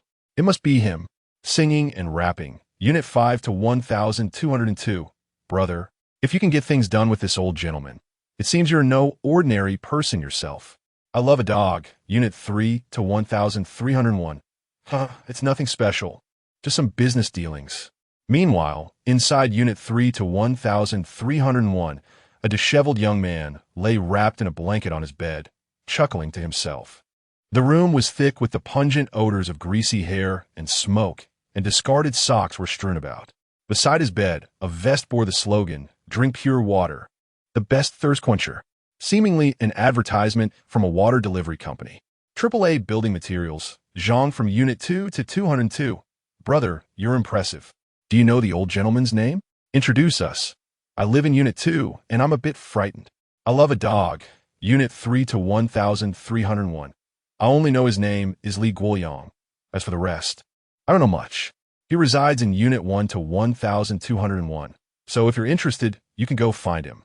Lin Feng, having hung up the phone, was taken aback to discover that such a remarkable individual was hidden within this ordinary community.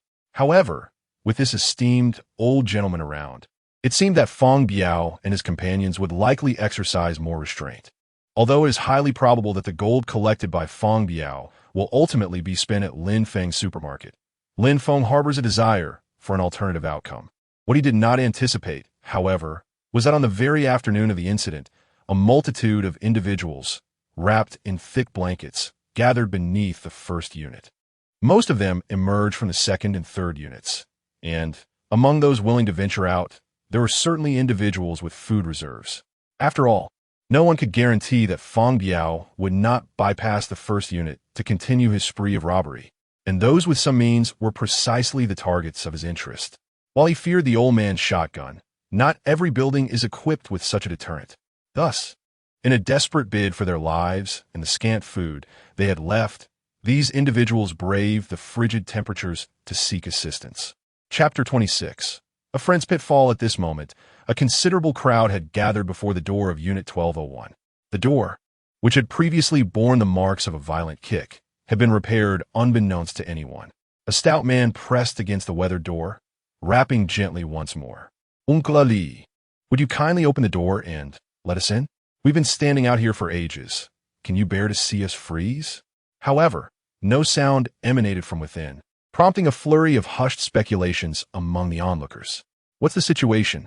Is he not home? Impossible. The weather is dreadfully cold. At his age, where could Oldley possibly go? Indeed, but why is there no response? Could it be that he refuses to come out? As the murmurs grew increasingly absurd, the stout man cleared his throat, seeking to regain order. Might you all keep your voices down? With such a ruckus, Oldley surely has no desire to emerge. He cast a disgruntled glance at the murmuring crowd. Zhao, just because you're a civil servant doesn't mean you can act superior. A robust woman with a barrel-shaped waist retorted, hands on her hips, her tone brimming with disdain. I'm merely looking out for everyone. What's wrong with that? Zhao protested. Spare me your pretenses. You just want to curry favor with Oldley, don't you? Step aside, let me take over. Without heeding Zhao's protest, the woman strode to the door, shoving him aside with her formidable arms. She knocked forcefully on the door, her voice booming. Oldley, stop hiding. I know you're in there. Come out and show your face. Whether it was the force of her voice or sheer persistence, a sound finally stirred from within, and the white-haired Li Guoyang opened the door. Sister Zhu, at your age, why are you still indulging in such childish antics? His expression was less than pleased as he glowered at Zhu and the assembled crowd. Oh my, brother Li, you finally made it out. You are now the pillar of support for us all, Zhu exclaimed, her thick skin allowing her to ignore his displeasure. What can an old man like me do to be a pillar of support? Li Guoyang replied, momentarily taken aback, puzzled by her peculiar words. Zhu rolled her eyes, questioning whether he was feigning ignorance or genuinely confused. Brotherly, spare the charade. I have just one question. Were you the one who scared off those ruffians that came to Unit 1 today? Only then did Li Guoyang comprehend their purpose for gathering. Indeed, I am but an old man with little food to spare in this dreadful weather. How dare they target me? His countenance grew dark, recalling the countless dangers he had faced in his lifetime. Dealing with such petty thugs felt like a mere exercise in diminishing their threat. This is merely a reflection of his advancing age. Otherwise, those ruffians causing chaos today would stand no chance of escape. Indeed, we have come here today seeking your assistance. A gleam of joy illuminated Zhu Xiaoyun's face as she excitedly declared, Assistance? What could an old man like me possibly offer? Li Guo's face contorted in confusion as he retorted. Meanwhile, while a throng of people crowded around Li Guoyang, an unexpected visitor sought out Lin Feng.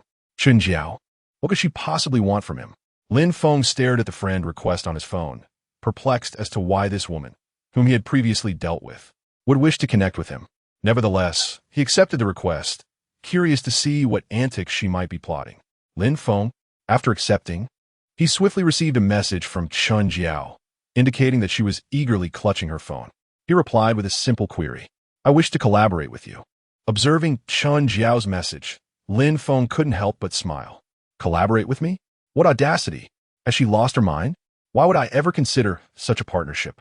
At that moment, Chun Jiao sat disheveled on the toilet, her body bearing numerous bruises, evidently a testament to the torment inflicted by Feng Biao. Instead of anger, a manic grin spread across her face as she read Lin Feng's reply.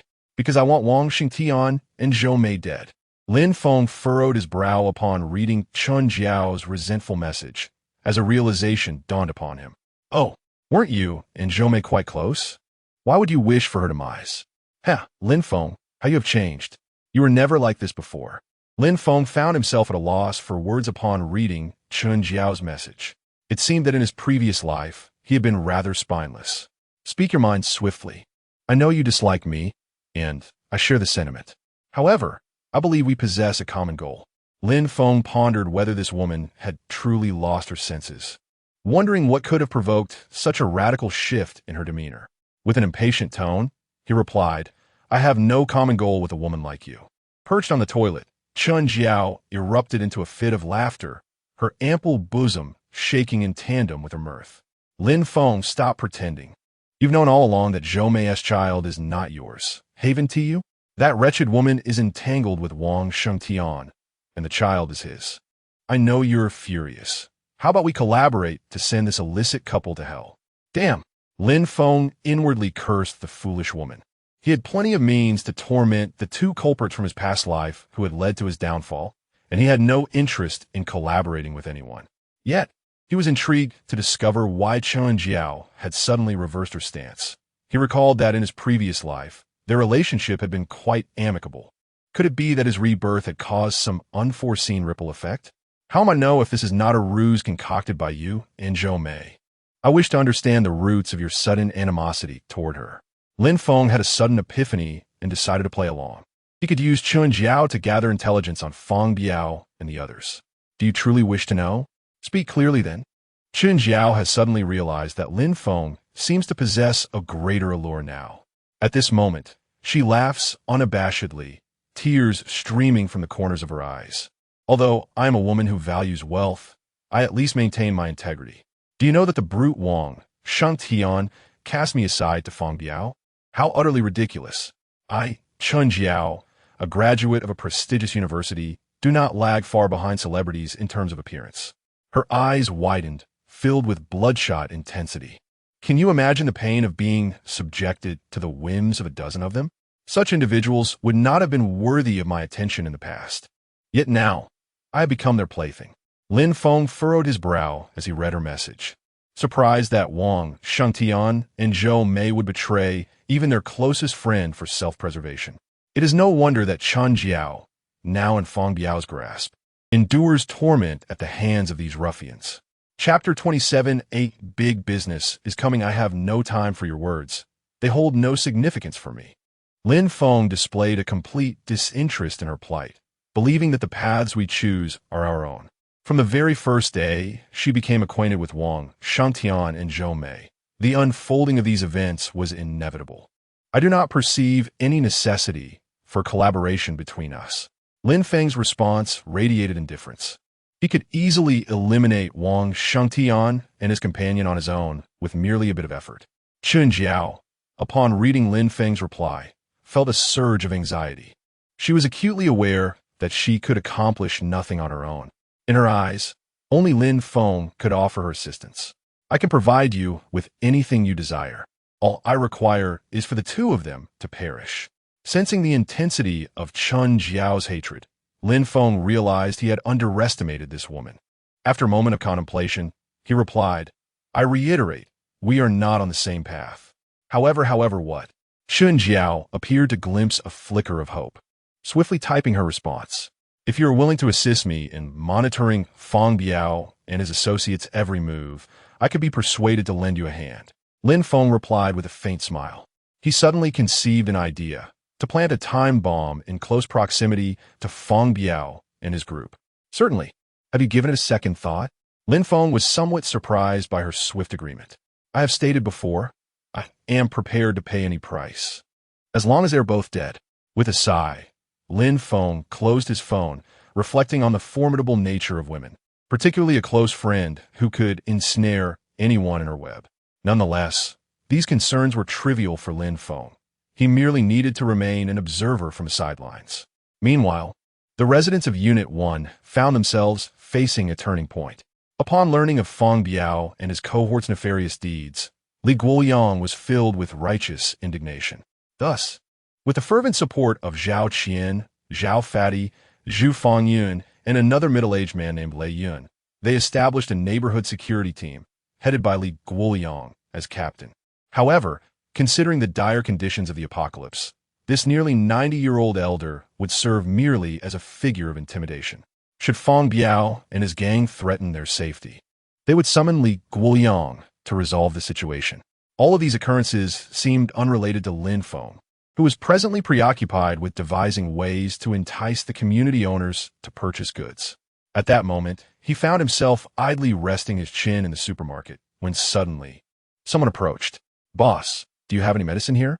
A tall woman clad in a white down jacket hesitantly inquired at the glass door. Her voice was soft and melodious, which compelled Lin Feng to glance outside. He observed her head enveloped in a large scarf, with a petite nose adorned by an oversized pair of black sunglasses. What kind of medicine do you need? Lin Feng asked, intrigued by the pleasantness of her voice, although uncertain if it was merely the sound that was captivating. Just some fever-reducing medication will suffice. Lin Feng recalled that he actually had a few boxes of such medication, remnants from a time when he had fallen ill and spent a considerable sum on treatment. Uncertain whether the sale of these medications would count towards revenue, Lin Feng inquired of the system, do sales of pharmaceuticals contribute to the total turnover? The system promptly affirmed, indeed. The host has the autonomy to sell personal items and retains pricing authority. With the system's confirmation, Lin Feng turned to the woman awaiting outside, announcing, I have antipyretics available. A box costs 15 grams of gold. The woman, seemingly already acquainted with the rules of Lin Feng's establishment, nodded in agreement without hesitation. She delicately extended her fair hands, placing a beautifully crafted ring upon the counter.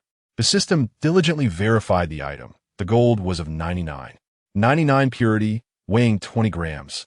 Lin Feng weighed the ring in his hand, casting a surprised glance at the woman. She must be quite affluent, he mused, for it is rare for anyone to use 20 grams of gold for a ring. Such an amount could easily forge a bracelet. Please hold on a moment. Lin Feng called back, turning to retrieve the medication. Soon, he placed a box of antipyretics on the counter. This is the antipyretic. You now have a balance of 5 grams of gold remaining. Would you like anything else? Here, a tablet. It contains a list of available items. He gestured to the tablet on the counter with a smile. The woman, clad in a white coat and wearing sunglasses, obscured her gaze. Yet she attentively scrolled through the screen with her slender fingers. Do you have red wine? She inquired. Lin Feng was taken aback. Instead of food, she opted for wine. Certainly. We have Best, Bordeaux's small vineyard, and Raymond Seiden's white wine. What is the price for Best? She interrupted, her voice tinged with a magnetic quality. Lin Feng felt a surge of excitement at the prospect of a substantial transaction, though he remained skeptical about the woman's wealth. Best is 350 grams for a case, and 90 grams per bottle. After a moment's hesitation, she lifted her chin and said, Could you wait for me? I'll return shortly. Lin Feng was genuinely astonished. If the woman was not jesting, she was not merely affluent, but indeed a young heiress. Of course, our establishment operates 24 hours, he replied, his face adorned with a sincere smile, having stayed up late indulging in single-player games over the past few nights. That should qualify as 24-hour service, right? The woman in the white down jacket acknowledged with a brief response before jogging away. She did not keep Lin Feng waiting long, soon reappearing before him.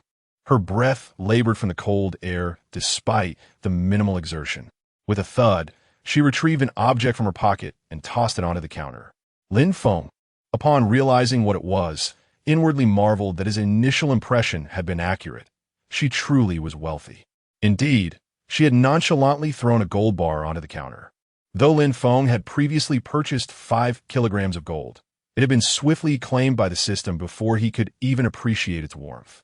Upon receiving a gold bar of 99 purity, weighing 500 grams, the system's identification tone resonated once more. Lin Feng, clutching the weighty gold bar, could hardly suppress the smile that crept across his lips. It truly felt like the new year had arrived. Miss, you now possess a total of 505 grams of gold. What would you like to purchase? Standing with impeccable posture, Lin Feng endeavored to recall the stance of the sales assistant during his previous visit to the jewelry store. Suddenly, a chuckle escaped the young woman, clearly amused by Lin Feng's demeanor. With a playful tone, she declared, I would like a case of Best red wine, and also a case of crab roe instant noodles. Don't forget the ham sausages. She continued to list an array of items until she had precisely exhausted the value of the gold. Lin Feng swiftly gathered the requested items, then opened the glass door to place them at her feet. So you can actually come out? The woman remarked in astonishment as she observed Lin Feng meticulously arranging the goods outside the supermarket. Lin Feng rolled his eyes, thinking it was a rather redundant question. If he couldn't step outside, how would he be able to attend to customers? However, Noticing the fever-reducing medication atop the wine case, a sudden realization struck him. With an expression of surprise, he inquired, "No way. You can't be that sunny day person, can you?" Chapter 28. Do you wish to reheat my leftovers? Do you recognize me? The woman in white gasped in surprise, astonished that someone truly recognized her. Lin Feng rolled his eyes, exasperated, and remarked, "I only recalled you when I saw you purchasing antipyretics. Are you genuinely planning to deliver medicine to that elderly lady?" Lin Feng was taken aback that, even after a day or two, she was still preoccupied with this matter. It seemed she was indeed a saintly figure. Her child is my student. I cannot bear to ignore it. Ah, it hadn't occurred to him that she was a teacher. In a world teetering on the brink of collapse, such individuals willing to sacrifice for others were exceedingly rare. Lin Feng didn't comprehend her motivations but respected them nonetheless. It was none of his business. After all, she had spent her own money on those items, and she could do as she pleased. Watching the woman depart, burdened with packages, Lin Feng mused to himself. Upon returning to the supermarket, Lin Feng secured the glass door, and the system automatically locked it. With 90 grams plus 520 grams, he had now amassed a total of 610 grams of gold. The quantity required for a system upgrade was drawing ever closer. Lin Feng smiled contentedly, feeling no urgency. He was well aware that he was the sole source for purchasing goods at this moment. As for other supermarkets, apologies, but they would first need the capability to break through those unyielding ice layers. Lin Feng returned to the living room, retrieved several delectable dishes from the infinite space, heated them, and placed them upon the dining table. Ah, it was once again time to flaunt his affluence. There was simply too much food, far more than he could consume.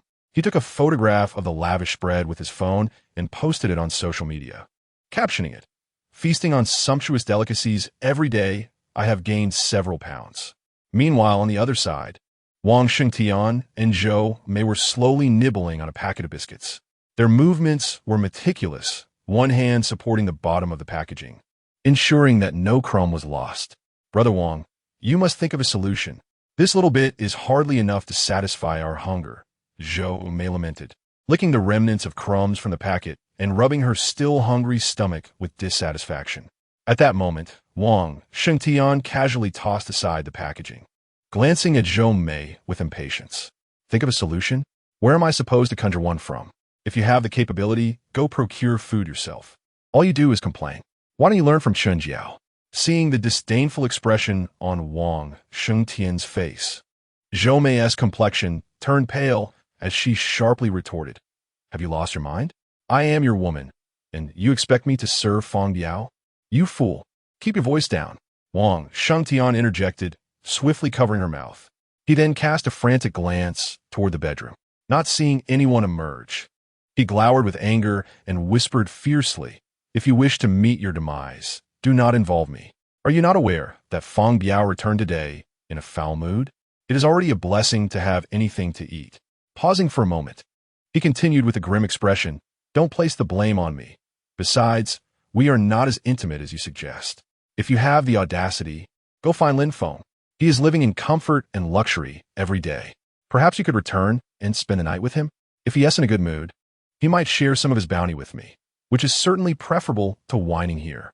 He spoke as he took out Zhou Mei's phone, scrolling through Lin Feng's latest posts to show her. "How could you do this to me? You beast!" Zhou Mei trembled with rage, unable to believe Wang Shengtian's utter shamelessness. With a resounding slap, Zhou Mei felt the sting on her cheek, her disbelief evident as she stared at the indifferent Wang Shengtian. "You dare strike me? It is indeed you I struck. Worthless thing! How dare you insult me?" Wang Shengtian nonchalantly withdrew his hand, growing increasingly weary of Zhou Mei. In the wake of the apocalypse, he could hardly care for himself, let alone a useless woman. After all, she had initially shared his bed for the sake of his wealth, making it all too easy for him to cast her aside. At that moment, Chen Jiao stepped out of the bedroom, witnessing the scene unfold. With a teasing expression, she remarked, "What is happening here?" "Oh, it's you, Jiao Jiao. This ungrateful woman didn't know her place, so I had to teach her a lesson." Wang Shengtian hurriedly approached, eager to explain, knowing that Zhou Mei was now in favor with Fang Biao and must not be offended. "Ha! Wang Shengtian, I think you didn't hit her hard enough. Are you feeling sorry for her? Chun Jiao said, glancing at Zhou Mei, who sat helplessly in a corner, clutching her face. Wang Xingtian hesitated for a moment, but soon approached Zhou Mei again, delivering another fierce slap. Look, Jiao Jiao, now I've really put my all into it. Chun Jiao reveled in his obsequious demeanor, holding his chin playfully, her eyes filled with mockery. Very good. Make sure to ask Brother Biao to give you more food later. Thank you, Jiao Jia. Thank you. Wang Xingtian exclaimed, elated, regretting not having struck Zhou Mei more forcefully, as it might have guaranteed him better rations the next day. Meanwhile, Chun Jiao approached Zhou Mei, her heart racing with excitement at Zhou Mei's pitiful state. My dear sister, did I hurt you? Would you like me to help you rub it? Zhou Mei glared at Chun Jiao with venomous eyes, wiping the blood from her lips. You can stop pretending to be kind, Jiao Jiao. You're just a filthy slut that everyone has ridden. In an instant, Chun Jiao's expression turned icy. She despised the mention of this topic. With one swift motion, she slapped Zhou Mei again. Say whatever you like, but don't get any ideas. I still have plenty of time to play with you. A smirk crept onto her lips, her tone chilling enough to send shivers down the spine. Disdainfully, she turned away from her former friend and sauntered off. Zhou Mei, clutching her swollen face, sat helplessly in the corner, with no hope left in Wang Xingtian. Whom could she rely on now? Lin Feng. A glimmer of hope sparked in her eyes. She knew Lin Feng cared for her deeply. If she was willing to humble herself and plead with him, she could surely escape this place. Once a person harbors hope, they will desperately clutch onto that lifeline. She hurriedly picked up the phone from the ground, searching through WeChat for that familiar name. Moments later, her eyes sparkled with realization, ignoring the pain on her face. Her fingers swiftly typed out a message. Lin Feng, it's your wife, Zhou Mei. Lin Feng, who was sipping a cup of coffee to soothe his throat while browsing through the homeowners group on his phone, suddenly received a message notification. With a splutter, he spat out his coffee upon reading the message. Goodness, it appears this woman is truly having a hard time, even resorting to rehashing old grievances. However, a smirk soon crept onto Lin Feng's lips. With clients absent and life rather dull, he decided to entertain himself by engaging with this woman. Wife, is it you? Where are you? I'm so worried about you. As he sent the message, Lin Feng couldn't help but admire his past self. How had he managed to endure such a pathetic display of sentiment? Yet, if one were to act, one must commit fully. After all, he needed to convey a semblance of heartbreak and despair. Chapter 29. My apologies. I had forgotten. Just as Zhou Mei set her phone down, it began to vibrate. Upon picking it up, a fleeting smirk crossed her face. With just a slight nudge, this pitiful wretch would immediately prostrate himself before her, wouldn't he? The fact that Lin Feng had replied so swiftly to her message indicated what? It suggested that he still held her in high regard. If he truly felt indifferent towards her, why would he respond so promptly? Zhou Mei let out a cold huff, her mind conjuring an image of Lin Feng's delighted expression upon receiving her message. After waiting for 5 minutes, she finally typed her response. Darling, I'm still at home. They are bullying me and won't even give me anything to eat. It was no wonder that in her previous life, Zhou Mei could easily lead Lin Feng astray. Her ability to manipulate others was indeed masterful. Although her heart yearned to move into Lin Feng's supermarket and assume the role of mistress without reservation, she knew that patience was essential. From the delay in her reply, it was clear she was not rushing to respond, but rather taking her time. What shall I do? You must be starving. How dare they bully you? I shall not let them get away with it. The fury in Lin Feng's tone nearly made Zhou Mei burst into laughter. This useless fellow remained the same, with just a hint of her feigned distress. He would react in this manner. Convinced that Lin Feng still harbored fantasies about her, she quickly typed, Darling, could you bring me something to eat? I saw so many delicious things on your moments. Could you bring me 2 portions? As Lin Feng read Zhou Mei's message, a smile crept onto his lips. Still thinking about food, is she? Well, she can wait. He then began to type rapidly. He couldn't allow her to grow impatient. Do you want anything else? If you do, please bring me 2 bottles of red wine. It has been ages since I've had any. All right. Anything else? Also, please bring a pack of cigarettes. I want Zhonghua. I won't accept any other inferior brands. Not a problem. Anything else? Zhou Mei squinted her eyes. pondering for a long moment before concluding she didn't require anything more for the time being. She could always ask Lin Feng for more later. That'll be all for now. Thank you, darling. Just drop it off at the bottom of my building. Certainly no problem. After sending his final message, Lin Feng closed his phone and retreated to his bedroom for an afternoon nap. Although he had agreed to her request, it was clear that he would not fulfill it. Before drifting off to sleep, he remembered to turn off his phone. It would be quite inconvenient if someone called him. Meanwhile, Zhou was already anticipating a sumptuous dinner. The mere thought of indulging in a hearty meal made her stomach, which had been growling for days, suddenly feel at ease. Just then, Wang Xingtian emerged from his bedroom, clutching 2 bags of crispy noodles. However, he had also concealed a sausage in his pocket, seemingly reluctant to share it with Zhou Mei. Observing the excitement in her eyes, he couldn't help but feel a twinge of curiosity. Could this woman possibly be a masochist? How could she seem even happier after receiving a few slaps? He strode directly to Zhou Mei's side, presenting a bag of snacks before her, and saying, "This is some extra food from Biaoge. Don't say I never think of you."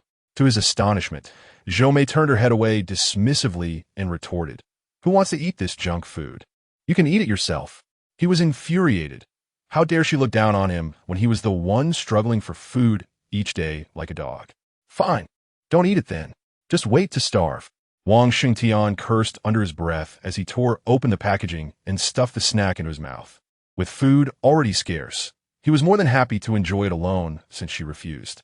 When the hunger became unbearable, she could not come running to him claiming there was nothing to eat. Unbeknownst to Wang Xingtian, Zhou Mei was lost in thoughts of the various delicacies that Lin Feng would soon bring her. An hour passed, and there was still no sign from Lin Feng on her phone. Zhou Mei felt a twinge of anxiety, but reassured herself that the cold outside might be causing the delay. 2 hours ticked by, and she began to feel a growing unease, realizing she might have been deceived. Hastily, she opened her phone and typed into Lin Feng's chat. "Honey, haven't you delivered it yet? Is something wrong? Lin Feng, don't mess with me. Hurry and bring it over." As dusk approached, she sent him dozens of messages. Yet Lin Feng did not reply. With a grim expression, she gripped her phone tightly, finally realizing that she had been played. She regretted not accepting the bag of snacks Wang Xingtian had offered, and now all she could do was lick her parched lips and endure hunger. At that moment, her phone rang. Zhou Mei quickly picked it up to see a message from Lin Feng. "Sorry, the front door is broken and I can't get out." Lying on the sofa, Lin Feng replied with a grin, amused by the barrage of messages from Zhou Mei. Seeing his response, her face flushed with anger as she demanded, "What's going on? You can't just use the excuse of a broken door. Couldn't you have at least informed me? I've been waiting all afternoon. Oh, my phone died. I forgot to charge it." Lin Feng's nonchalant tone made Zhou Mei tremble with frustration, but after a moment, she composed herself. She still had hopes for Lin Feng's food and couldn't let him sense her dissatisfaction. Adjusting her mindset, Zhou Mei replied softly, "Forget it, since you forgot. I want to hold it against you this time. But I've gone all afternoon without eating. You should know how to make it up to me." In her mind, whenever she was upset in the past, Lin Feng would go to great lengths to cheer her up. Lin Feng gazed at the message he received, surprised by the woman's remarkable composure.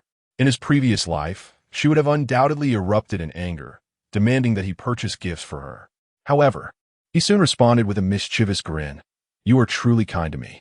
As a token of my gratitude, I can reveal to you the location of abundant food. But you mustn't share this with anyone else. I only confide in you because I care." Zhou Mei paused in astonishment upon reading his message, and then elation surged within her. She never anticipated that Lin Feng would be willing to share such vital information. Yet, she quickly regained her composure, harboring doubts about his sincerity. Raising her gaze to Wang Xingtian, who was reclining on the sofa with his eyes closed, she ensured he had not noticed anything amiss before urgently inquiring, "You aren't deceiving me, are you? Would you truly be so benevolent as to tell me where food can be found?" "Why would I deceive you? Do you not recall that there is a grocery store across from the community?" Lin Feng replied. "Of course, I know that, but what good does that do me? The outside world is buried beneath heavy snow. We cannot access it." Noticing that she had taken the bait, Lin Feng's lips curled into a slight smile, and he continued enigmatically, Let me assure you, that store is not buried at all. Many of the items in my supermarket come from there. Chapter 30. Dog bites dog. Zhou Mei was not in the mood to ponder these matters. Since Lin Feng had entrusted her with a secret, it meant her escape from this place was imminent. Soon, she would find herself hidden away, indulging in an abundance of food, just as Lin Feng did, freeing her from the torment of hunger alongside Wang Shengtian. She suppressed her overwhelming joy and reiterated, "You better not be deceiving me. Otherwise, I shall never acknowledge you again." "How could I? I merely wish for your heart to return to me," Lin Feng replied, suppressing his disgust as he fabricated this tale. Given Zhou Mei's inherently selfish nature, it was certain she would hoard everything for herself. In a small group devoid of humanity, such as Fang Biao's, should they discover her treachery, it would undoubtedly be entertaining to witness. Noticing that Zhou Mei had ceased to respond, Lin Feng smirked disdainfully. Truly a fair-weather friend. One moment she was affectionate, and the next, upon receiving what she desired, she turned her back. Nevertheless, he remained unperturbed as he retrieved another contact from his phone. At 1 o'clock in the morning, the pitch-black night enveloped the light like a ravenous beast. Outside, the biting cold wind combined with the falling snow quickly blanketed the ground in ice. Yet, Zhou Mei felt no inclination to sleep. Her eyes shone brightly in the dark room as she awaited the moment when everyone would succumb to slumber, thus granting her the opportunity to flee. The moment had finally arrived. On the couch, Wang Xingtian and 2 others lay wrapped in heavy blankets, soundly asleep. The other 2 bedrooms were silent save for the rhythmic sounds of snoring. A flicker of disdain crossed Zhou Mei's eyes. She merely needed to leave without rousing anyone, thereby liberating herself from this band of fools. Cautiously, she rose to her feet. Though the room was shrouded in darkness, this was Lin Feng's residence, and she was intimately familiar with its layout. Zhou Mei moved stealthily toward the entrance, holding her breath. Although it was only a few paces, it felt as though she had traversed a great distance, and her back was soon slick with cold sweat. At last, she reached the door. Gently, she turned the doorknob, but the frigid temperature had rendered the mechanism stiff and unyielding. The sound of the knob turning made her heart race, and she quickly glanced over her shoulder. With no sign of disturbance, she exhaled in relief. As she turned the knob again, just as she was about to push the door open, the dark room suddenly blazed with light. "Hey, where are you off to at this hour?" Chun Jiao's voice rang out mockingly from behind her, causing Zhou Mei's hair to stand on end. She turned to find Fang Biao embracing Chun Jiao, his expression laced with derision. "Who the hell is that? Get up quickly." One of the minions kicked Wang Shengtian awake from his deep slumber. He shielded his eyes from the blinding light, rubbing his sleepy gaze, utterly bewildered as to why he was being summoned at such an hour. "You wretched woman, explain where you intend to go." Fang Biao's mood was foul, his countenance dark as a storm cloud, having suffered humiliation earlier in the day. Unexpectedly, such an incident occurred in the evening. His eyes, filled with fury, were fixed intently on Zhou Mei standing before the door. Zhou Mei, pale and trembling, gazed at the crowd. Instinctively, she forcefully pushed open the door, attempting to flee outside. "Bring her back," Fang Biao sneered coldly, showing no concern that she might escape. Beside him, the red-haired Yang Wei immediately followed her out with a companion. "Let go of me! Let go of me! You beasts!" Soon, Zhou Mei's desperate cries echoed through the corridor, as Yang Wei seized her arm and dragged her back into the room. Locking the door, he kicked her to the ground, cursing vehemently. "You filthy woman! After the boss provided for you, you dare to betray us?" I didn't. You must believe me." Zhou Mei screamed in terror, bewildered by her capture.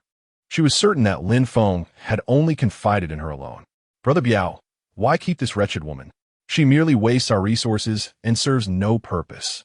Chun Jiao clung to Fang Biao, complaining into his ear. Fang Biao, his expression cold, remained silent as he approached Zhou Mei. "I wish to know your intentions for going out." I wasn't doing anything. I simply felt unwell and wanted some fresh air." Zhou Mei stammered, gritting her teeth, afraid to reveal the truth. That place represented her hope, even if she had been captured this time. As long as she could cleverly evade these individuals, she could seek another opportunity later. still unwilling to speak the truth. Wang Xingtian, come here. Fang Biao had not anticipated her stubbornness. Even at her last moment, she refused to confess. He beckoned the now awakened Wang Xingtian over. Brother Biao, this has nothing to do with me. I know nothing. Wang Xingtian was thoroughly exasperated with this foolish woman, who always dragged him into trouble. Seeing Fang Biao summon him over, he hastily waved his hands, eager to distance himself from the situation. Damn it, come here when I tell you.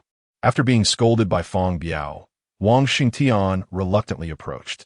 Fang Biao, with a sinister smile, patted the sweating Wang Xingtian on the face and said, Kid, you've been with her for quite some time, and I haven't mistreated you, have I?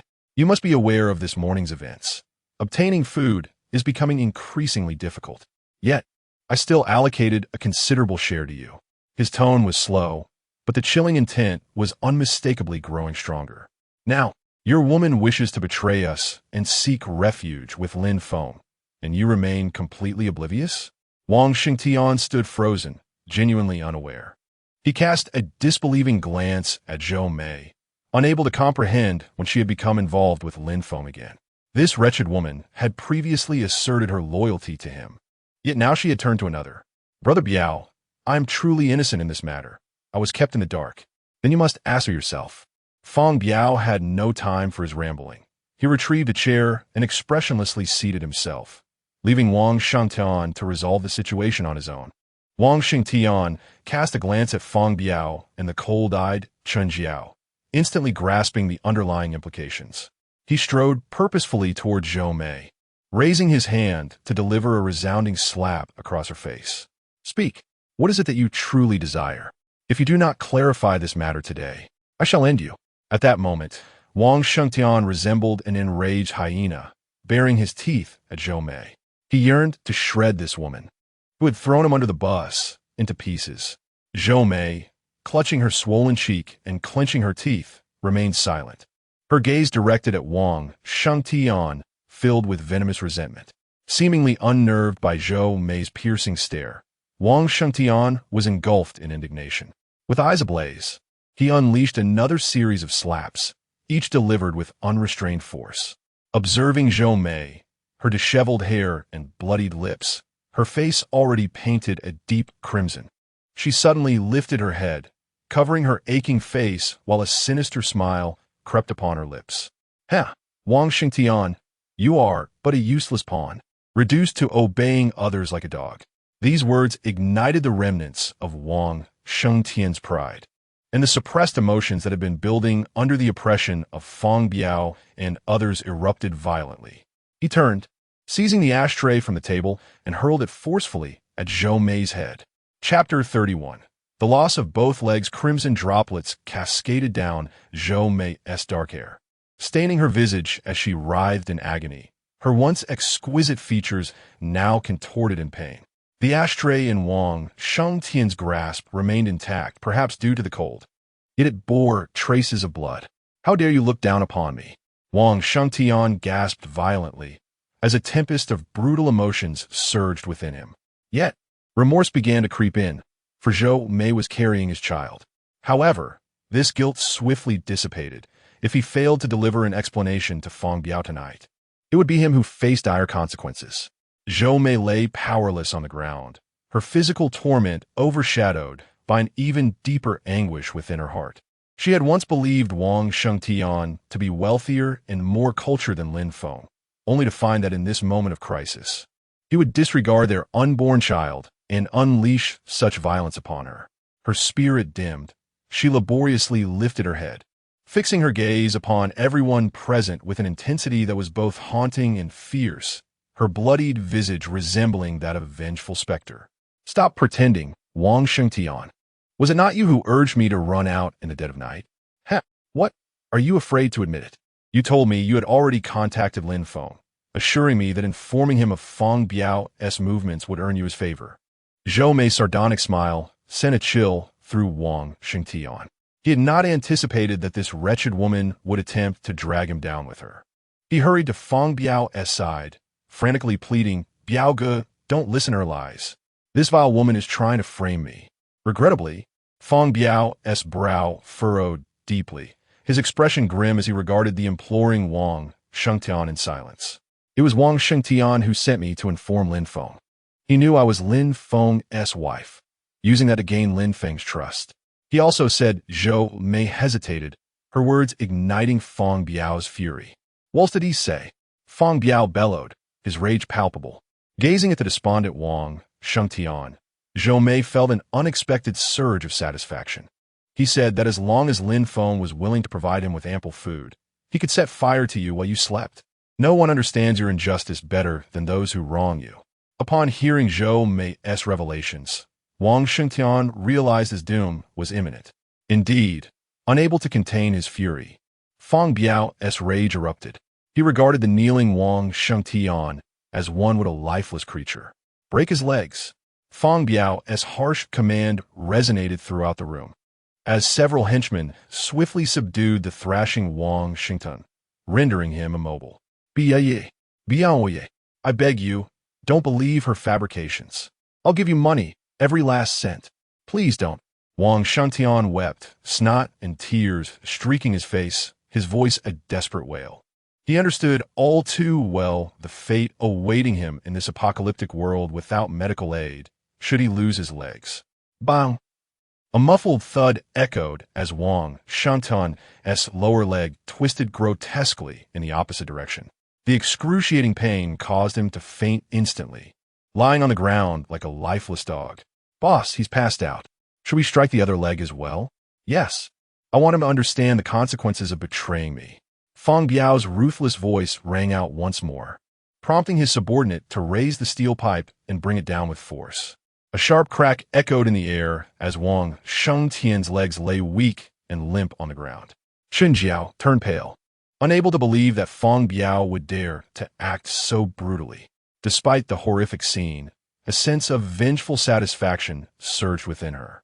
The events of the night had been divulged to Feng Biao by her, and as for how she came to know, it was Lin Feng who informed her after sending her the chat screenshots with Zhou Mei. There was no need for Lin Feng to utter another word. She instinctively understood what needed to be done. However, she hadn't anticipated that this time it would indirectly lead to Wang Shengtian's retribution. Observing Zhou Mei, who lay on the ground with vacant eyes, she couldn't help but furrow her brow. "Brother Biao, what shall we do with this woman? Bind her together with Wang Shengtian and deny them any food. Aren't their feelings deep? Let them perish together." Feng Biao's tone was devoid of any emotion, and it was the first time Chen Jiao witnessed the true nature of Feng Biao. Previously, she had thought him merely a common thug, yet now it appeared that his cruelty was far more complex than she had imagined. Watching his subordinates drag Zhou Mei next to Wang Shengtian and tie them together, Feng Biao seemed weary. He silently stood up and walked toward the bedroom. What? Wang Shengtian's legs were broken by Feng Biao? Lin Feng, who had been playing the role of the night owl, was taken aback by the message Chen Jiao had discreetly sent him. He had never anticipated that the offhand lie he told Zhou Mei would yield such dire consequences. Initially, he had intended to deal with Wang Shengtian personally, but it seemed Feng Biao had acted first. Oh well, losing one's legs in this apocalypse is far worse than death. As he pondered this, Lin Feng found his mind plagued by concerns about the revenue. It was progressing too slowly at this rate. It was uncertain whether he could gather the necessary gold within a month. The entire neighborhood was so small that he contemplated whether he should take a megaphone to other communities to shout. Regrettably, he could not stray too far from the supermarket. If an opportunist discovered him, he might not return. How vexing! If only that woman in white would come a few more times. Lin Feng couldn't help but recall the woman clad in a white down jacket from earlier that day, although her age and appearance were indiscernible. Her online name suggested she was middle-aged. However, the next day, deprived of sleep, Lin Feng did not encounter the woman in white, but unexpectedly met another individual. Zhang Shimin, what brings you here? Lin Feng inquired, eyeing the man enveloped in a thick black coat with a slight furrow of his brow. This man was none other than the property manager, Zhang Shimin, who leaned against the glass door, exhaling warm breath into the chilly air. Why shouldn't I come? I'm here to shop, Zhang Shimin retorted, clearly displeased by Lin Feng's attitude. Very well, the tableau on the counter displays a list of products and their prices. Please take a look for yourself. Lin Feng yawned, his tone tinged with ennui. Let me see, what on earth is this? You want gold? Lin Feng rolled his eyes, recalling that he had heard this phrase 3 times over the past few days. It seemed imperative to urge the system to install a conspicuous sign on the glass exterior. Otherwise, the incessant inquiries from newcomers would drive him to distraction. The prices were clearly marked. One could purchase if they wished or not. Lin Feng felt no affinity for the man before him and spoke with unmistakable disinterest. At this moment, his sole desire was for the woman in white to return. She was the genuine customer. I am not here to make a purchase. Zhang Shimin adjusted his glasses, his expression earnest. Are you messing with me? Why shout if you're not buying? Lin Feng, with furrowed brows, cursed under his breath and turned to leave. Hey, wait. I'm here to discuss a collaboration. Zhang Shimin, sensing Lin Feng's intent to depart, hurriedly called after him. Lin Feng paid him no mind, intent on returning to his slumber. Every day it's about collaboration. I've got the system. What kind of partnership could possibly sway me? Help is on the way. Zhang Shimin whispered urgently. Chapter 32. Is rescue on the way? Lin Feng was momentarily taken aback. His first instinct was that Zhang Shimin was deceiving him. In his previous life, Lin Feng had awaited official rescue until the supermarket was looted. Yet now this Zhang Shimin claimed that help was imminent. Could it be that his reincarnation had indeed triggered a butterfly effect? How do you know that rescue is on the way? Lin Feng inquired, his expression unchanged, harboring doubts that this individual was merely attempting to manipulate him into relinquishing supplies. You need not concern yourself with the details. Official assistance will arrive within 10 days. Zhang Shimin replied mysteriously, exuding an air of confidence that suggested he might be telling the truth. However, Lin Feng was not swayed by his words. With so many people in this community, it was implausible that any rescue operation could adequately address their needs. Even if, as Zhang Shimin claimed, official help were to come, it would hardly suffice for the multitude. At most, it would merely affect his business. He could always attract customers from other neighborhoods. Let them come. Haven't you all been waiting for rescue? Now you can rest assured, Lin Feng remarked nonchalantly. 10 days? By then, they will merely be here to collect the deceased. Many have been starving for nearly a week. Waiting another 10 days would surely lead to their demise. Huh, Lin Feng, I know you must be terrified. You probably made quite a fortune from the supplies during this time. Haven't you? Zhang Shimin said, his tone laced with sarcasm. Let me tell you, you better prepare the supply list I sent you last time. If you do, I might speak a few kind words for you. Otherwise, Zhang Shimin's voice dripped with a menacing sneer, as he clearly believed that Lin Feng would fear the repercussions from the authorities. Lin Feng rolled his eyes, amused by this buffoon. Have you lost your mind? You think you can threaten me? He retorted coldly, watching as Zhang Shimin's face flushed red. Want food? Come and beg me. Perhaps I shall soften my heart and grant you a morsel. You! Zhang Shimin glowered at Lin Feng, his expression dark. He had not anticipated that Lin Feng would appear so indifferent to the arrival of the officials. After standing outside with a malevolent gaze for a moment, he eventually stormed away in anger. Truly perplexing, Lin Feng mused, shaking his head at the inexplicable confidence of some individuals who sought to control others through such tactics. The dreary morning passed swiftly as Lin Feng languidly scrolled through his phone while reclining in a chair. Just then, he noticed that Zhang Shimin was once again making grandiose claims in the group chat. Happiness Property S. Zhang Shimin. Hello everyone, I have some good news. Official rescue will arrive at our community in 10 days. Please maintain order when they do. I'll love a piece of firewood. Unit 1301. Seriously? Are you pulling our leg? Wolf Warrior, Unit 701. Damn, rescue is finally coming. If they don't arrive soon, I won't be able to hold on much longer. AAA Building Materials, General Manager. Unit 202. Wait, wasn't Unit 1 robbed? Are you alright? FA High doesn't T understand love? Unit 1602. Yeah, didn't those people rob you? Unit 701 of Wolf Warriors. Spare us the sarcastic remarks. How come you weren't robbed? Thankfully, I was clever enough to hand over my food and jewelry. Otherwise, I would have undoubtedly faced a beating. Unit 1301 of I Love a Stick. Brother Wolf is impressive.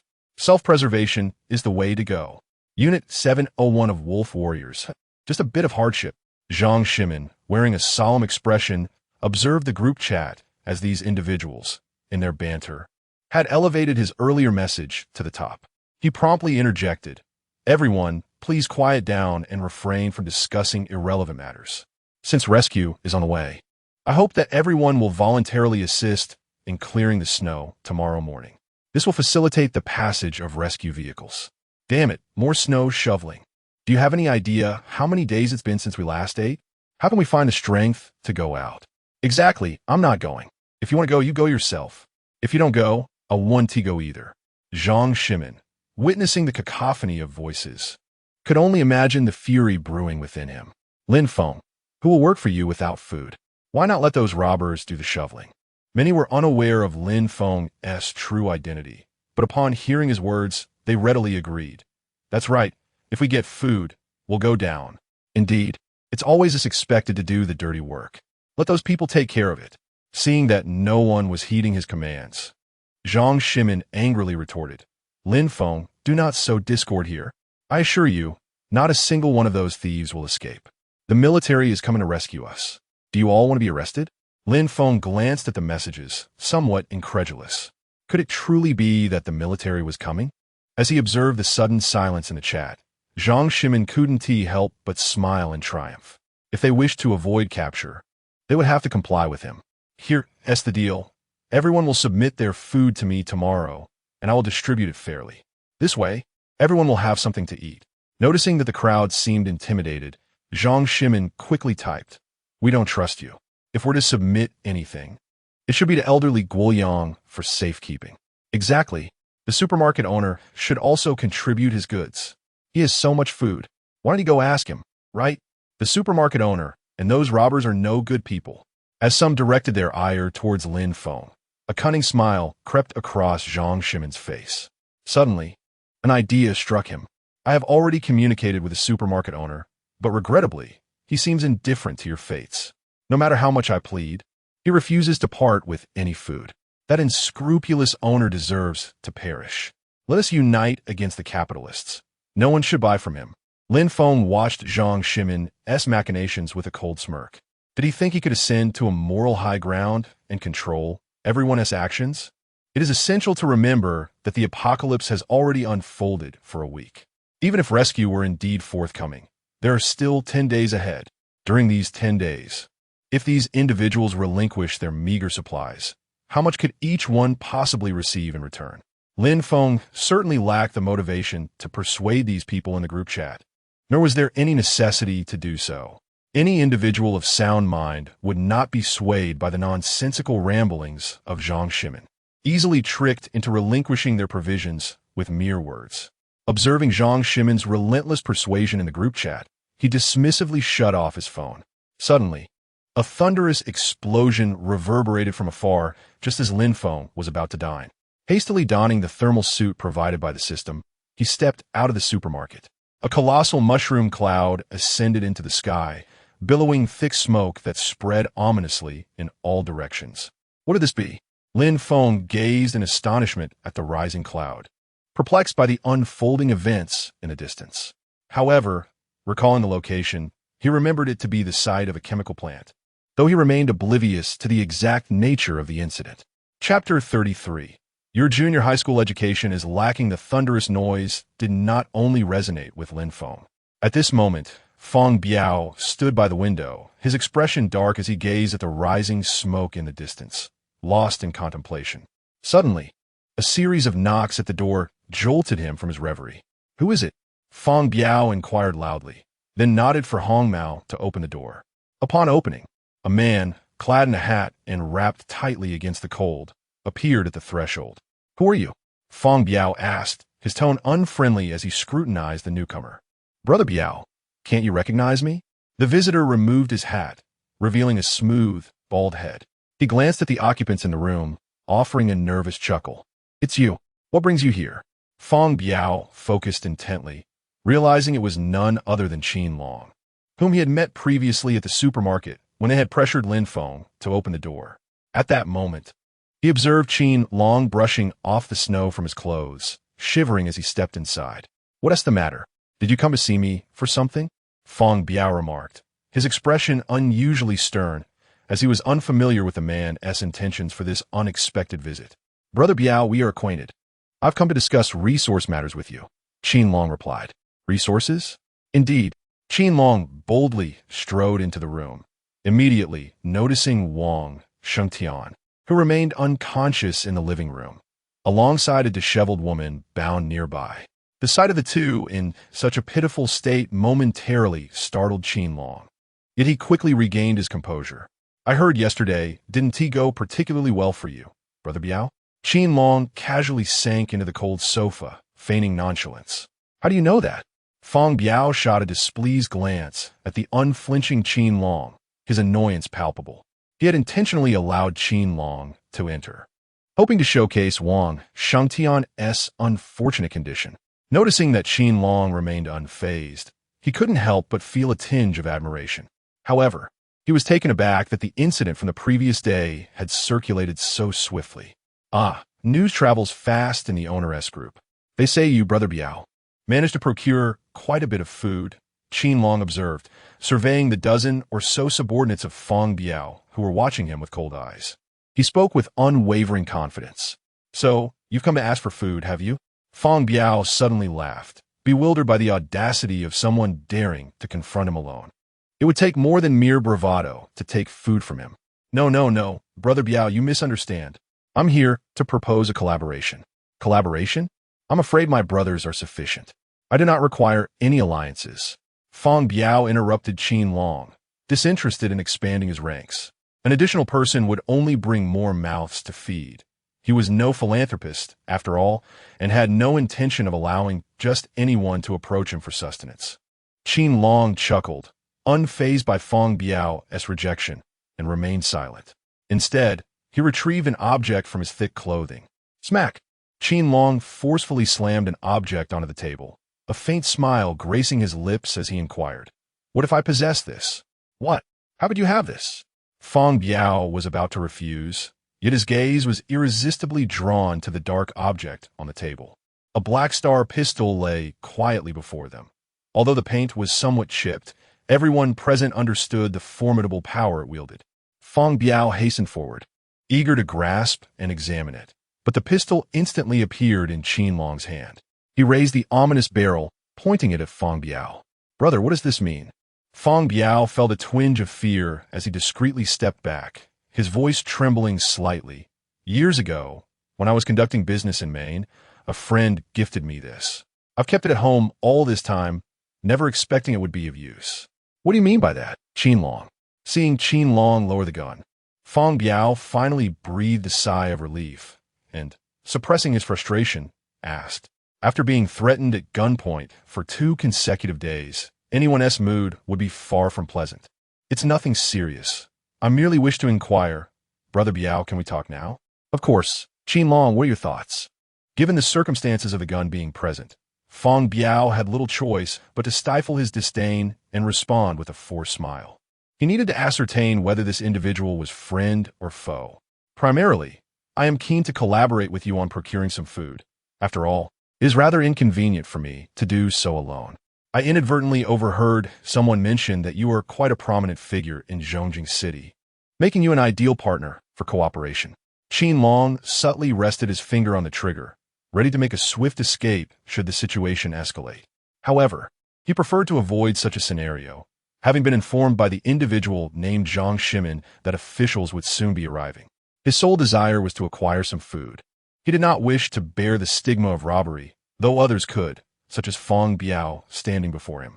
Feng Biao quickly grasped his intent, realizing that this man was rather cowardly. Despite possessing such a weapon, he chose to act with trepidation. Internally, Feng Biao scorned Qin Long, but maintained a cheerful fade, saying, "Certainly, as long as Brother Qin is willing to hand over the gun. Brother Biao, I believe it is safer in my hands. It would not be good if it accidentally discharged and harmed our brothers." Qin Long was not foolish enough to truly relinquish the pistol, and before Feng Biao could finish his sentence, he interrupted, "Haha, of course, it's equally safe in anyone's hands." With a forced smile, Feng Biao responded, having never entertained the notion that Qin Long would be naive enough to hand over the firearm. "So is it settled then?" Indeed, we can commence first thing tomorrow morning. After they finalized the time, Qin Long rose. He cast a glance at the unconscious Wang Shengtian, then smiled meaningfully before turning to exit.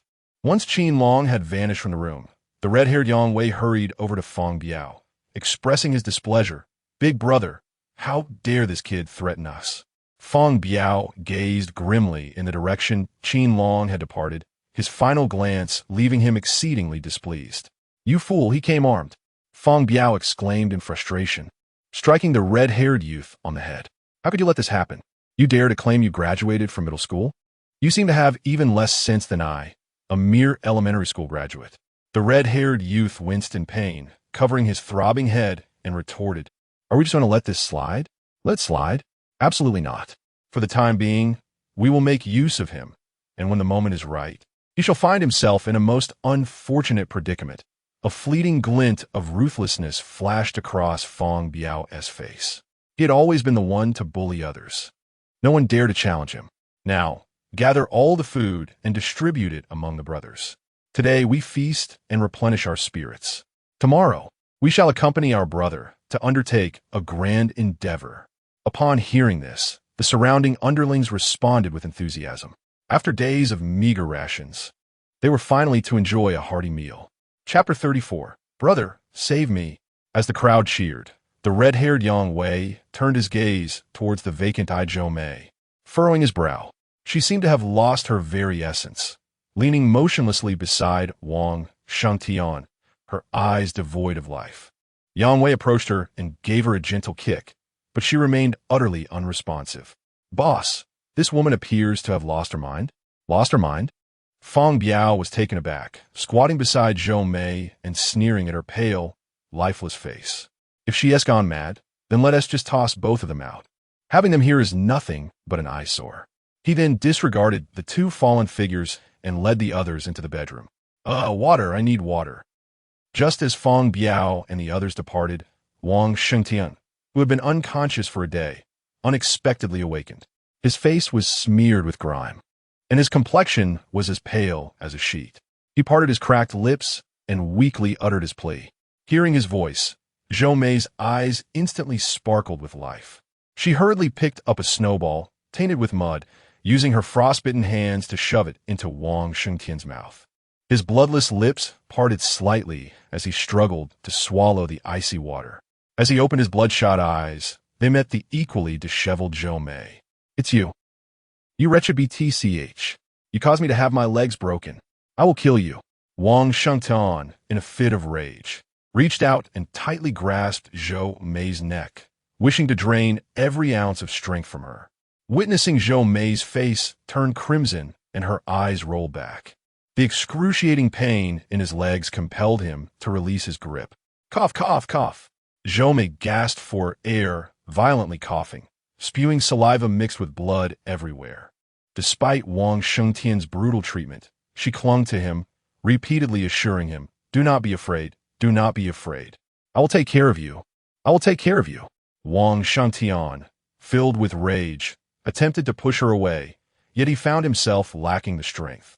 His gaze fell upon his agonizing legs, and in a fit of resentment, he bit down on Zhou Mei. Her face contorted in pain, Zhou Mei remained silent, enduring as he savagely tore a piece of flesh from her shoulder. Blood filled Wang Shengtian's mouth as he spat out the bloody remnants, his eyes burning with malice toward Zhou Mei, wishing to consume her alive. Nevertheless, regardless of Wang Shengtian's abuse, she continued to repeat her words without a hint of awareness. The following morning, Lin Feng, who was busy cleaning in the supermarket, was drawn to a raucous commotion. Could Feng Biao be seeking trouble again? As Lin Feng pondered, he realized the noise was not emanating from Unit 1, but rather from the nearby Unit 3. While Lin Feng stood there perplexed, Feng Biao was shouting with Qin Long and others behind him, standing at the door of room 301 in Unit 3. "If you don't open the door soon, don't expect me to be polite when I get in." Feng Biao angrily kicked the door, but there was no response from within. His expression darkened, and a fierce glint flashed in his eyes. "Break it down for me." Two henchmen rushed forward, relentlessly kicking the door, and it seemed the doorframe was on the verge of yielding. A terrified male voice emerged from within. What do you want? I must warn you. The security team will be here soon. What security team? A bunch of worthless scoundrels. Do you really expect that decrepit old man to come and save you? You are truly deluded. Keep smashing. Feng Biao scoffed, waving his hand to continue the assault, firmly believing that no one could thwart him, especially since he was armed. A fleeting glint of greed flashed in Feng Biao's eyes as he glanced at Qin Long, who stood not far behind. Bang! The security door finally succumbed with a resounding crash. Feng Biao's men swiftly filed inside. Seize them, Feng Biao commanded darkly. Soon, a middle-aged couple, their faces etched with panic, were forcibly dragged into the living room. Observing their gaunt appearances, he surmised they had little to offer. Damn it! Why didn't you open the door? You made me go through all this trouble. Beat them. Feng Biao spat a thick gob of phlegm onto the man's face, disregarding their pleas, and he led his men in a brutal onslaught of punches and kicks. Eventually, he ordered them to cease, and with a sinister grin, he looked down at the sobbing couple on the floor. Reveal where you've hidden your food and valuables, and do so without testing my patience.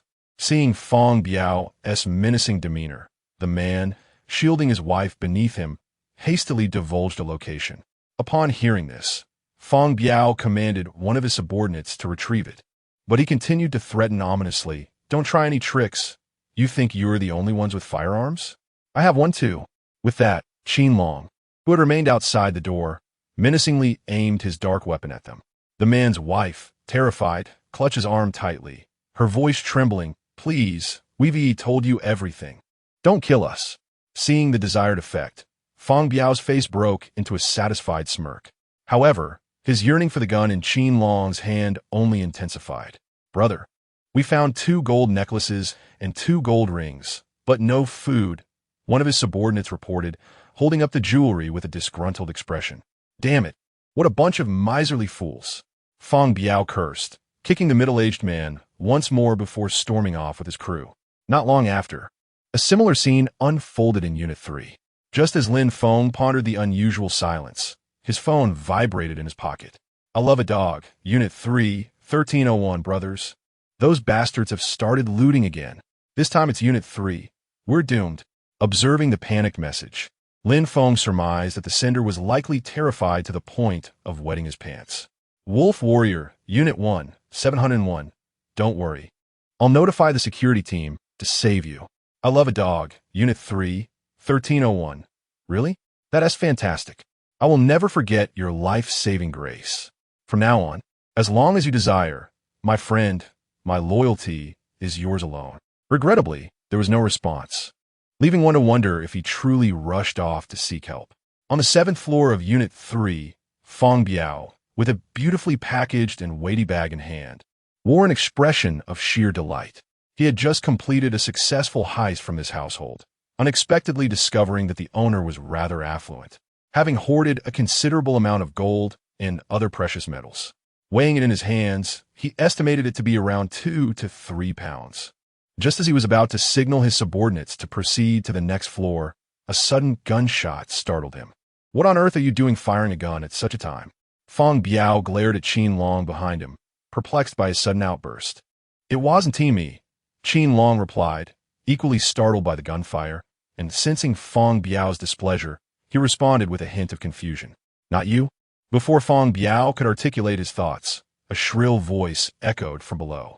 "You opportunistic beasts, hurry up and get back, or we won't be so courteous." A younger associate, peering down the corridor, caught sight of a sturdy middle-aged woman, hands on her hips, berating them. "Boss, it's just an old woman." Feng Biao couldn't help but chuckle at this remark. When did he become so lacking in authority that even the most insignificant could speak to him in such a manner? This was unacceptable. After all, he had come armed. Chapter 35. The human heart. He was just about to instruct someone to bring the person up when a sudden thought crossed his mind. Have you overlooked something? Take a closer look to see if that old man is present as well. After being reprimanded by Feng Biao, the subordinate hurriedly lowered his head to glance down again.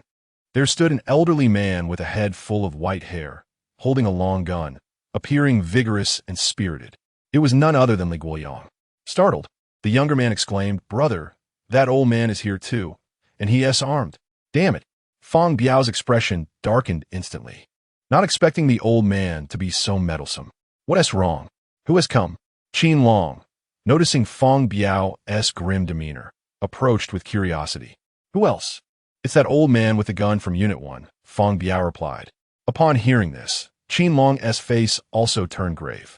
Shall we withdraw today? After all, we've already acquired quite a bit. He glanced at the 3 boxes beside him, hesitating before speaking. Unlike Feng Biao, who was reckless, he merely sought to gather some provisions. If a conflict were to arise, he would undoubtedly be the first to flee. Feng Biao cast a disdainful glance in his direction, feeling quite dissatisfied with Qin Long's demeanor. He hadn't anticipated him to be so cowardly, content with such meager gains. After a brief moment of hesitation, Feng Biao decided to descend personally. While Qin Long could afford to think only of himself, Feng Biao had over a dozen subordinates relying on him for sustenance. He understood that these men were his foundation. Having already backed down once 2 days prior, he could not afford to lose face again. Casting a glance at Qin Long, he spoke reassuringly. Brother, there's no need for concern. Just follow me down and stand behind me. You one team need to step forward. If you're feeling apprehensive, you may lend me your handgun for the time being. What do you say? Noticing Feng Biao's contemptuous gaze and then the focus on his handgun, Qin Long chuckled awkwardly and replied, I'd prefer to hold on to this myself, but since Brother Biao has said so, I shall accompany you. Feng Biao chuckled without responding. Although he looked down upon Qin Long's character, he still needed to leverage the man's intimidation. Nodding, Feng Biao led the group downstairs. Upon seeing Feng Biao and his entourage descend, the crowd following Li Guoyang finally obtained a clear view of their appearances. Some of the younger faces, upon seeing Feng Biao and his companions' robust physiques, felt their confidence wane. As the 2 sides stood a dozen meters apart, Zhu Xiaoyun from Li Guoyang's side could no longer contain herself. So it's you rascals causing trouble. A bunch of societal scum. We'll have you all arrested and sent for reform. Zhu Fengyun spat vehemently, emboldened by Li Guoyang's support, fearless in her confrontation. She planted her hands on her hips, directly berating the group. Meanwhile, Zhao Qian, the plump man beside her, took a step forward, his rotund figure advancing as he said, I hope you can reconsider your misguided path and cease these criminal activities. Should the authorities pursue this matter, I could speak on your behalf. Feng Biao and his group stood in stunned silence at the duo's theatrical exchange. Subsequently, they all clutched their bellies and erupted into laughter. Ha ha ha, San Air. Did you hear that? Am I to be guided back to the right path? This is killing me. Such pretentiousness has reached new heights. Do you really think you can speak well of us? Ha ha ha. Who among you forgot to zip up their trousers, exposing themselves? Listening to the cacophony of vulgarities, Zhao Qian's corpulent body trembled with indignation. Truly, they are a despicable lot, deserving of imprisonment. Brotherly, why waste your breath on them? Show them your prowess. Zhu Xiaoyun, unwilling to endure such humiliation, immediately piped up, noticing the unrestrained demeanor of the adversaries.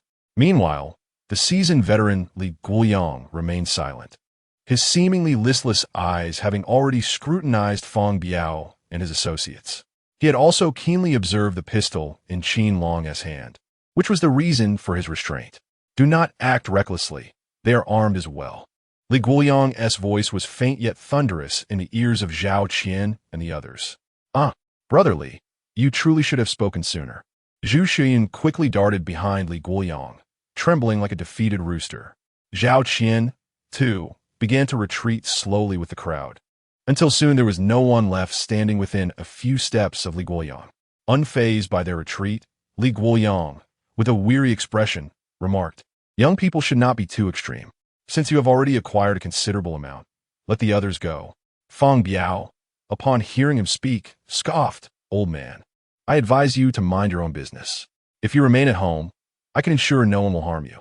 As he spoke, he cast a cold glance at the frightened crowd behind Li Guoyang. Look at the worthless individuals you are trying to protect. The law of the jungle reigns supreme. This is how the world ought to be. Li Guoyang's sparse, white hair was tousled by the cold wind.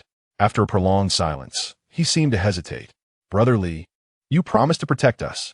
Indeed, you cannot go back on your word, old man. Zhu Shiyun and the others, huddled behind, clamored in disarray. Finally, with a complex expression, Li Guoyang raised his shotgun, aiming it at Feng Biao. Young man, if you promise not to forcibly take their belongings, I shall refrain from intervening further. What say you? Though aged, Li Guoyang's mind remained sharp. Lacking the ability to protect so many, he could only attempt to dissuade them from complete annihilation. If you dare, pull the trigger. My brothers need to eat every day. If I don't rob them, will you feed me? Feng Biao, with a grimace, clenched his teeth as he faced the gun. If he backed down now, his subordinates would no longer be willing to follow him. Exactly.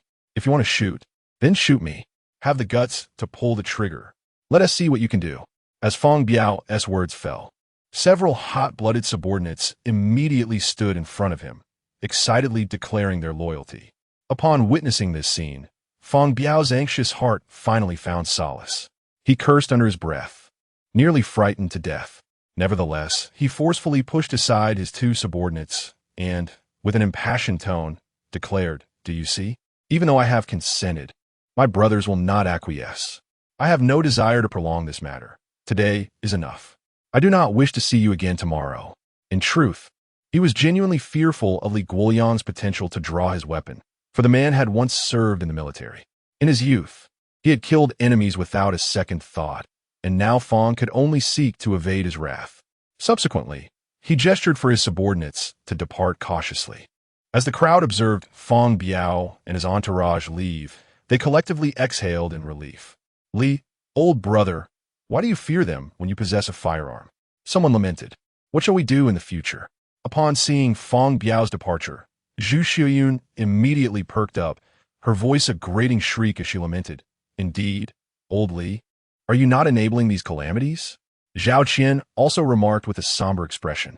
Li Guoyang remained silent in the face of their reproaches, quietly stowing away his shotgun.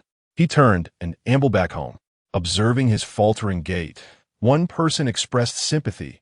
"Isn't this rather unkind of us?" "And what of it? He was a soldier after all." "Soldiers are meant to protect us," another retorted with a sarcastic tone. The crowd fell into a contemplative silence. Chapter 36. The Joy of Wealth, Brother Biao. "Is that all there is to it?" Qin Long inquired, securing his handgun while observing Feng Biao's troubled expression. "All there is to it? Certainly not. We need to maintain a low profile for a while. The food and jewelry we procured in recent days are quite substantial. We shall wait for the right opportunity to act again." He had initially anticipated a smooth operation today, yet he was taken aback by Li Guoyang's unexpected willingness to meddle. Now, they were left with no choice but to seek another opportunity. Otherwise, judging by Li Guoyang's demeanor, he might truly resort to violence. "Let us first head to the supermarket and exchange our supplies," Feng Biao contemplated before ultimately deciding against taking unnecessary risks. The gold they had converted into food would sustain their group for an entire week. He was convinced that by then, no one would dare challenge him. Fortunately, the supermarket was not far away, and soon, Feng Biao and his companions arrived at their destination. "Hey, Lin Feng, come out." The system had meticulously documented their actions. And at that moment, Lin Feng donned his attire and made his way to the supermarket. Upon seeing Lin Feng's casually cool outfit, Feng Biao's eyes brimmed with envy. He could not fathom why the temperature in Lin Feng's supermarket was so agreeable, while even with their air conditioning set to the maximum, theirs remained a frigid 30 to 40 degrees below zero. Had they not been youthful and vigorous, they might have awoken the next day in a state of lethargy. Lin Feng, however, would not divulge that the entire ambience of the supermarket was a product of the system's design. Surveying the chaotic crowd, he nonchalantly queried, "Feng Biao, what brings you here this time? Are you bringing your little chicks out for some fresh air since it was stifling indoors during the day?" In response to Lin Feng's mockery, Feng Biao was acutely aware of the previous incident when they had been caught by Lin Feng under the pretense of seeking fresh air. His expression darkened as he feigned ignorance. "Enough with the nonsense. We are here to purchase items." "Purchasing items? Well, that sounds splendid." Lin Feng's face instantly transformed into a broad smile. Although he was aware of the origins of Feng Biao's gold, he recognized the necessity of fulfilling his own tasks. "Of course, You may choose whatever you desire. Feng Biao silently approached the display, perusing the inventory. Soon, he made his decisions. 2 cartons of yushi, 10 boxes of crab roe noodles, and 10 packs of ham sausages. Do you have any alcohol? Certainly. We have both white and red wines. How about a bottle of Mao Tai? 500 grams each.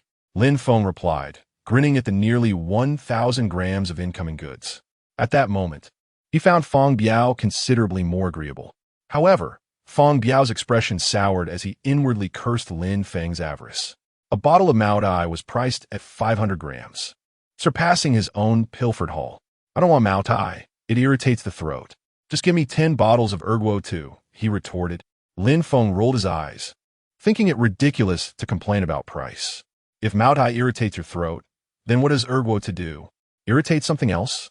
Nevertheless, Lin Feng refrained from elaborating further and swiftly calculated the bill at the checkout. Total, 1,260 grams. Just place the gold on the counter. Feng Biao verified the amount, then nodded, tossing a small package of items onto the counter. Beep. Detected purity, 99. 99. Weight, 1,300 grams. Lin Feng accepted the parcel, only to find it filled with an assortment of jewelry and a gold bar. One could only wonder how many victims this scoundrel had robbed. With practiced ease, Lin Feng handed the items through the window, observing the joyful expressions of the crowd as they received the supplies. The goods are all here. Do check for yourself, he remarked as he pushed the last box of instant noodles through the window, glancing at Feng Biao. Feng Biao surveyed the ample provisions with satisfaction, a smile creeping onto his lips. At last, we can indulge in food and drink. It has not been easy, he said, turning to Lin Feng. Please keep 40 grams of gold here for me. I shall return to make further purchases. With a grand gesture, he led the group away. Hey, wait a moment. Lin Feng sighed, watching Feng Biao and the others walk away without looking back. He had intended to mention a discount for purchases over 500, but seemed they were ungrateful. Love it or leave it, Lin Feng chuckled. By the way, I forgot to give that woman in white a discount last time. But then again, perhaps she doesn't mind. Today it turned out to be quite a profitable venture, and Lin Feng felt elated. With the previous 610 grams added, his total revenue now stood at 1,910 grams.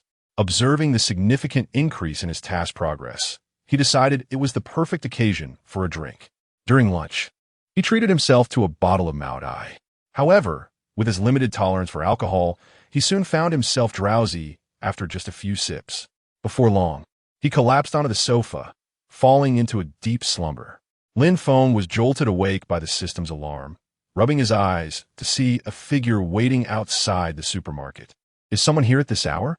He wondered aloud as he hurried toward the entrance, puzzled by the darkness of the night. Only upon stepping out of the elevator and into the light did he recognize the person. Why are you here again? Have you consumed all the food from last time? He inquired, spotting the woman dressed in white outside the door. She was none other than the woman with the WeChat named Sunny Day, wearing her thick white down jacket. She awkwardly replied, there were too many people. Everything got distributed. Really? You've consumed all that? Lin Feng exclaimed, incredulous. You gave the food away to others? Yes. I couldn't eat it all myself, and some girls had babies to care for. Lin Feng was at a loss for words. In this apocalyptic world, it was rare to encounter such selflessness. He thought that perhaps the Leshan giant Buddha should not be seated by Zhang Shimin, but instead allow this woman to take her place, for her spirit was truly remarkable. Impressive. Lin Feng, somewhat speechless, gave her a thumbs up, genuinely admiring her character. I was hoping to purchase some items today. The boss won't mind, will he? Of course not. As long as you have gold, anything is welcome. Lin Feng would not turn away a customer who came to his doorstep. He was solely responsible for selling. How they chose to use their purchases was beyond his concern. Before Lin Feng could react, the woman swiftly pulled 2 items from her bag and tossed them onto the counter. What? Another 2? He exclaimed in disbelief. Lin Feng gazed at the 2 gleaming gold ingots under the illumination, his eyes sparkling with astonishment. Could it be that this woman's family operated a bank? How could there be so much gold? Noticing Lin Feng's shocked expression as he stared intently at her, the woman in white, slightly embarrassed, remarked, "This is all there is. Nothing more." Upon hearing her words, Lin Feng finally exhaled in relief. If Feng Biao were to discover this, the woman would undoubtedly find herself in dire straits.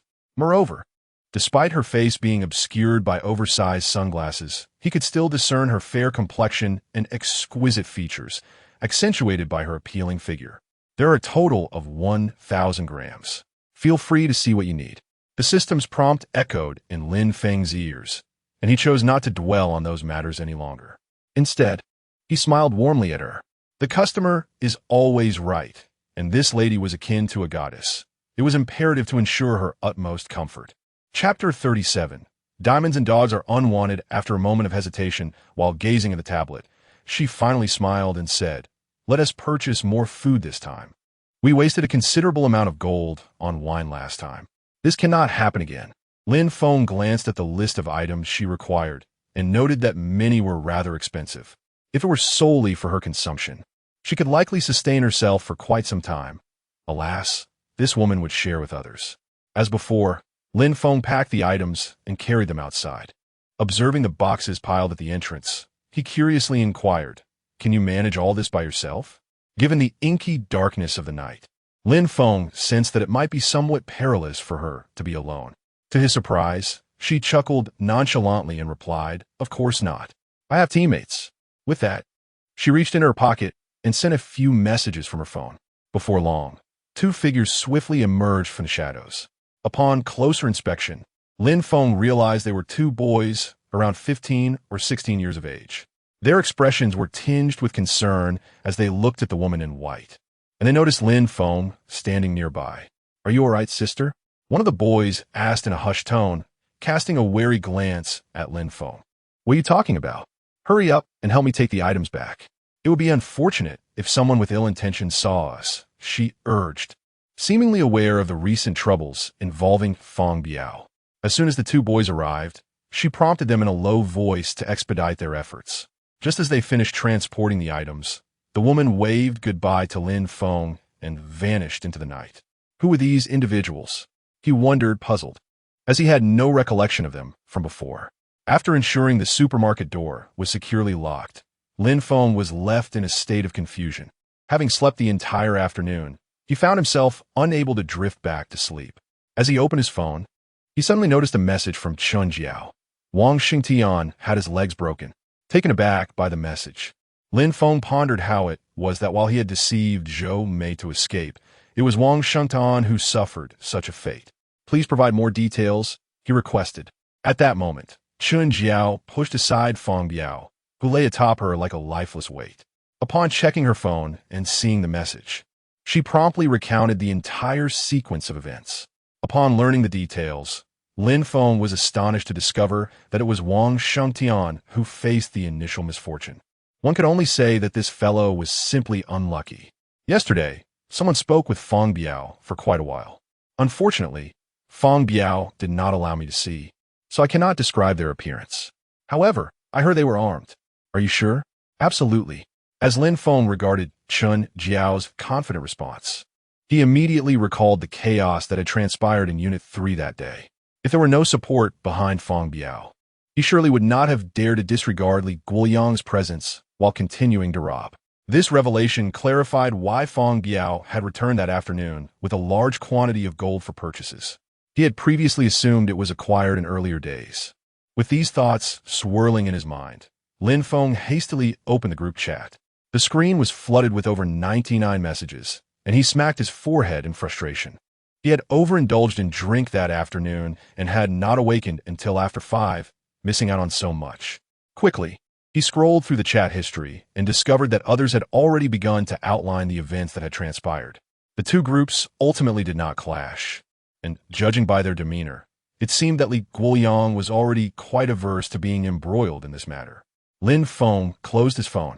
He had now gathered 2,910 grams towards his task, having completed nearly half of the 10,000 grams required by the system.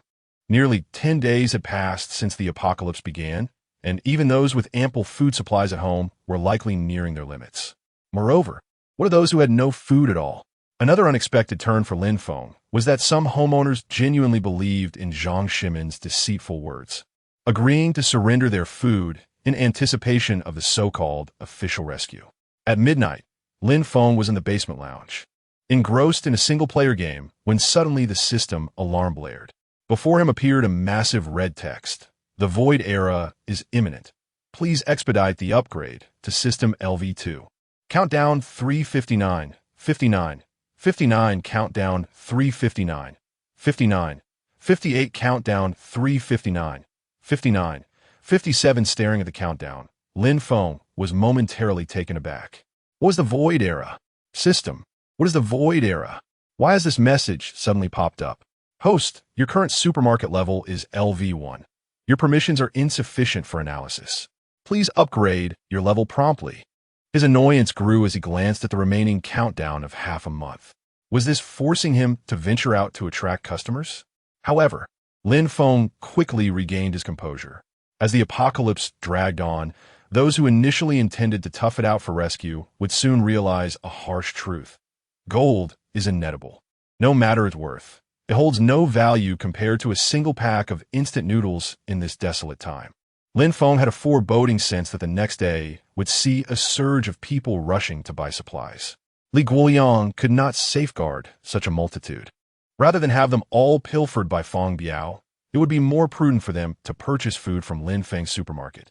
His intuition proved correct. After a sleepless night, just as Lin Feng began to feel drowsy in the early morning, there was a knock at the door. He peered outside to see 4 or 5 individuals gathered together and sighed, asking, "Who are you?" "Boss, let's buy some supplies quickly." "Have you come so soon?" Lin Feng had anticipated that some would swiftly grasp the necessity of food, but he had not expected them to arrive so promptly. He smiled as he prepared the items they needed, watching the satisfied crowd depart, his heart warming at the thought of another 120 grams added to his tally. Throughout the morning, 3 or 4 waves of homeowners arrived. Some merely made tentative purchases, while others brought along their family jewelry. One woman, who appeared rather well-maintained, looked as if she might faint at any moment from long-term malnutrition. Observing the jewelry she presented, Lin Feng shook his head in disbelief. The gold content was pitifully low. It consisted mostly of jade and a few diamond rings. Notably, a large diamond ring of 5 or 6 carats dazzled his eyes painfully. "I'm sorry, but I can't accept the diamond ring." "Young man, do you not recognize its worth? This diamond ring is of VVS1 quality, valued at $1 million. Isn't it worth more than that gold?" Observing the distraught woman, Lin Feng maintained an expression of calm as he remarked, "Why not keep this diamond ring for now, sister? There are other customers waiting, so kindly step aside." Noticing that Lin Feng was indeed refusing to accept the ring, her anxiety escalated. She possessed considerable wealth, yet food remained elusive. Previously, she could inquire with neighbors to purchase food at exorbitant prices, but now, even with a higher offer, no one was willing to sell to her. As she perceived Lin Feng's growing impatience, she hastily produced a plethora of jewelry. "What about this one? This is a Van Cleef Arpels necklace, bought for 70 to 80,000. And this one too, it's quite expensive, worth over 100,000. Lin Feng surveyed the window filled with her jewelry and replied coldly, "If you genuinely wish to make a purchase, I can assess the gold content of your jewelry. I will inform you accordingly. However, you must understand that this is not a second-hand recycling shop. Whether you bought it for $1 million or $10 million, I will only evaluate based on the gold content. Do you understand?" Gazing at the woman, who appeared utterly despondent, Lin Feng's eyes remained indifferent. Chapter 38. Averse to women, how can that be? If so, I shall refrain from making a purchase. Upon hearing these words, the noblewoman's expression immediately soured with dissatisfaction. She had expended a considerable sum on this exquisite set of jewelry, only to find it worth a meager amount now. Naturally, she was reluctant to part with it for Lin Feng. Lin Feng, however, merely chuckled nonchalantly. "Of course, you may take these items back and cherish them." Faced with the persistent urging of the crowd behind her, the noblewoman begrudgingly retrieved her small bag and turned to leave. "Boss, pay her no mind. Look at this. It's 24K. By the end of the day, Lin Feng had amassed quite a fortune. With today's earnings included, the total revenue had reached 100 grams. It seemed that an increasing number of individuals were beginning to recognize the significance of sustenance. As he perused the countdown on the system, he fell into deep contemplation. In his previous life, he had not endured long, having been betrayed by Wang, Shangtian, and Zhou Mei, which led to his untimely demise. Thus, he was rather unfamiliar with this so-called void era. Could there be new developments following the frigid apocalypse? With only 5% of humanity remaining, any new calamity would surely result in further loss of life. This did not bode well. A sense of foreboding crept into Lin Feng's heart. He felt that the system's insistence on his urgent upgrade suggested that significant events were on the horizon. Come, Brother Qin, join me for another drink. Feng Biao, his face flushed, persistently urged Qin Long, who sat beside him, raising his glass high. Although Qin Long had consumed a fair amount, his mind remained relatively clear. Witnessing Feng Biao's relentless pursuit of intoxication, he hesitated internally. He did not wish to be overwhelmed by Feng Biao's drunken antics. Brother Long, surely you do not look down upon us? Chun Jiao, her gaze hazy, cast a flirtatious glance at Qin Long, teasing him with veiled implications. Under the scrutiny of a dozen pairs of eyes, Qin Long felt a pang of dismay as he rubbed his bald head. Had he known that the evening would be so tumultuous, he would have refrained from indulging in those few drinks. Huh, how could that be? We are brothers. There is no disdain here, Qin Long exclaimed, startled, yet hurried to clarify. Unconsciously, he reached into his pocket for his firearm, the cold metal offering him a sense of relief. As long as he possessed this pistol, Feng Biao and his companions would not dare to go too far. Brother Qin, fret not. Just one more drink. After we've dined well, I'll arrange some entertainment for you, Feng Biao said with a rosy face, then gestured towards Chun Jiao.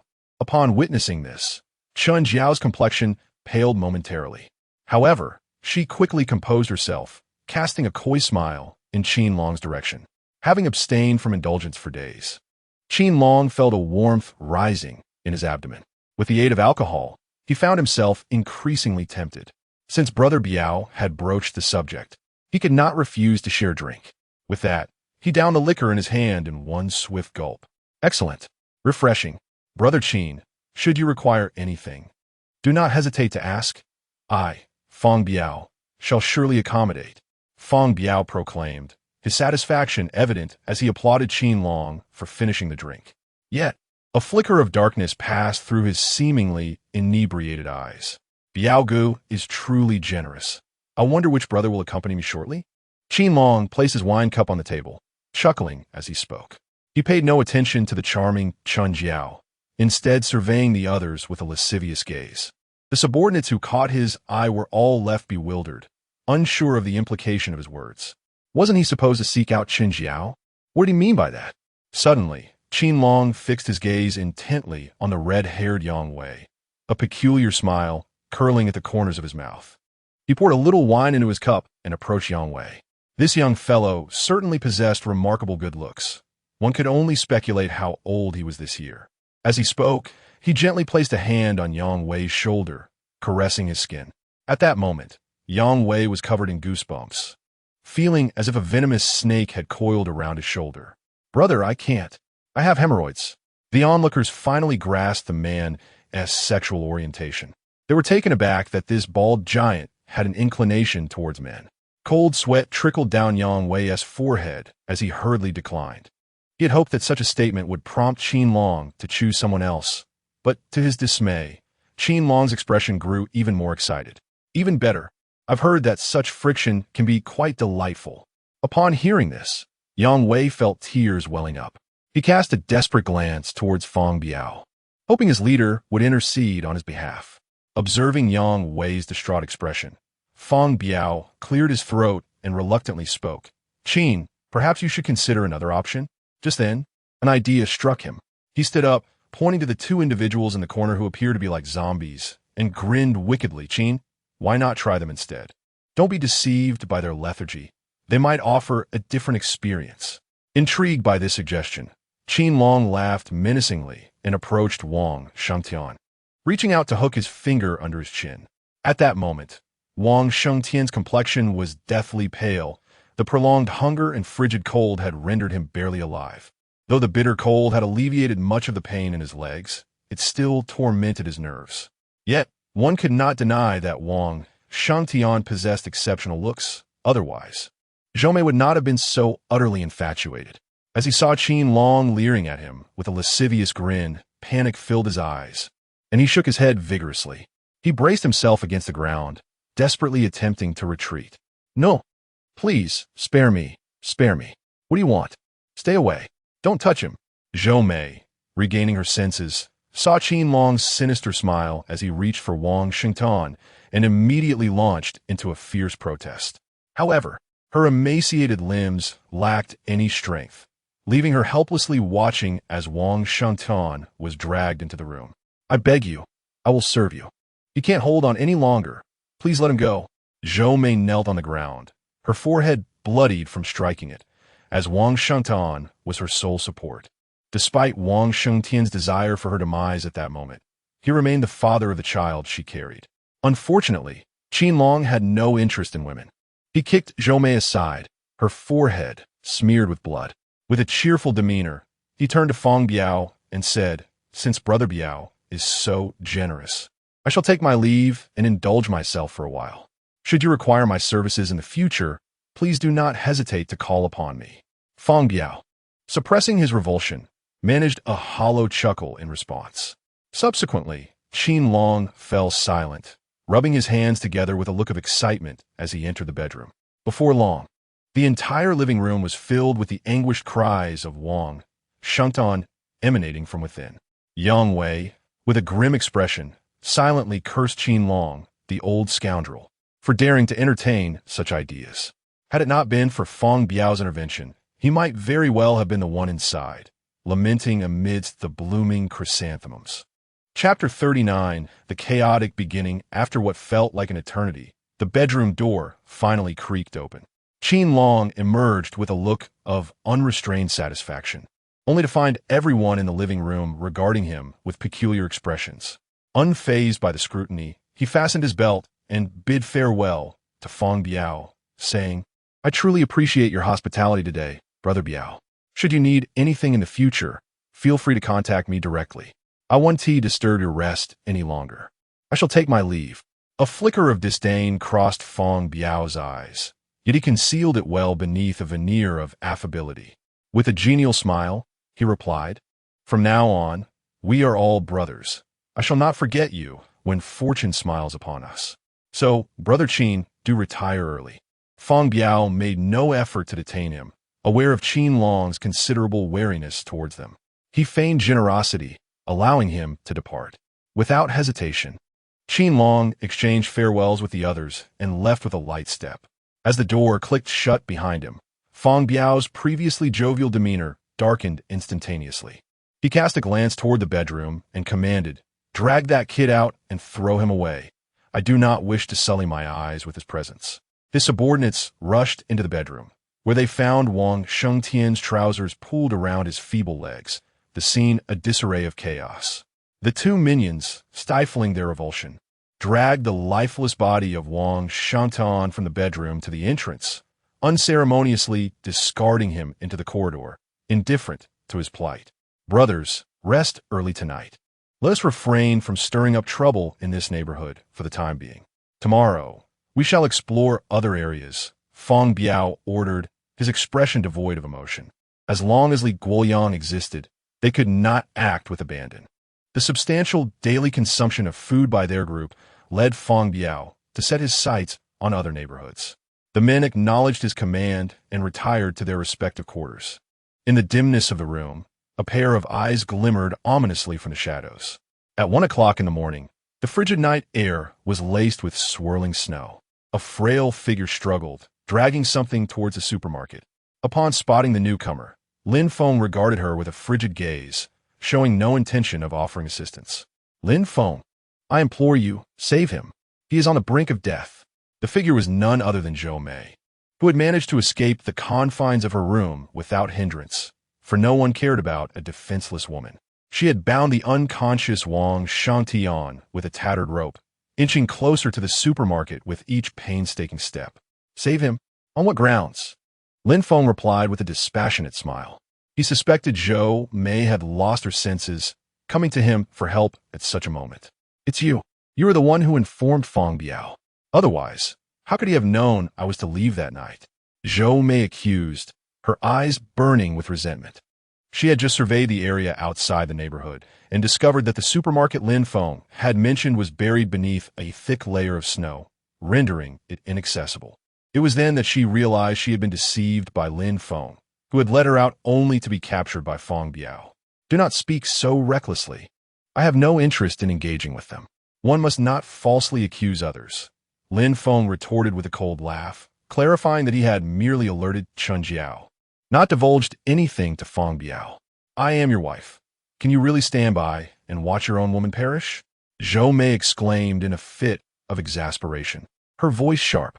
She harbored a deep-seated resentment towards Lin Feng for his callousness, towards Chun Jiao for her betrayal, and above all, towards Feng Biao for obliterating everything she held dear. Such a woman's mindset is profoundly extreme. She believes that everyone owes her something, yet she never reflects upon her own actions. Lin Feng felt no compassion for this irredeemable woman. Had it not been for his rebirth and the absolute security provided by his supermarket, it was highly probable that Zhou Mei and Wang Xingtian would have been the first to lead Feng Biao to him. My wife, you must be jesting, Lin Feng remarked with a sardonic tone. Even at this juncture, she still sought to nauseate him with such an identity. If you must die, do so far away. Do not perish at my doorstep. You worthless fool. I curse you to an unpeaceful death. Even if I die, I shall return as a vengeful spirit to settle the score with you. Zhou Mei seethed, her eyes wide with hatred as she glared at Lin Feng inside the supermarket. Fool, Lin Feng retorted dismissively before retreating to his quarters for sleep. He suddenly felt disinclined to take action against the two. Engaging would only soil his hands. In such weather, it was better to let fate deliver its punishment. As Lin Feng disappeared from view, Zhou Mei felt as if her soul had been stripped away. She clutched Wang Shengtian, whose breaths grew weaker, and they remained exposed in the heavy snowfall. The biting cold soon rendered her unconscious and in a daze. She perceived a figure materializing before her. She felt herself being lifted and whisked away into the frigid night. Upon waking the following morning, Lin Feng glanced outside the supermarket, only to find Zhou Mei had vanished without a trace. Whether she had fled or been captured by Feng Biao and his associates was of no concern to him. Instead, a cacophony emanated from the adjacent apartment building piqued his interest. The terrified cries of a woman intertwined with the furious sounds of a scuffle between men. Had Feng Biao stirred trouble again? Lin Feng pondered, noting that possessing a firearm had imbued him with newfound confidence. However, he quickly dismissed this line of thought upon witnessing thick smoke billowing from a unit in Building 6, indicating an intentional act of arson. It dawned on Lin Feng. When a household is devoid of food or gold to barter for sustenance, what choice remains? They are driven to seize from others, with Feng Biao being merely one among many. Already, some had exhausted their food supplies. Hunger, indeed, was the true architect of chaos. Lin Feng sensed that such occurrences would proliferate, even with Li Guoyang's authority looming. How many people inhabited the complex? 500? 1,000? One gun could hardly manage the situation, especially considering Li Guoyang's advanced age. The elderly could hardly manage a few steps without gasping for breath. Moreover, they were amidst an unrelenting winter apocalypse. As Lin Feng had anticipated, outside a door in Building 6, a bloodied man forcefully kicked away a woman clinging to his leg. Clutching several packets of biscuits in his arms, his face radiated with manic glee. The disheveled woman pleaded desperately, "Brother Guan, I beg you, leave me a little. I have a child at home." The man known as Brother Guan hesitated for a moment, but soon his frustration boiled over as he exclaimed, "Do not speak to me of such things. I have endured this for several days. Your children are of no concern to me. Release me at once. Had you not begged me for food, I would not have fallen for your deceit. You must possess some semblance of conscience. My child is merely 2 years old. He is still so small." The woman continued her desperate pleas, and the sharp cries of the child within the house only served to heighten Brother Guan's agitation. Unable to contain the pent-up anger that had festered within him these past few days, he lashed out, kicking violently towards the woman's face. "Ah!" The pained woman immediately recoiled, covering her face and wailing, while Brother Guan seized the opportunity to snatch the food and flee. He hurried back to his home, locking the door securely behind him. It was only then that his racing heart began to settle. "Daddy, I am so hungry." The sound of her voice drew forth a pale, frail little girl of 6 or 7, who approached with a weak tone. She gazed at the bloodied man before her, a hint of fear in her voice.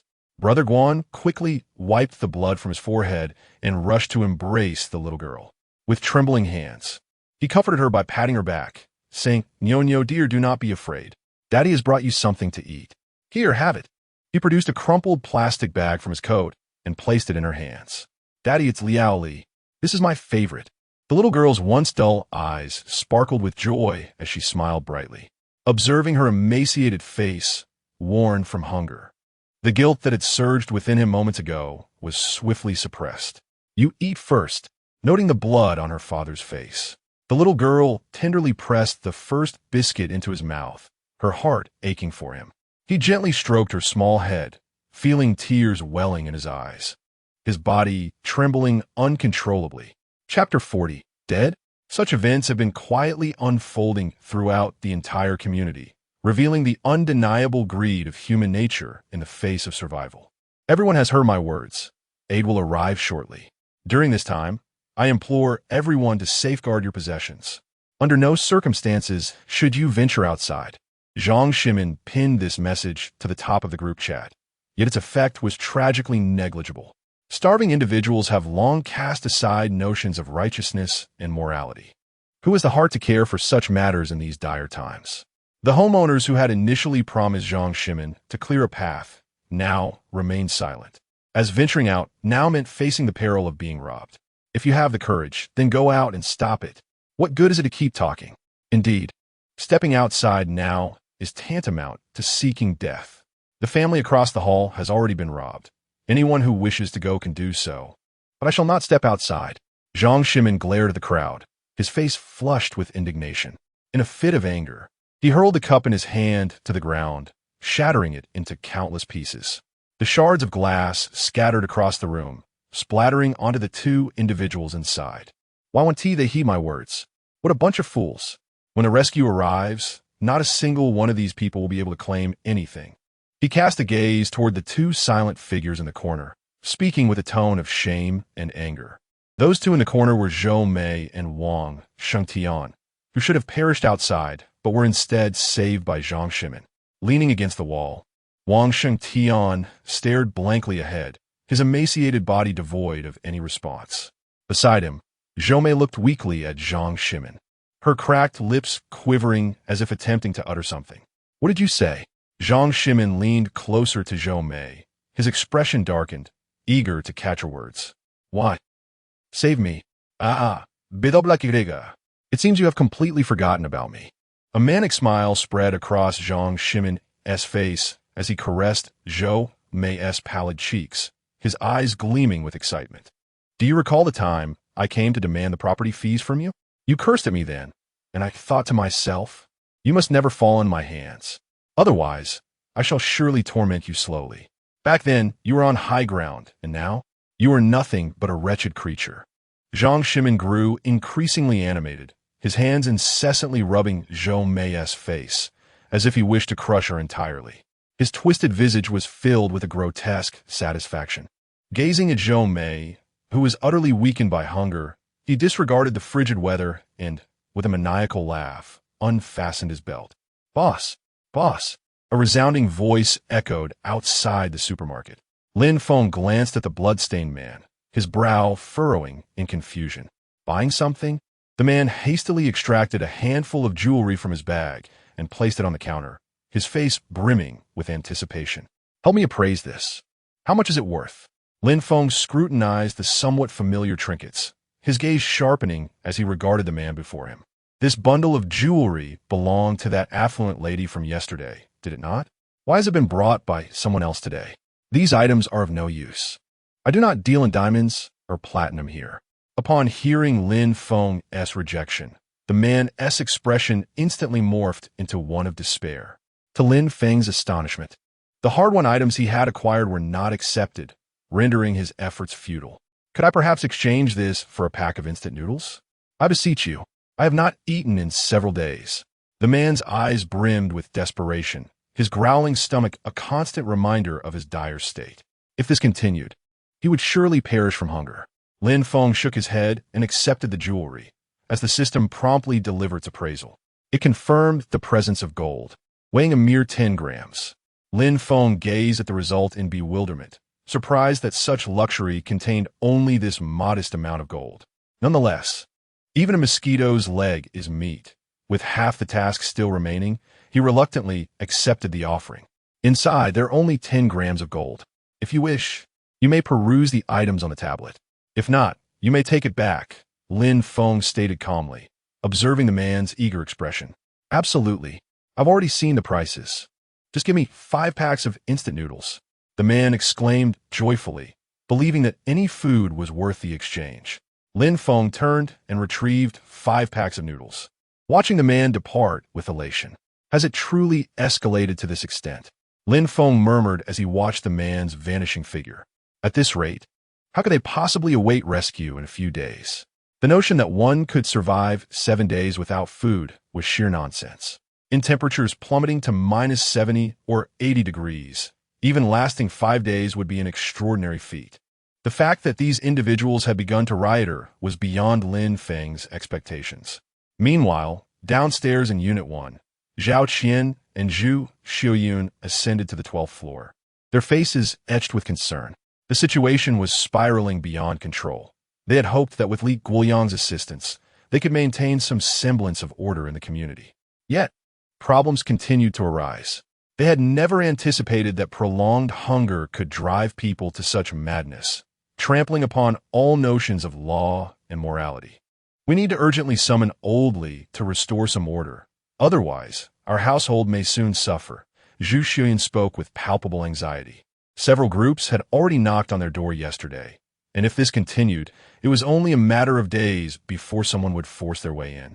At that point, the meager supplies in their home would be utterly compromised.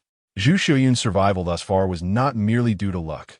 Rather, it stemmed from her penchant for seizing small bargains. She had consistently purchased near-expiry foods from various platforms, enabling her family to subsist on these items until now. I am well aware, but unfortunately, Old Li is aging. Otherwise, he could surely manage the chaos in the community, Zhao Qian lamented, his expression mirroring her concern. Their food supplies were dwindling, and should they be robbed now, they might not endure until help arrived. As they conversed, they ascended the stairs and soon stood before the door of 1201. Gazing at the firmly shut door, they noted an unsettling silence within.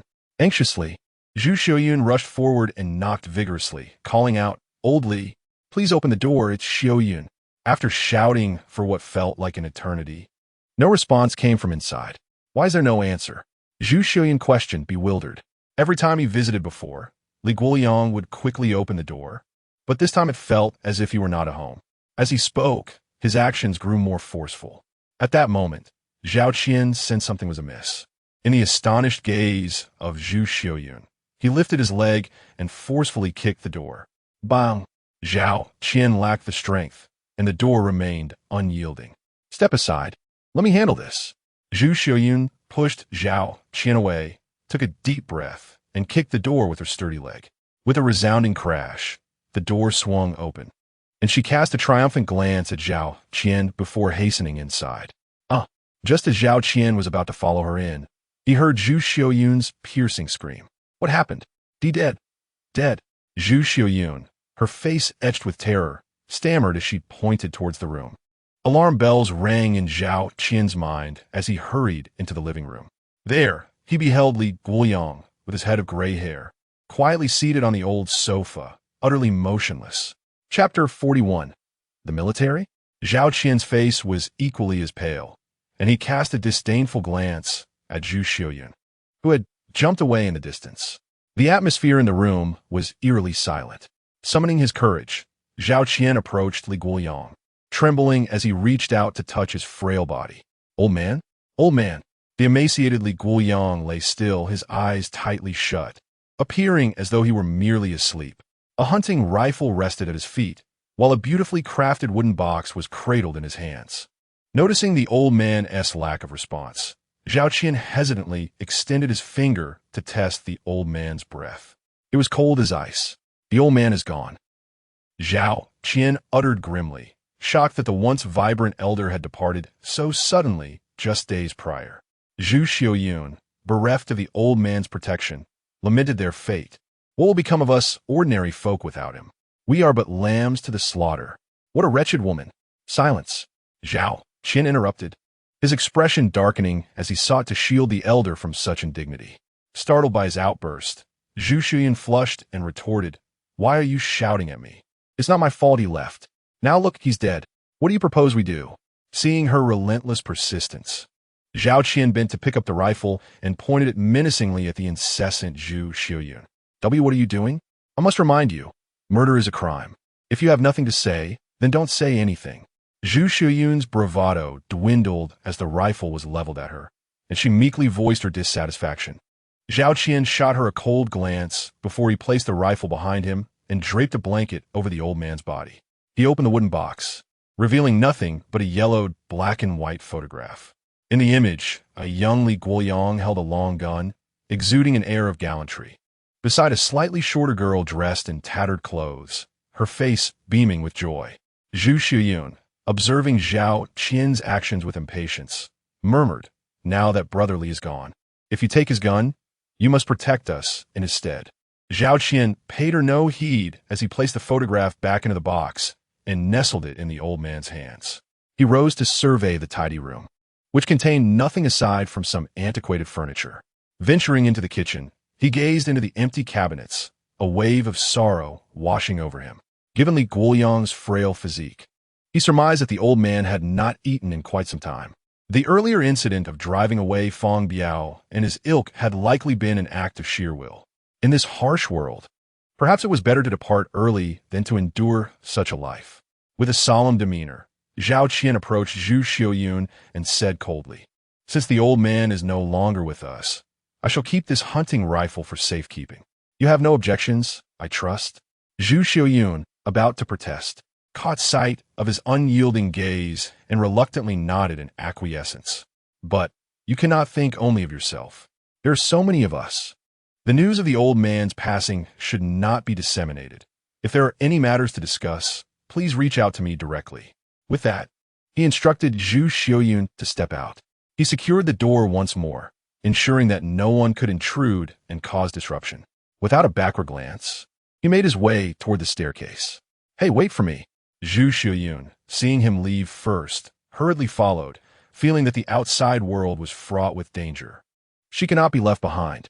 In recent days, an influx of unfamiliar faces had emerged in the neighborhood, many appearing haggard and unsteady on their feet. Lin Feng even witnessed a man rush towards him, carrying a large suitcase filled with cash, seeking to barter for food. Is a suitcase of cash not enough to buy even a pack of instant noodles? The man snapped, slamming the suitcase shut, his tone laced with fury as he glared at Lin Feng. "Apologies, but cash is far too rigid for my liking," Lin Feng calmly replied, shaking his head in refusal without a hint of anger. The truth was that money held no value in the apocalypse. Observing the dejected man retreating with his suitcase, Lin Feng's lips curled into a smirk. Perhaps next time, he might bring gold instead. In recent days, people had come to the stark realization that the promised rescue would never materialize. They began to exchange their cherished jewelry for sustenance at Lin Feng's supermarket. This kept him quite busy, yet he found joy in witnessing the steadily rising revenue, now nearing 7,000 grams. Despite the perilous circumstances, a few undeterred individuals attempted to force their way into the supermarket, only to be met with the harsh sting of electricity. The sight of these bodies collapsed in the snow saved Lin Feng considerable trouble, as the crowd seeking to purchase goods became markedly more docile. Lin Feng had hoped to continue this way until completing his tasks, but soon, an unexpected turn of events unfolded. "Really? Wonderful. I will come to fetch you right away." Wrapped in a blanket, Zhang Shimin hung up the phone with exuberance. He swiftly pushed aside the lifeless figure of Zhou Mimi and hurriedly dressed.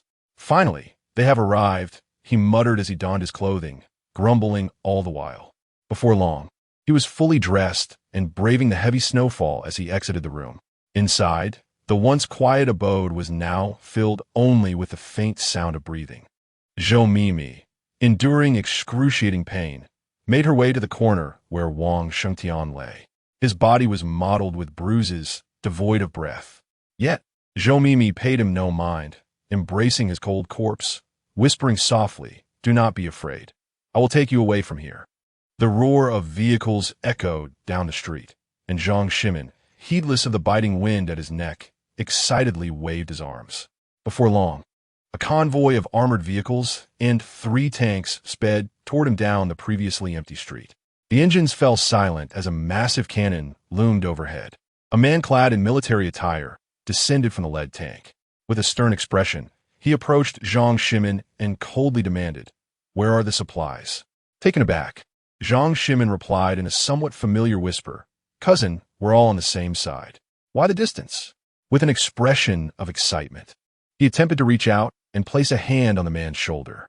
To his surprise, the stern-faced man forcefully pushed Zhang Shimin away. His eyes filled with a murderous intent as he bellowed, "Stop trying to get close to me. Where are the supplies? Speak quickly."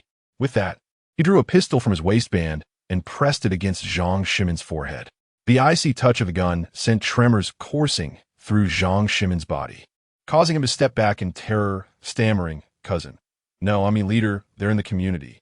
The supermarket is within the community." He could not comprehend why his once admired cousin now regarded him with such cold indifference, the frigid gaze sending shivers down his spine. "Xiao Zhang, how can you threaten a civilian? Put the gun away."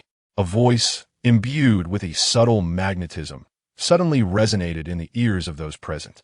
Zhang Shimin's cousin immediately holstered the firearm and respectfully bowed his head, saying, "As you command," with his head bowed and trembling. Zhang Shimin beheld a tall figure draped in a fur coat slowly approaching him. "Do not be afraid. Speak slowly." The man's gentle smile echoed once more in Zhang Shimin's ears. Chapter 42. Open Fire. "I hear you were the one who discovered the supermarket that had not been frozen over. Is that correct?" A gentle voice echoed in Zhang Shimin's ear, prompting him to respond with a nervous stammer. "Yes, it was I who discovered it." "No, that's not quite right. There is indeed a supermarket still in operation." "Oh." The man expressed mild surprise, clearly taken aback. "Where is it?" "Right within the community. However, it seems the owner has made alterations to the storefront. Previously, there were attempts to force entry, but they all failed." Zhang Shimin explained in a hushed tone, emboldened to glance at the tall man before him, due to his gentle demeanor. The man who inquired was notably youthful, his handsome features complemented by narrow, elongated eyes that lent him an air of somberness. Draped in a fox fur coat, his broad shoulders gave off an impression of unpretentiousness. How intriguing. I did not anticipate encountering such a cautious individual. The man's lips curled into a subtle smile, revealing a hint of arrogance as he regarded the visibly uncomfortable Zhang Shimin. "Lead the way, my friend," he instructed softly. Zhang Shimin yearned to voice his thoughts, but a glance at his cousin's icy countenance compelled him to silence. Bowing slightly, he ingratiatingly said, "Please follow me." With a casual wave of his hand, the tall man signaled the others, prompting Zhang Shimin's cousin to bellow, "Let us move out," accompanied by the roar of the engine. The convoy gradually made its way into the community. "Look, the officials have arrived." "Where?" "Oh my goodness, this is wonderful. We are finally saved.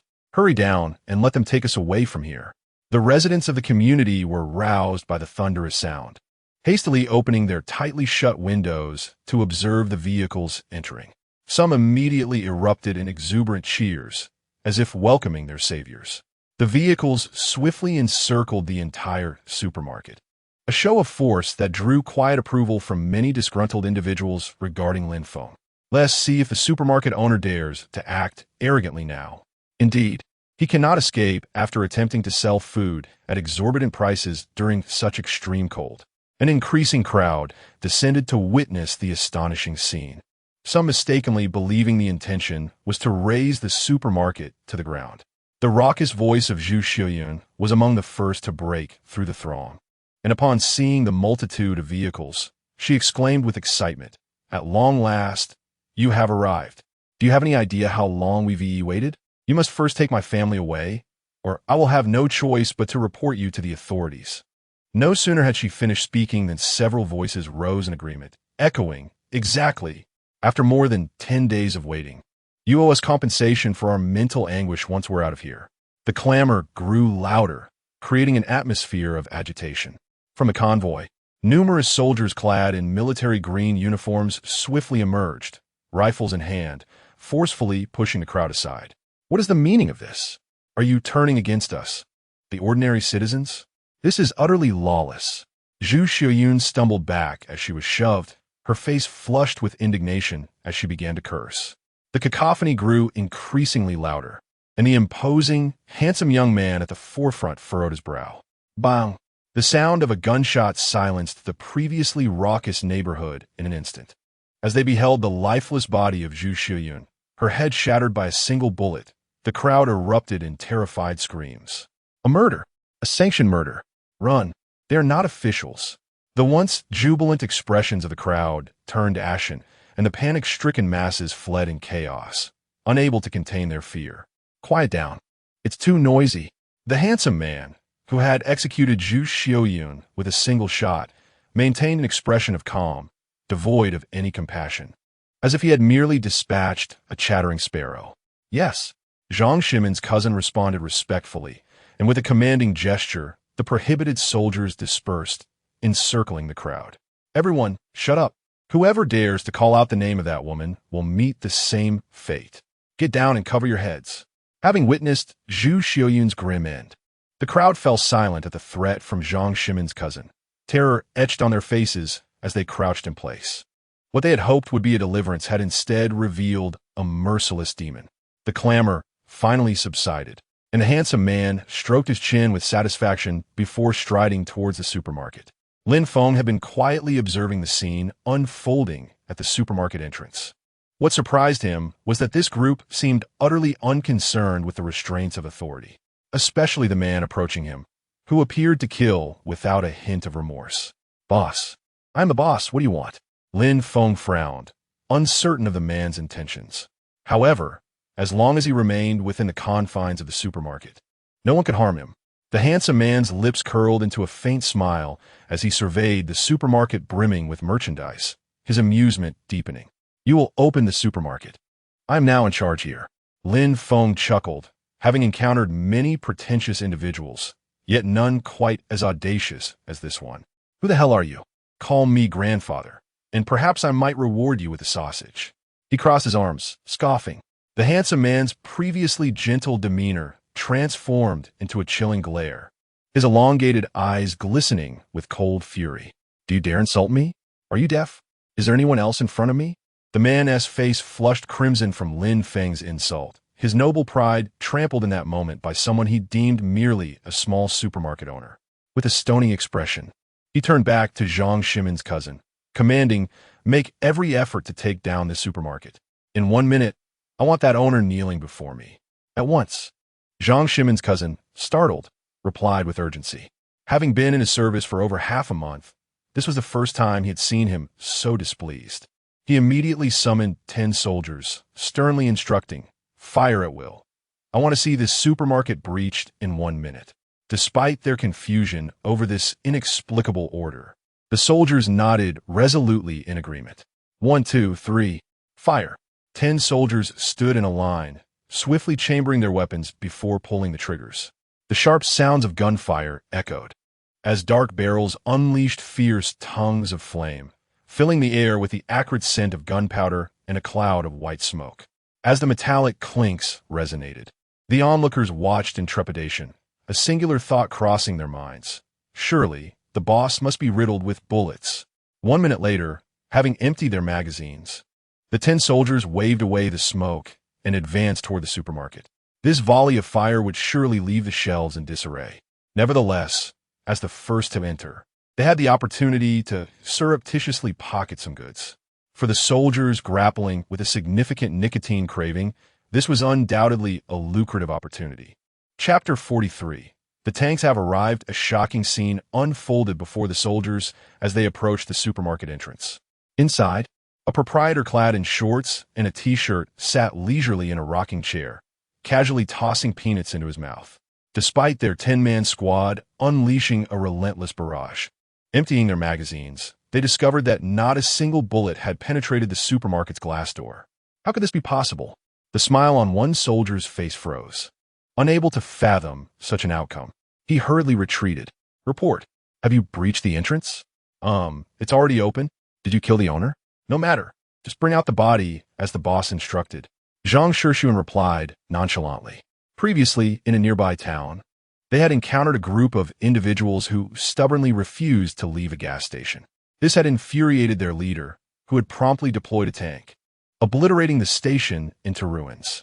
This time, there would be no exception. Captain, we couldn't get in. What do you mean you couldn't get in? What did you say? Zhang Shixuan's face contorted in disbelief, suspecting his ears had betrayed him.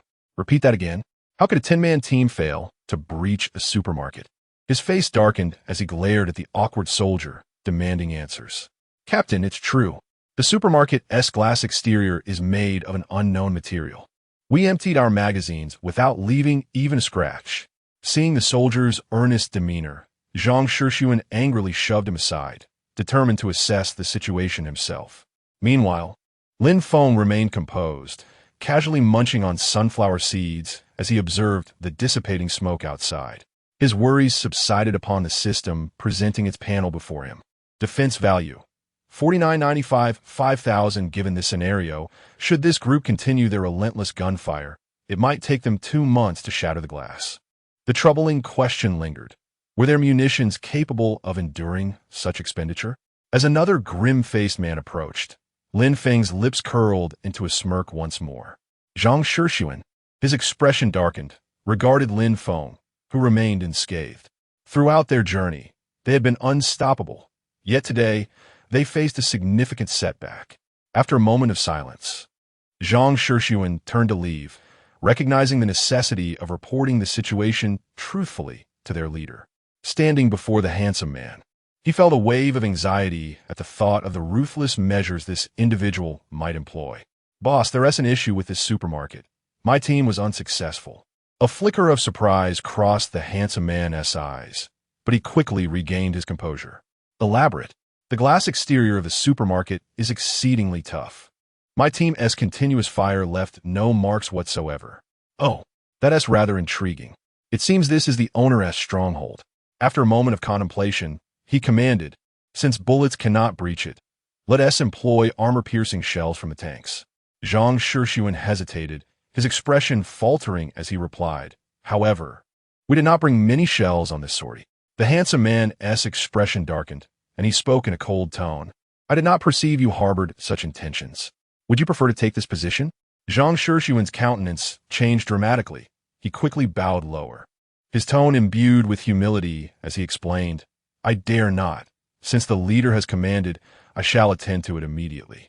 Having said that, he no longer dared to linger and hurried off to make the necessary arrangements. The man watched Zhang Shixuan's departing figure and let out a cold snort. These old fellows are truly miserly, providing only this meager amount of ammunition. However, if we can seize this supermarket, it will surely silence them. Zhang Shixuan swiftly approached the foremost tank, calling out to the soldiers on standby, immediately aim at the target ahead, and permission is granted to utilize armor-piercing rounds. Execute at once. Yes, Captain. As soon as the words left his mouth, the soldier promptly climbed into the tank's interior. Soon, the engine of the tank roared to life, its tracks leaving a long mark as it moved into position for firing. Comment c'est? Is the position locked? It is locked. Is the armor-piercing round loaded? Loading is complete. Fire. The massive tank trembled violently, its stout barrel resembling an enraged beast, roaring with fury.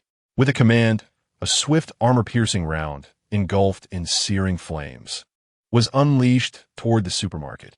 The crowd, crouching low to the ground, turned pale at the deafening explosion. The proximity of the armed behemoth's wrath sent tremors through their bodies. Boom! The freshly fallen snow outside the supermarket had yet to freeze when it was instantly evaporated by the surge of heat. With the ground shaking, a thick plume of white smoke rushed toward them. Cough, cough, damn, this is too close. Zhang Shixuan coughed violently, the acrid scent choking his throat uncomfortably. Yet, as long as they could shatter the supermarket, such discomforts seemed trivial. However, with this single shot, it appeared that the entire supermarket would be left in ruins. When they returned to clean up, they could only hope that not much would be destroyed. They had rarely utilized tanks on this journey. Every use meant one less for the future. Zhang Shixuan murmured to himself, observing that the smoke was beginning to dissipate before signaling for two others to follow. However, the scene before him caused his eyes to widen in disbelief. This is impossible. Gazing at the supermarket, which remained intact, Zhang Shixuan's face was a mask of incredulity. What sort of place could withstand a tank's assault? This was truly baffling. With a grim expression, Zhang Shixuan once again approached the handsome man, his astonishment still evident. What now? Has the supermarket been obliterated? The man's face displayed dissatisfaction. Zhang Shixuan had always performed admirably, and he found him quite adept. Why, then, were problems arising one after another today? Boss, perhaps you should take a look yourself, Zhang Shixuan said, lowering his head in resignation, feeling that further explanation would be futile. The handsome man seemed to sense something amiss, rising with an odd expression to walk toward the large crater. As he approached, he gazed at the supermarket that still stood resolutely in its place, a look of unexpected delight crossing his face. He reached the glass door and regarded the composed Lin Feng, his tone surprisingly calm. To think that the boss had concealed himself so deeply. My name is Xiaoyu. May I ask how you are addressed? Lin Feng, observing the charming face outside adorned with a smile, also wore an unsatisfactory expression as he replied. So it is you, Brother Lin. I merely tested the waters a little. I trust it did not cause you any discomfort? Lin Feng internally scoffed, recognizing the pretentiousness of the man before him. Had it not been for the system support, a mere shot earlier might have reduced him to nothing more than remnants. Now, under the guise of pretense, he spoke of testing. However, Lin Feng was a businessman at heart. Should a transaction with this individual materialize, charging double as an apology would not be deemed excessive, would it? Chapter 44. 1 million tons for sale trouble? How could that be? Lin Feng remarked with an expression as calm as ever. You'd better not purchase anything in my store, or I might just ruin you. Xiaoyu, witnessing this, wore an even broader smile. I have heard that Brother Lin's supermarket has been operating consistently, and I have come today for that very purpose. I wish to buy the entire supermarket. Just name your price. Xiaoyu spoke with confidence. In this apocalypse, if there's one thing that is abundant, it is money. Of course, let's settle on 1 million. Lin Feng replied casually, as if it were a trifling sum. Xiaoyu laughed, genuinely pleased. He had not anticipated that this young man would be so astute. Not to mention 1 million. He could effortlessly procure 10 million or even 1 billion. If that were insufficient, he could always have more printed. 1 million is too little. Our encounter is fate. I shall offer you 10 million for the supermarket, and any excess will be considered compensation. What do you think? Lin Feng regarded Xiaoyu, whose calm demeanor was irritatingly smug, with a cold smirk. I only require 1 million, but not in currency, rather in gold. Lin Feng's lips curled into a mischievous grin as he continued. If you can procure 1 million tons of gold for me, I may consider selling you the supermarket. How does that sound? The easy smile on Xiaoyu's face gradually faded, replaced by indignation and humiliation. Are you mocking me? Since becoming the leader of the Southwest Military District of the Rebel Army, few dared to jest at his expense, aside from the elder statesman. Lin Feng's repeated humiliations left Xiaoyu feeling utterly disrespected.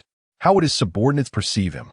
You'd best hope your supermarket is exceptionally sturdy, he said coldly, glaring at the indifferent Lin Feng. Feel free to keep firing. I'll just sit here and let you blow it up, Lin Feng responded, nonchalantly picking at his ear. His boredom evident.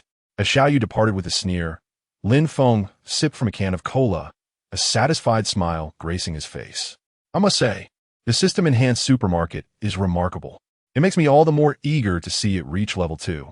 Xiaoyu returned with a grim expression, and Zhang Shixuan, having rarely seen him in such a foul mood, dared not approach but stood cautiously at a distance. Shixuan, send for your brother to meet me, Xiaoyu commanded darkly, keen to uncover the underlying issues. Understood, Zhang Shixuan replied, his expression serious, as he hurried off to fulfill the request. Zhang Shimin, having been forcibly isolated by soldiers, sat pale and trembling. The recent gunfire and the earlier explosive blast had left him on edge. As he looked up, he saw Zhang Shixuan approach with a stormy countenance. "Cousin, come with me. Our leader wishes to see you," Zhang Shixuan said, harboring no fondness for his ineffectual cousin. Were it not for the leader's needs, he would never associate with someone like him. "Ah, what do you want from me?" "I know nothing," Zhang Shimin exclaimed, his face contorted in fear at the sight of the merciless Xiao Yu. "Enough with the nonsense. Follow me," Zhang Shixuan retorted furiously, harboring deep resentment towards the ineptness of his family member, which had caused him to lose face before the leader. Faced with his anger, Zhang Shimin had no choice but to follow him, his expression filled with dejection. "Boss, I brought the person." The two soon arrived before Xiao Yu, one after the other. Zhang Shixuan spoke in a respectful whisper. Xiao Yu was lost in thought, seemingly unfazed by the cold. Upon hearing the words, he lifted his firm chin and beckoned Zhang Shimin forward. The latter hurriedly stepped forward, fearful of provoking the capricious man. "Now tell me, what do you know about this Lin Feng?" Xiao Yu inquired calmly, his gaze steady on Zhang Shimin. "Boss, I don't know much about him either. If it weren't for the disaster, I wouldn't have noticed that his supermarket was still open," Zhang Shimin replied, his voice trembling, bewildered as to why Xiao Yu was asking. "Are you saying that he has been operating normally since the disaster began?" Indeed, when the weather first started to change, his store was running as usual. As if it had suddenly appeared, Zhang Shimin confirmed, noting the furrow in Xiao Yu's brow deepening with intrigue. "Have you ever purchased anything from him?" "Boss, he only accepts gold. He has no interest in cash. I've seen many people buy things from him at exorbitant prices, and they all despise him." Zhang Shimin vented his own hatred for Lin Feng, eager to convey the man's misdeeds, fearing that Xiao Yu might not be angry enough. At that moment, he wished fervently for Lin Feng to meet his end at the hands of Xiao Yu, though he dared not voice such a thought. Does he truly demand gold? Xiao Yu pondered, taken aback. He had initially thought Lin Feng's demand for 1,000,000 tons of gold was merely a provocation, yet it appeared he was genuinely collecting it. But what purpose could such an immense quantity serve? According to his latest intelligence, 95% of the world's population had perished, leaving fewer than 300 million survivors. Unless Lin Feng harbored some dark secret.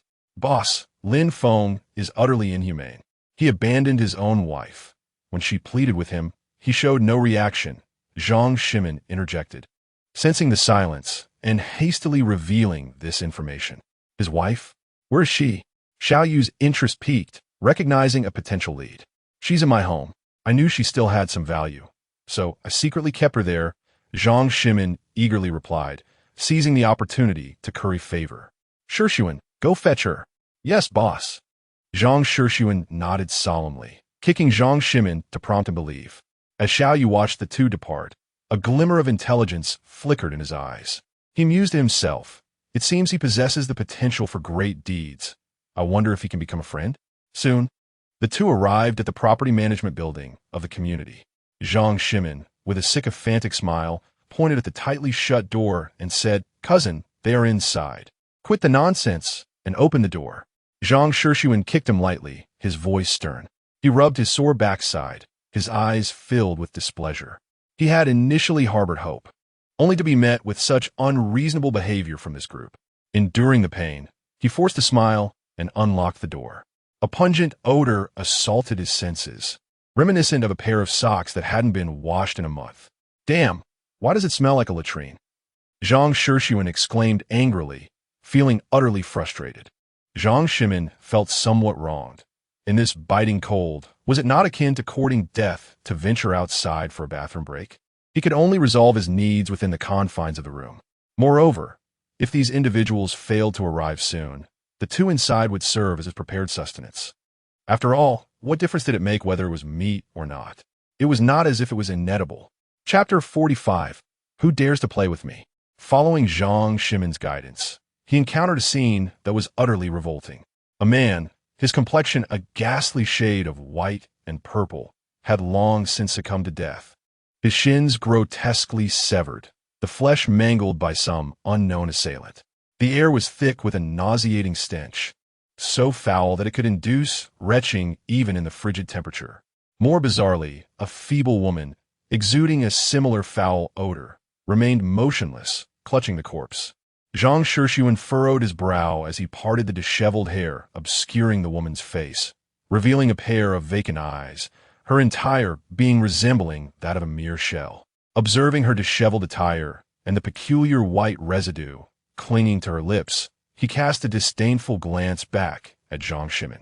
The latter, feeling a pang of self-reproach, wished to slap himself for his hasty departure that left the woman in such a state. "Cousin, I couldn't help myself," Zhang Shixuan stammered, taken aback by the unexpected circumstances. "Take her away," Zhang Shixuan commanded coldly, his face a mask of fury. Were it not for their distant familial ties, he would have drawn his gun and dispatched the man without a second thought. Zhang Shixuan hurriedly approached, hoisting Zhou Mei over his shoulder, his demeanor obsequious. As Zhou Mei was lifted, she weakly flailed her arms, her voice hoarse as she pleaded, "Let me down. I don't want to leave. Please." Zhang Shixuan's expression shifted dramatically. He swiftly grabbed a putrid sock from the bed and stuffed it into her mouth.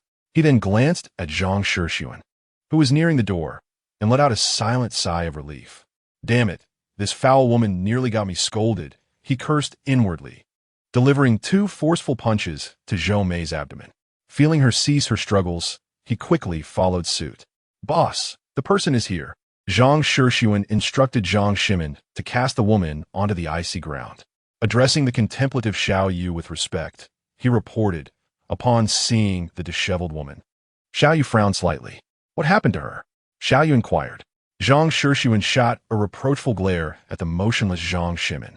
"Boss, it seems this woman has been tormented by a gang, which has left her mentally unstable." "A gang?" Xiao Yu asked, perplexed. "Indeed, but upon noticing your arrival, they likely scurried away in fear." Zhang Shixuan hastened to flatter, thinking that vanquishing that group would earn him gratitude from all present. Xiao Yu appeared disinterested in the gang members. He crouched beside Zhou Mei, unfazed by the way his expensive fur coat would become soiled. "Can you understand my words?" he queried gently, as he brushed aside the greasy strands of hair that obscured her face. Zhou Mei, her complexion pale, remained unresponsive, and had it not been for the faint warmth of breath escaping her nostrils, one might have assumed her lifeless. Xiao Yu clapped his hands, seemingly unfazed by her lack of reaction. He shifted the conversation, saying, "I have heard you are the wife of Lin Feng." The words sparked a sudden intensity in Zhou Mei's previously expressionless eyes, revealing a gaze filled with profound resentment. "It appeared that you harbored a deep-seated hatred for Lin Feng. All I ask is that you share his circumstances with me, and I might contemplate avenging you. What do you think? You would help me seek revenge?" Zhou Mei finally replied, her hoarse voice tinged with a glimmer of hope as she fixed her gaze on Xiao Yu. "Speak first. I am not one to negotiate terms lightly. If what you say proves beneficial to me, I might consider it." A radiant smile graced Xiao Yu's face. "What do you wish to know?" Zhou Mei mustered the strength to speak, her body having been defiled for days by the beast Zhang Shixuan. "Lin Feng. Tell me everything about Lin Feng." "I can, but I request that you first agree to one thing." Zhou Mei regained a sliver of strength, raising her chin to meet Xiao Yu's gaze. "Very well. What does this matter?" Xiao Yu was taken aback by her stubbornness, but found no issue in acquiescing to what he presumed was a trivial request. Upon his agreement, an unusual flush appeared on Zhou Mei's pale face. She glanced at Zhang Shixuan, who resembled a dog at a distance, and a smirk of derision crept across her lips. "Kill him for me. I will divulge everything about Lin Feng. You vile woman, how dare you?" Zhang Shixuan's expression shifted dramatically as he noticed the finger pointed at him. He glared furiously at Zhou Mei, wishing he could tear her mouth apart. How could she dare? Xiao Yu observed the enraged Zhang Shixuan with an air of nonchalance, akin to watching a mere jester. "Eliminate him," he commanded without turning his head. Zhang Shixuan's heart raced, yet he hesitated not for a moment before drawing his gun and aiming it at Zhang Shixuan's forehead. "Cousin, no." Bang! Just as Zhang Shixuan's words began to form, his head exploded like a watermelon, blood and brain matter splattering everywhere. "Well, I'm a man of my word, am I not? Now it's your turn." As Xiao Yu reveled in the gruesome scene, He playfully pinched Zhou Mei's cheek, chuckling. I truly have no knowledge of Lin Feng's secrets, nor when he transformed the supermarket into this. He is merely a worthless creature hiding in a turtle shell. You didn't come to me without prying open that shell, did you? Ha ha ha. Zhou Mei forcefully pried away Xiao Yu's hand from her chin, speaking in a manic tone. Gazing at the lifeless Zhang Shimin, she felt a surge of satisfaction, indifferent to her own fate. If these people knew how to deal with Lin Feng, they wouldn't need to threaten her. Observing Xiao Yu's increasingly grim expression, Zhou Mei smiled, seemingly returning to her former proud and confident self. There was indeed a woman who knew Lin Feng's secret. Her name was Chun Jiao. Aware that these individuals would not hesitate to kill, Zhou Mei resolved to leave a parting gift for her once dear friend before her impending demise. Crack! This was the final utterance left by Zhou Mei in this world. Immediately after, her neck was forcefully twisted by Xiao Yu. Search the entire neighborhood. I demand to see that woman named Chun Jiao, Xiao Yu declared, his expression frigid as his mood soured considerably. Boss, this woman is manipulating us to exact her revenge. Please do not be deceived by her. Zhang Shixuan, sensing Xiao Yu's fury, could only muster the courage to interject. It matters not. We need to cleanse this mess regardless. Killing one or killing many holds little distinction. A fierce grimace adorned Xiao Yu's handsome visage, brimming with murderous intent. He had been outmaneuvered once more. Now, he deemed it essential to have a serious discussion with Lin Feng. He intended to discern whether Lin Feng genuinely sought gold or merely wished to toy with him. After all, he had embarked on this venture with a mission. If he failed to procure substantial resources, he would have no reason to return. Chapter 46. Honestly, no one believes that Lin Feng gazed at the reappearance of Xiao Yu outside the supermarket, feeling somewhat speechless. He truly suspected that this fellow was a masochist. After being berated by him several times, he still returned. I say, handsome, you fired your gun and launched your artillery. What exactly are you here for? Have you come to alleviate my boredom and entertain me? Lin Feng unabashedly rolled his eyes, having never encountered someone with such thick skin. To his surprise, Xiao Yu did not take offense at this remark. Instead, he chuckled and replied, Brother Lin, how formal you are. I am here to conduct business with you. Better be so. There's a price list on the tablet by the window. Just tell me what you want and how much, and I have plenty in stock. This statement made Xiao Yu's eyes light up. Why had the old man forced him to come out? Was it not for food? With such a large group of rebels, their daily consumption was astronomical. Without sufficient supplies, who would be willing to serve them? In this apocalyptic era, the food they managed to scavenge barely satisfied the appetites of the elite. While the soldiers could eat their fill, the ordinary people following them were left to suffer hunger like livestock. Is this true? Of course. We have as much as you need. Lin Feng spoke with confidence. The system could automatically replenish stock. There was no limit as long as the gold was sufficient. Xiao Yu chuckled softly as he approached the window and browsed the tablet, which clearly displayed all the items available in Lin Feng's supermarket. In addition to a variety of foods, there were also cigarettes and alcohol, all high-quality brands. You want gold? Xiao Yu paused, glancing at Lin Feng, who was dressed in casual attire, and asked with renewed curiosity. Can you tell me why? Lin Feng chuckled, deciding to speak candidly. To be honest, I possess a system that allows gold to be exchanged for food. Moreover, it informs me that the supermarket can be upgraded. Xiao Yu was momentarily taken aback, then shook his head with a helpless smile. Brother Lin, if you prefer not to share, that's fine. Using such words to brush me off is rather pointless. See? Honestly, no one believes it. He truly has a system. Oh dear, who understands? So, do you wish to make a purchase or not? If not, I shall return to rest. Of course, I need it, and in large quantities. Give me a day, and I will come back to find you. Seeing his self-assured demeanor, Lin Feng responded with great enthusiasm. Very well. You are always welcome here. After bidding farewell to Xiao Yu, Lin Feng did not inquire about how he would procure gold. Given that he arrived in an armored vehicle and tank, it was likely that the entire neighborhood would suffer the consequences. The nearby community would probably not be spared either. They had numbers and weapons. With artillery aimed at their heads, who would dare utter a dissenting word? Lin Feng's intuition proved correct, as shortly after leaving, Xiao Yu swiftly commanded Zhang Shixuan to gather all the residents of the neighborhood. Among them were indeed many familiar faces. Besides the woman in white protecting a few children, Feng Biao, Chen Jiao, and others had also been captured, though he could not recall when they had been brought here. They huddled together, their faces etched with terror. Chen Jiao, particularly frightened by the menacing soldiers before her, pressed tightly against Feng Biao.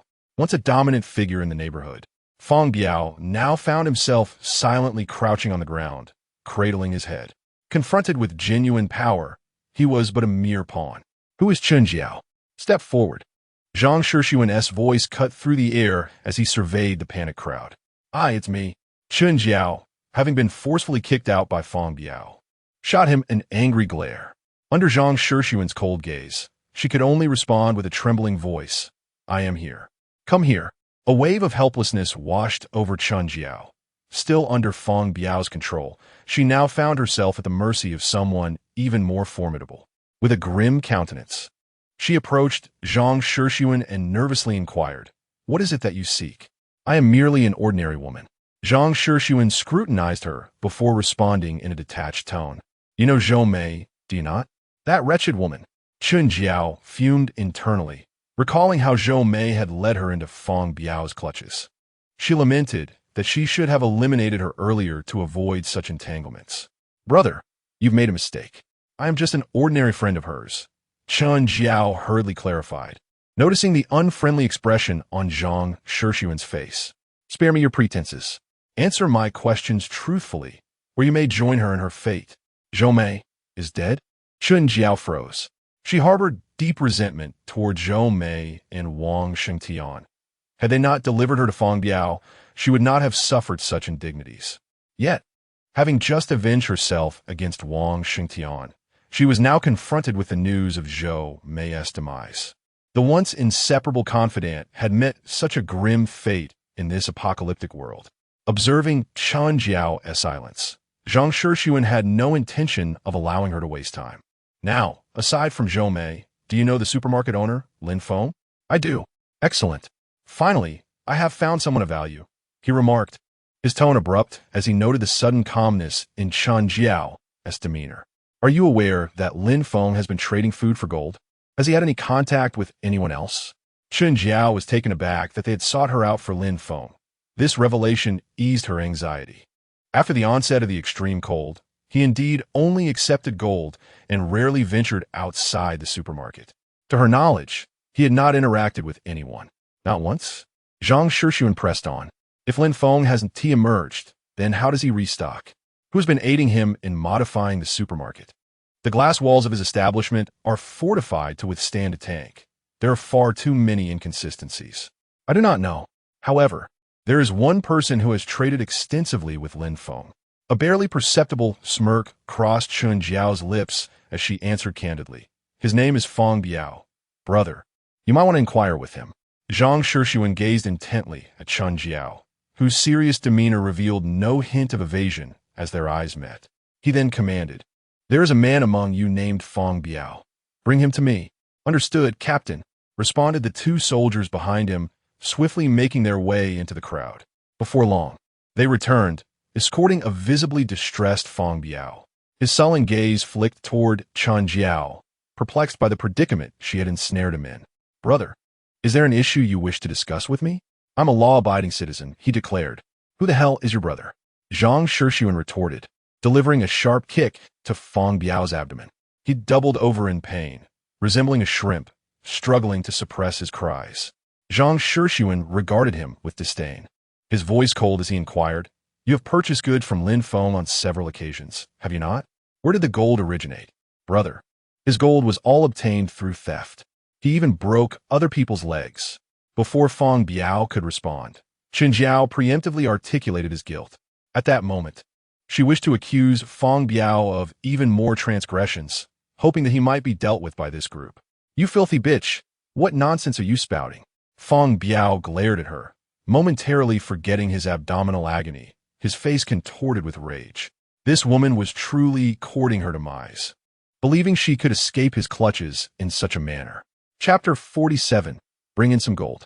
Is a man in the same room, as that woman named Zhou, may the one you killed?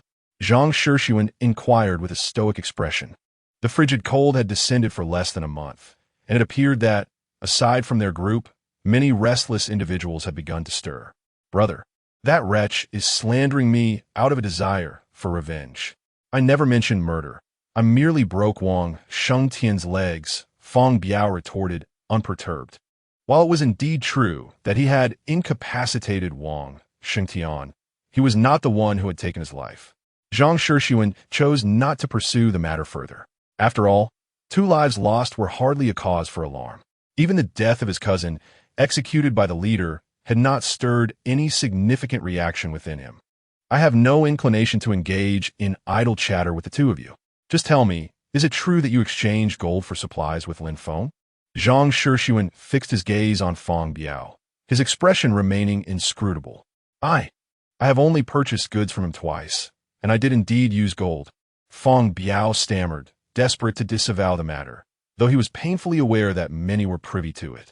Chun Jiao had already betrayed him once, and if the man before him were to apprehend his subordinates and interrogate them, it would spell his doom. His underlings might tolerate his demands, but few would willingly lay down their lives for him. Very well, take the 2 of them away first. If they show any signs of unrest, execute them immediately. Zhang Shixuan commanded the soldiers beside him, having acquired the information he sought. Chun Jiao was taken aback that Feng Biao had not faced dire consequences. Her heart seethed with resentment. It seemed that she would have to seek another opportunity, but fortunately, with these individuals watching over them, Feng Biao dared not overstep. Otherwise, she would rather face death than return to Feng Biao's side. After questioning the 2, Zhang Shixuan swiftly made his way to Xiao Yu's temporary quarters. This was a newly erected, rudimentary tent, and among the 50 fully armed soldiers, only Xiao Yu enjoyed such privilege. It was not merely due to his status. These soldiers held deep admiration for this young leader, whose guidance had secured a vast array of equipment for the rebels, seized from various locations. Is there news? Xiao Yu rose from his seat and poured a cup of hot water from a military canteen over the fire, calmly inquiring. Boss, I questioned the 2 of them. They both confirmed that Lin Feng has indeed been acquiring large quantities of gold during this period. Furthermore, Lin Feng rarely ventures out. He was only seen shouting through a loudspeaker at the onset of the extreme cold, Zhang Shixuan replied, his hands trembling as he accepted the cup of tea from Xiao Yu, merely holding it for warmth without daring to drink. Shouting? What could he possibly be calling out? Xiao Yu pondered, somewhat perplexed. Logically, hiding within this supermarket should be the safest option, unless he had an informant within the complex. It would be illogical for him to expose himself to such risks. According to someone who had engaged in trade with Lin Feng at the beginning of the apocalypse, no one had come to purchase goods. Lin Feng had been compelled by necessity to emerge and make an announcement. Zhang Shixuan regarded the furrowed brow of Xiao Yu, pondering for a moment before speaking. Advertising? Xiao Yu was taken aback, surprised that Lin Feng possessed such leisure. Could it be that he had truly misjudged him? Inside the tent, the fire blazed robustly, and the kettle above began to emit steam. Shixuan, tomorrow you shall take 10 brothers to this vicinity to procure some gold. He lifted the boiling kettle and commanded in a low voice. I recall that upon our arrival, we obliterated a gas station nearby, and there's a bank in that vicinity. You must find a way to enter. Boss, are we truly going to let Lin Feng off the hook? Zhang Shixuan expressed his bewilderment, questioning why their leader would tolerate such an affront. Otherwise, this supermarket is exceedingly strange, and continuing to squander ammunition would be futile. Xiao Yu narrowed his eyes as he reclined in a makeshift chair, tightening his fox fur coat. The weather was growing increasingly frigid. We have ventured far too from our base, and we cannot waste all our ammunition here. Do you think the old-timers at the base lack adversaries? Isn't there the wolf pack among them? Xiao Yu scoffed, his eyes gleaming with mockery. You are overly naive. These old-timers are astutely cunning. They will only continue to support us if we bring back substantial food supplies. Otherwise, the first to strike against them will be the wolf pack. Xiao Yu's gaze flashed with resoluteness as he spoke. But, enough. Attend to your duties, and the rest is none of your concern. Xiao Yu interjected, casting a cold stare at Zhang Shixuan. Startled, he quickly bowed respectfully and exited. It seemed that their rebellion was not as unified as it appeared on the surface.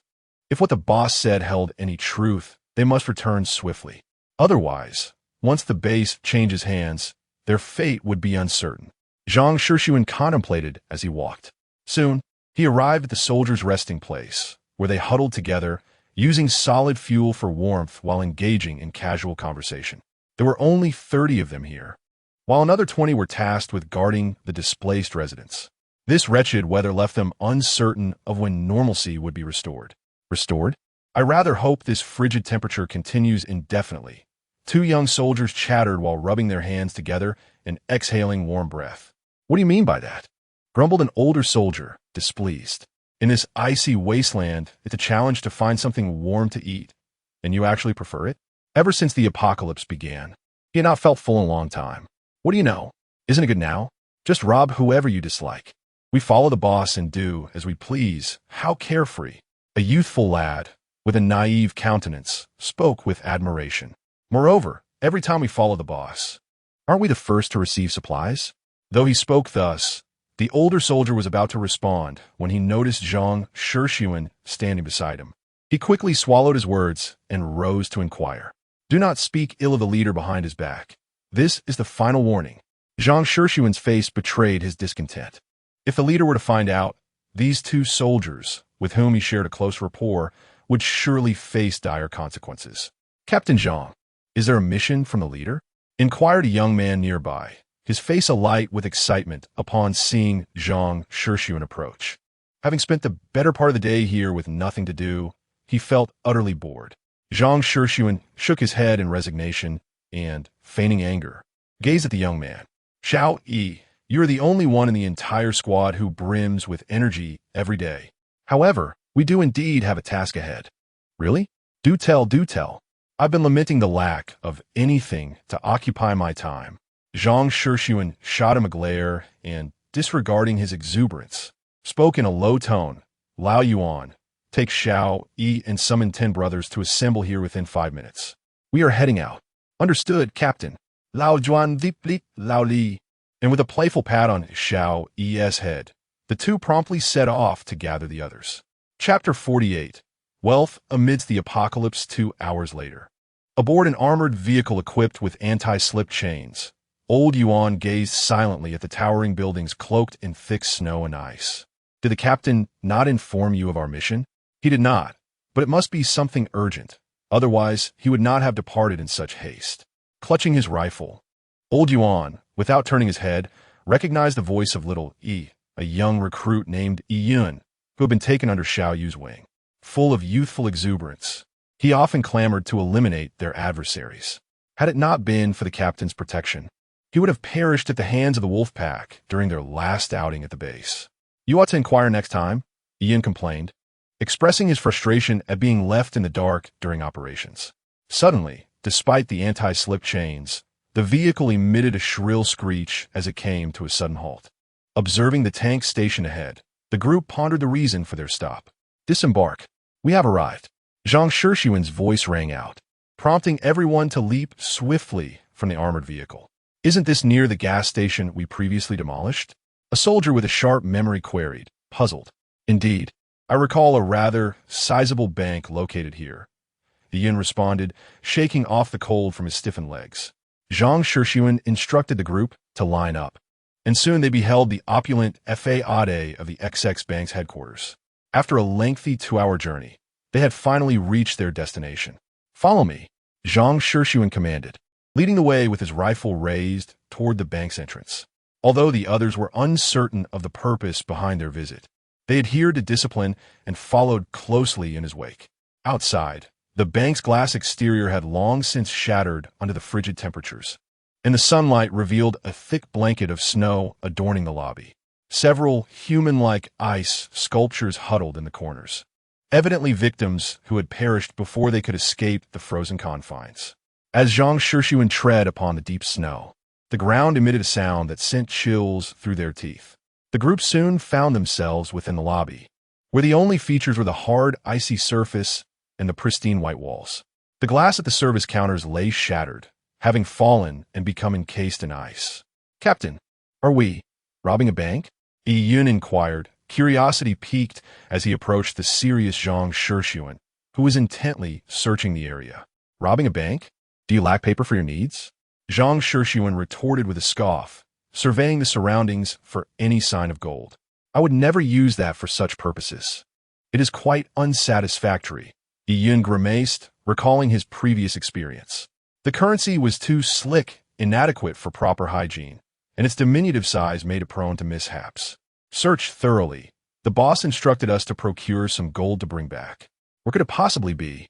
Zhang Shixuan, frustrated, kicked a frozen, unfortunate soul, sending shards of ice scattering across the floor. Captain, why didn't you mention this earlier? I'm quite familiar with this matter. Ian rolled his eyes, his cheeks flushed red from the cold, brimming with dissatisfaction. If only he had asked him sooner, they wouldn't have had so many people freezing here. Did you know? Upon hearing this, Zhang Shixuan was momentarily taken aback. He anticipated that this young lad possessed knowledge of where gold could be found in the bank. What? Have you robbed one before? Captain, I must say, you really ought to read more. Ian cast a disdainful glance at Zhang Shixuan, leaving him feeling somewhat awkward. You brat, just speak up and stop holding back. We need to get back before dark. Zhang Shixuan, feeling belittled, flushed slightly. Fortunately, his darker complexion concealed it. In annoyance, he muttered a curse under his breath and shot Ian a fierce glare. Captain, large banks generally have basements. They store vast sums of cash and precious metals there. You'll never find anything at the counter. Ian pointed at a hidden door, exasperated. He had noticed it as soon as he entered, knowing it likely concealed valuable treasures. Following his gaze, Zhang Shixuan finally spotted the concealed door hidden beneath the snow. Cursing himself for his oversight, he urged the others to attempt to open it. Captain, it's frozen shut. We can't open it. One soldier kicked it twice, only to receive no response and reluctantly reported back. Damn it, use the gun. Zhang Shixuan tried as well, but the door remained immovable. In a fit of anger, he cursed again and instructed everyone to stand back. Hot, hot, hot, hot. A barrage of bullets shattered the door, allowing them to enter. A downward, sloping basement came into view, spacious yet soon left everyone in shock. A massive metal door loomed before them, its imposing appearance suggesting formidable defenses. Damn it, blast it open with high explosive rounds. Zhang Shixuan, frustrated after a long journey only to be thwarted by this door, likened it to a man discovering a grim reality after much anticipation. Upon receiving the command, the soldiers dispersed to prepare. The sound of treads crushing items within the room echoed as a large cannon was aimed at the metal door. Load. Fire. Boom. The deafening explosion reverberated, painfully assaulting their eardrums. Had the room not been frozen, it might have already collapsed. As they looked at the shattered walls and falling concrete, an ominous premonition arose within them. Damn it, it didn't open? Zhang Shixuan rushed forward, enraged, cursing vehemently. The cannon blast had only created a dent in the metal door. If they couldn't break through the supermarket glass, how could they not breach the vault door? Load armor-piercing rounds. I refuse to believe we can't open a bank vault. Zhang Shixuan grimaced, determined to confront it.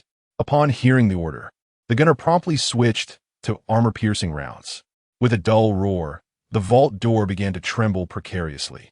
Again, boom, as the surrounding walls crumbled. The vault door fell with a resounding crash. The banknotes within were violently reduced to a flurry of paper scraps. Quick, let's see if there is any gold within. Zhang Shixuan exclaimed, his countenance brightening at the sight of the vault door collapsed. He hastily directed the others to investigate. As for the scattered bills on the ground, if there were no paper to wipe with, he might as well take some back. Yun, taking the lead, dashed inside, and upon seeing the bills strewn about, an unusual flush adorned his face. Goodness, so much money. Haha, we struck it rich. For someone whose monthly salary barely exceeded 4,000.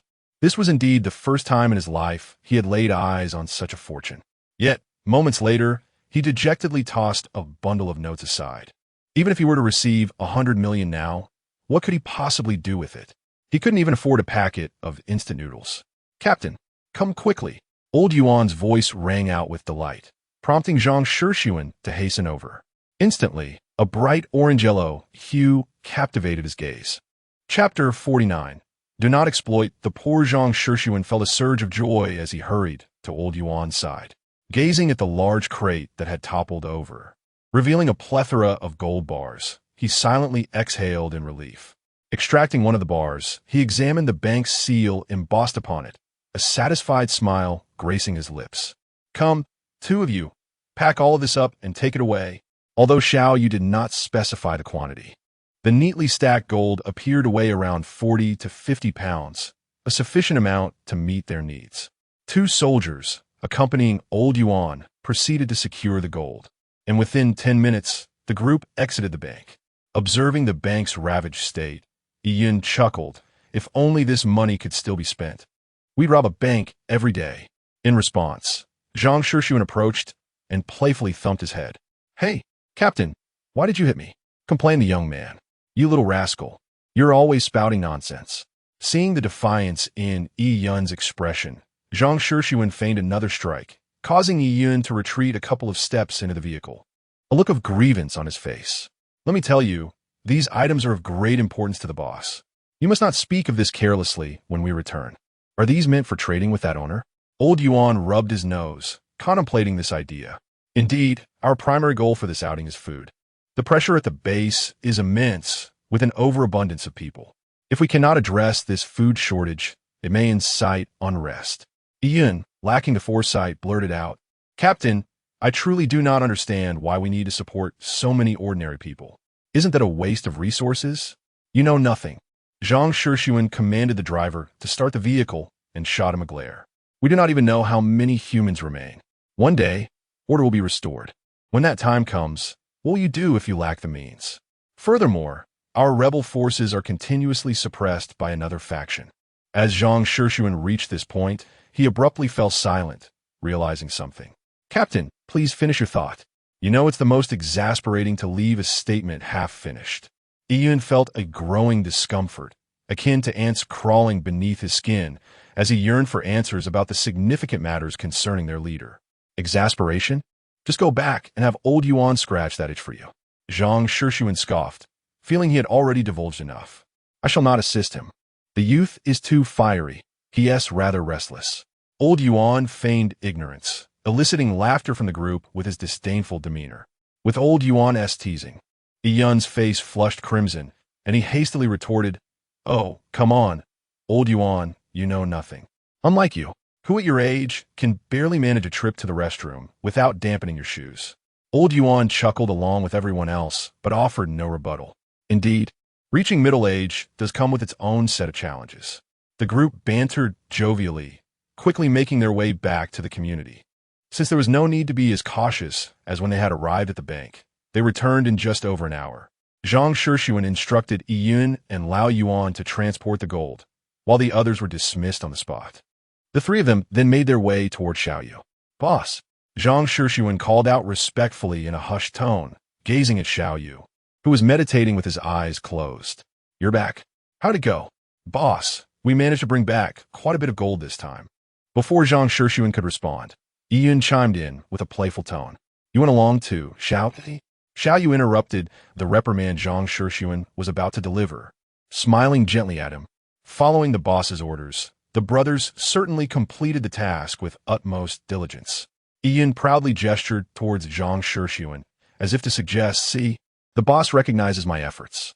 Indeed, as long as you work diligently alongside me, I shall ensure you are well rewarded. Xiao Yu replied with a satisfied smile. Now, you may step out for a moment. Shixuan, we shall head over to Lin Feng's place shortly. Xiao Yu's smile faded as he turned to Zhang Shixuan. Isn't it a bit late today? Zhang Shixuan observed the dimming sky, his expression wavering. Not a problem. You shall accompany me shortly, Xiao Yu said, lifting the tent flap to gaze at the increasingly darkening sky, a subtle smile gracing his lips. The brothers Haven Tea had a proper meal these past few days. Let us ensure they enjoy a good feast tonight. Yes, boss. Zhang Shixuan was momentarily taken aback, realizing they had been out for nearly 10 days, preoccupied with sourcing food and supplies for the base. Meanwhile, his brothers had scarcely enjoyed a full meal. With that, he grasped a box filled with gold and followed Xiao Yu towards the supermarket. Lin Feng was dozing off at the checkout counter, as the entire neighborhood had been cleared out by Xiao Yu, with very few customers in recent days. Bang! A dull sound echoed within the supermarket, prompting Lin Feng to glance outside. What met his eyes was a handsome face, accompanied by a dark-skinned subordinate who bore a slight resemblance to Zhang Shimin. Seeing a large box on the ground, Lin Feng curiously inquired, "I say, Xiao Shui, it's almost dark. You're not here just to chat, are you?" Xiao Yu's lips curled into a slight smile. He kicked the box at his feet and replied calmly, "I've come to purchase some items from Brother Lin." "What's this? No business in the evening?" Lin Feng tilted his head to glance at the box and replied helplessly, "How many times have I told you? I only deal in gold. I don't want anything else. Come now. How can you know what's inside without taking a look?" Seeing Xiao Yu's calm demeanor, Lin Feng curiously approached the entrance. Zhang Shixuan sneered, kicking the box over, revealing the neatly stacked gold within. "My goodness." Lin Feng's eyes widened, his heart racing. Such a large box. This could upgrade the system, or even more. "Where did you get this?" Lin Feng asked excitedly, his gaze fixated on the golden treasure sprawled before him. "Brother Lin, in business, one cannot question a customer about the origins of their wealth. Surely, this is sufficient?" "Certainly sufficient. Indeed, more than enough." Lin Feng chuckled as he observed Xiao Yu, who was attempting to feign profundity with a pretentious demeanor. For the first time, he felt that Xiao Yu was only slightly less appealing than himself. "There was a list on the window. Do take a look for yourself." As he watched Xiao Yu flipping through the tablet, Lin Feng pondered whether he should offer him a discount. However, after a brief moment, he dismissed the thought. One must not undervalue the wealthy. Otherwise, they might perceive it as disdain. Noticing Xiao Yu intently examining the list, Lin Feng discreetly instructed the system, "Quickly double the prices while he isn't paying attention." The system responded promptly, "Prices have been altered. Please check in due time." The system's efficiency was commendable, albeit it could not quite match his own cunning. In this manner, one might consider it a modest compensation for the supermarket being metaphorically bombarded. As a businessman, one must always prioritize the client as perspective. Chapter 50. The supermarket is about to upgrade. Lin Feng had meticulously calculated how to take advantage of this fellow. He reflected on the most challenging moments of his life, managing to suppress the corners of his mouth.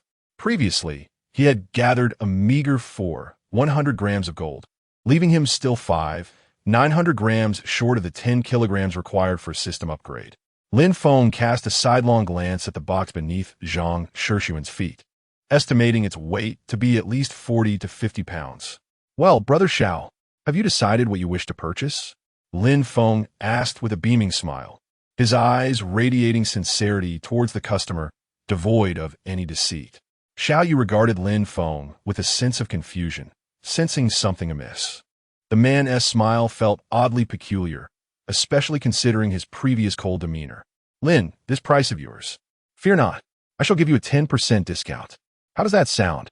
Lin Feng interjected before Xiao could finish. He genuinely wanted to inquire why a single pack of instant noodles was absurdly priced at 4 grams of gold, according to pre-apocalypse standards that equated to 3,000 yuan. This was utterly outrageous.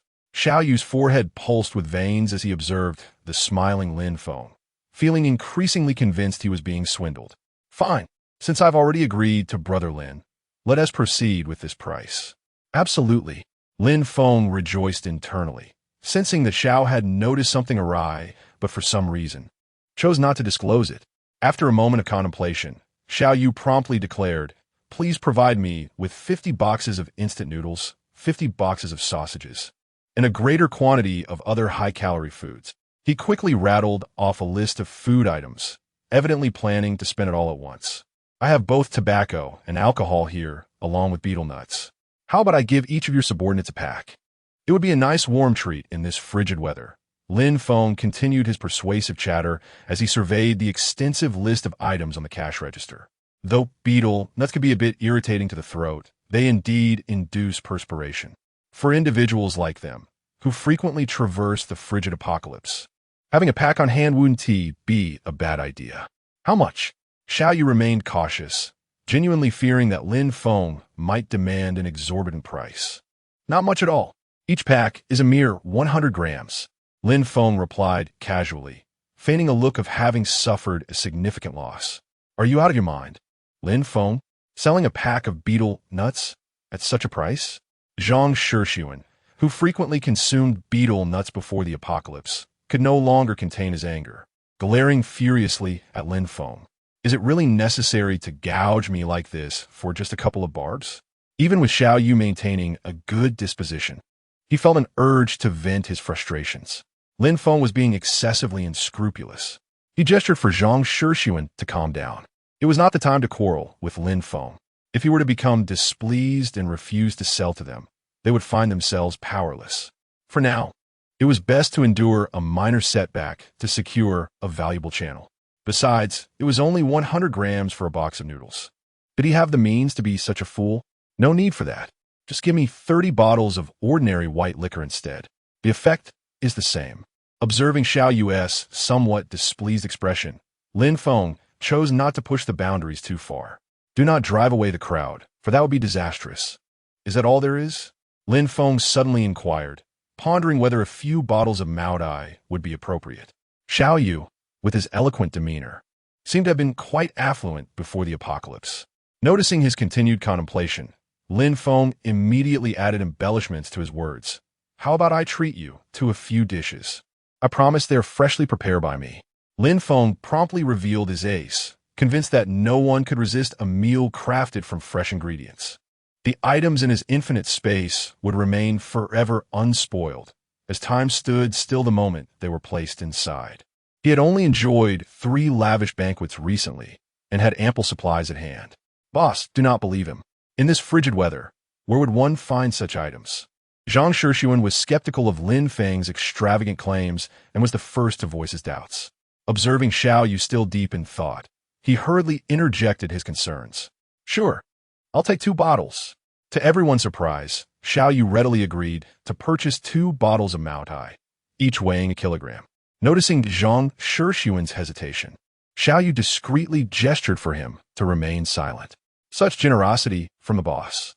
Lin Feng's smile widened, realizing that 2 bottles meant 2 kilograms. Not to mention the other items. Brother Xiao, your magnanimity deserves reciprocation. I shall prepare some of my signature dishes. By the way, the total weight of the items you requested is 600 grams. You may place the gold on the counter. Lin Feng quickly relayed a figure while the system conveniently adjusted the display size. Why should we place it first? What if you take the gold and do not provide us with the goods? Zhang Shixuan coldly retorted, lacking trust in Lin Feng's integrity. Shixuan, Xiao Yu shot him a sharp glance, his eyes brimming with a strong warning. Boss this. Do not worry, I trust Brother Lin's character. Xiao Yu reassured, returning to his composed demeanor. Exactly. In business, trust is paramount. Please place it on the counter. Lin Feng increasingly admired Xiao Yu. If not for the apocalypse, he would have relished the opportunity to befriend someone of such stature. Upon receiving Xiao Yu's command, Zhang Shixuan begrudgingly lifted the heavy box to the counter. Detected purity, 99. 99 gold, weight, 25,000 grams. Finally, it was in his grasp. Lin Feng watched as a substantial box of gleaming gold bars was transmitted into the supermarket, his eyes gleaming with exhilaration. The task requirements have been met. Boss, where are the items we requested? Zhang Shixuan hastily inquired, noticing Lin Feng lost in thought, anxious that their hard-earned acquisition would be deceived away. Why are you so impatient? Your boss hasn't even spoken yet. Lin Feng disdainfully glanced at him, realizing why Xiao Yu could be the leader while he remained merely a subordinate. Such was the disparity. Zhang Shixuan, observing Xiao Yu's calm demeanor, clenched his teeth and refrained from speaking further. Lin Feng observed his demeanor and nodded in satisfaction. Subsequently, he swiftly gathered the supplies needed by Xiao Yu, placing each item at the window according to the order. After nearly 3 hours of diligent work, Lin Feng finally managed to arrange everything. Outside, Xiao Yu had summoned over 20 individuals with the assistance of Zhang Shixuan to help with the... Once Zhang Shixuan finished counting the provisions, he leaned closer to Xiao Yu and whispered, Boss, the quantities match perfectly. There are no issues. All right, you may return and have the brothers prepare the meal. Also, Inquire among the residents about their willingness to join our Southwest Army. While Zhang Shixuan could comprehend the necessity of providing extra food for the brothers, he questioned the rationale behind distributing provisions to the residents. Do as I instructed, Xiao Yu asserted, seemingly unwilling to elaborate further. Chapter 51. To join or to decline, Mr. Xiao, have a safe journey. We eagerly await your next visit. Lin Feng called out with a cheerful smile as Xiao Yu turned to leave. It was no wonder that his previous attempt to profit from small supermarket had been in vain. It seemed that he had once been too conscientious. To his surprise, Xiao Yu did not even glance back, merely waving his hand in a token gesture before departing with an air of nonchalance. System, please check my progress. Lin Feng rubbed his hands together in excitement, for he had long awaited this day. Congratulations, host. You have completed the second phase of your task. Current progress, 29. 110,000. Would you like to initiate the upgrade to Doomsday Supermarket LV2? Lin Feng gazed at the virtual panel before him, nearly bursting into a whistle of delight. Initiate the upgrade immediately. The countdown to the void era, as previously indicated by the system, had now dwindled to a mere 3 days. He was hopeful that commencing the upgrade now would be timely. As he observed the blood-red countdown timer on the virtual panel, it served as a grim reminder to Lin Feng. The Doomsday Supermarket is commencing its upgrade. This process will require 12 hours. Please prepare accordingly. With the virtual panel now displaying the countdown, Lin Feng found himself in a state of quiet anticipation, waiting for the time to elapse. Fortunately, he had ample time to prepare for the impending anomalies. Feeling a wave of fatigue wash over him, Lin Feng stretched languidly. He had been burning the midnight oil, engrossed in several AAA games, and it had taken its toll. Glancing out at the pitch-black night, he resolved to return to the basement for a couple of drinks and a good night's sleep. For now, all matters could wait until after the upgrade was complete. As soldiers returned with a substantial cache of supplies, not only did the station's soldiers begin to cheer, but even the residents, who had been under close watch all day, erupted in hushed discussions. Their expressions were predominantly marked by discontent, with a small faction harboring overt resentment. Most of these resentful homeowners had some remaining rations, enough to stave off hunger, but they had anticipated that Feng Biao and his cohort would seize their food. Instead, they found themselves confronted by a group even more ruthless. Meanwhile, the body of Zhu Xiaoyun lay cold upon the snow, and despite their grievances, they were compelled to swallow their frustrations. The frigid weather left them with pale faces, and several women, who had endured prolonged starvation, were on the brink of collapse. Just then, a dark-skinned man with a stern countenance approached, flanked by 2 armed soldiers. This man was none other than Zhang Shixuan. Xiao Yu had previously instructed him to assess whether any of these individuals were willing to join the rebel forces, and the moment was ripe. After all, in such bitterly cold conditions, the likelihood of persuading them was significantly heightened. Greetings, everyone. Allow me to introduce myself. I am a subordinate of Lord Xiao Yu from the Southwest Army. My surname is Zhang. Zhang Shixuan cleared his throat, his voice devoid of any emotion as he spoke. The crowd immediately erupted into low murmurs of confusion. Isn't this supposed to be an official group? How did it become the Southwest Army? Indeed, wasn't Zhang Shimin supposed to have announced a rescue? Are these not the same people? Zhang Shimin? That fellow's corpse has surely gone cold. He must be deceiving us. Observing the cacophony of voices in the crowd, Zhang Shixuan furrowed his brow. Silence. He bellowed in a deep, commanding voice, instantly silencing the crowd, who stared at him in fearful awe. As he beheld the multitude's apprehensive glances directed at him, a cold glimmer intensified in Zhang Shixuan's eyes. Those who met his gaze instinctively lowered their heads. Satisfied with the subdued crowd, he proceeded to speak. I now present you with 2 choices. Firstly, you may join the ranks of Lord Xiao. In a couple of days, we will escort you back to the Southwest Base, which is equipped with a thermal energy conversion system to shield you from the cold. Furthermore, by fulfilling the assigned tasks, you shall earn sustenance. His words ignited a fervor among the crowd, with expressions of ecstasy blooming on the faces of those who had long been deprived of food. They had not anticipated that these newcomers would not only refrain from coercion, but also extend a hand of refuge. Naturally, among those willing, there were also dissenters.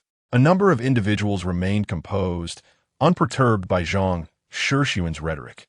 And what is the second choice? A gaunt, greasy young man interjected, his voice trembling as he posed a question. This individual was known as a love-a-stick, a more vocal member of the owner group, who had been forcibly uprooted from his comfortable abode. Zhang Shixuan cast a cold glance in his direction, withholding an immediate response. He understood that among them, there were those who would resist joining their ranks. As the murmurs in the crowd gradually subsided, he continued, the second option is, of course, to return to your homes, provided you remain hidden until we depart. After that, you may do as you please. Zhang Shixuan held no affection for those unwilling to align with the Southwest Army. In his heart, he harbored a desire to eliminate such individuals. However, he had previously broached this with Xiao Yu and was denied permission. This was not due to Xiao Yu's benevolence, but rather his belief that these individuals could still contribute to the base in the future. Their willingness to join would no longer be their decision. Noticing a small cluster of individuals whispering among themselves, Zhang Shixuan's patience began to wane. Now, everyone formed two lines. Those willing to join stand on the right, those unwilling on the left. I will not tolerate any further dilly-dallying that wastes my time. Upon issuing his command, soldiers accustomed to enforcing order promptly brought several armored vehicles before the crowd, activating blinding lights that stirred a commotion. Soon, a middle-aged woman hesitated before rising, and after a moment's resolve, she gritted her teeth and moved to the right. With a leader emerging, the situation quickly became more manageable as numerous others followed suit, leaving only a third of the original crowd behind. Observing that some individuals still lingered in indecision, Zhang Shixuan unveiled a piece of news to solidify their resolve. Now, those who have decided to join us can soon indulge in a hearty meal, as we have procured an abundance of food from the supermarket today. The eyes of those who were previously hesitant suddenly sparkled with enthusiasm, and without a moment's hesitation, they hurried towards the line on the right, fearing that there might not be enough space. As the queue on the right grew longer and longer, Zhang Shixuan nodded in satisfaction. Approximately 400 to 500 individuals were willing to join, forming 3 or 4 lines. However, there remained about 30 to 40 individuals steadfastly rooted in place. This time, though, Zhang Shixuan did not press the matter further. He cast a blank expression towards those who silently walked to the left and said, "You may return. Remember, during our time here, do not harbor any ill intentions, lest." Zhang Shixuan patted the rifle on his back, his tone laced with menace. "Rest assured, we shall be entirely compliant." I doubt you would dare otherwise." At that moment, Zhang Shixuan noticed that Fang Biao and Chun Jiao among the group on the left had also chosen not to join them. These individuals had remained silent within the crowd. Zhang Shixuan let out a cold inward laugh, feigning indifference. These people were certainly not the type to abide by the rules. Their fates would ultimately be determined by the leader. Chapter 52. The Southwest Army? The Rebels. Observing the throng of individuals following Zhang Shixuan as he departed, Fang Biao and his companions finally exhaled a sigh of relief. The sensation of being coerced was profoundly uncomfortable, yet fortunately, these rebels had not exhibited any overtly aggressive behavior toward them, apart from subjecting them to a day of chilling exposure outside. "Brother Biao, why don't we follow them?" Qin Long inquired, perplexed, rubbing his smooth head. Having endured the harshness of the cold all day, his scalp was nearly devoid of sensation. He gazed at the sparse crowd and curiously posed a question. "Brother Qin, I did not compel you to stay. If you wish to go, you may do so at any moment. They have not ventured far yet." Fang Biao replied, his expression inscrutable, casting a sidelong glance at the indecisive Qin Long. "That would not be wise. I believe it is more appropriate to remain with you, Brother Biao." Qin Long chuckled nervously, hastily clarifying his stance. "Brother Qin, you ought to engage your mind and reflect. Why would this band of rebels exhibit such benevolence in bringing hundreds back? Just the daily sustenance for so many would constitute an astronomical sum." Fang Biao articulated, his tone laced with skepticism. "What do you mean, Brother Biao?" Having received a favor from others, one must naturally pay an appropriate price. Feng Biao responded with a cold smirk. He held no faith that Zhang Shixuan and his ilk were genuinely altruistic. There must be ulterior motives at play. At this moment, Qinlong wore an expression of dawning realization, having been previously swayed by the promises of benefits they had offered. In hindsight, those assurances were indeed flimsy upon scrutiny. Meanwhile, Feng Biao turned his gaze, fluctuating between emotions, fixating on Chun Jiao, who had nearly cost him his life moments ago. Brother Biao, please, do not act rashly. They have not yet departed. Chun Jiao stammered, feeling the weight of Feng Biao's intense stare, instinctively retreating. You wretched woman, do not threaten me with these people. Feng Biao shot her an admonitory glare, yet he cast a wary glance in the direction of Zhang Shixuan and the others. I may refrain from acting against you for now, but once they leave, we shall see who can protect you then. Chun Jiao's face paled as she absorbed Feng Biao's menacing words, regretting not leaving with the others when she had the chance, having been thwarted by Feng Biao. Just moments prior, Feng Biao had compelled Qinlong to press a gun against his back. Had she made any move then, she feared she might already be lifeless. As she observed Feng Biao and his companions engaged in hushed conversation, a wave of panic surged within her. Her only course of action now was to seize the opportunity in the coming days to make a discreet escape to the opposite side, thereby rendering Feng Biao's threats impotent. After deliberating for a while, only Feng Biao and Qinlong remained in the area. The other owners, unwilling to join the rebels, had long since returned to their homes. Faced with the increasingly frigid night, Feng Biao and his companions had no choice but to rise and depart from the site. Do not crowd at the back. Each person is entitled to food. A soldier rasped, his voice hoarse from the chaos of the food distribution line. Observing the still disorderly queue, another assisting soldier, his expression grim, shouted once more, if you continue to shove, no one will receive anything. Subsequently, he drew his pistol from his waist and fired a shot into the sky. Bang! The commotion among the crowd quickly subsided, and no one dared to voice their complaints any longer. Instead, they fearfully began to form an orderly queue, anxious not to provoke the irritable soldier. Witnessing this scene, the soldier who fired the shot appeared somewhat appeased. Damn it, if you refuse to drink the toast, you'll taste the penalty. Do not fret. There is ample food for all of you. Not far from the queue for food, Xiaoyu sat leisurely on a bench, pouring himself a glass of Maodai. He downed a small cup of the white liquor, savoring the spiciness that tickled his nasal passages. Soon, the smooth liquid flowed down his throat into his stomach, sending a delightful shiver throughout his body, igniting a warm sensation in his abdomen. Shixuan, join me for a drink, Xiaoyu exclaimed, as he picked up a peanut and relished its crisp texture. Upon hearing this, Zhang Shixuan hurriedly approached, picking up a small cup and bending down before Xiaoyu. Have a seat. Xiaoyu poured him a drink, gesturing for him to feel at ease and enjoy. Zhang Shixuan reluctantly fetched a small stool, half sitting on the chair as he downed the white liquor in one gulp.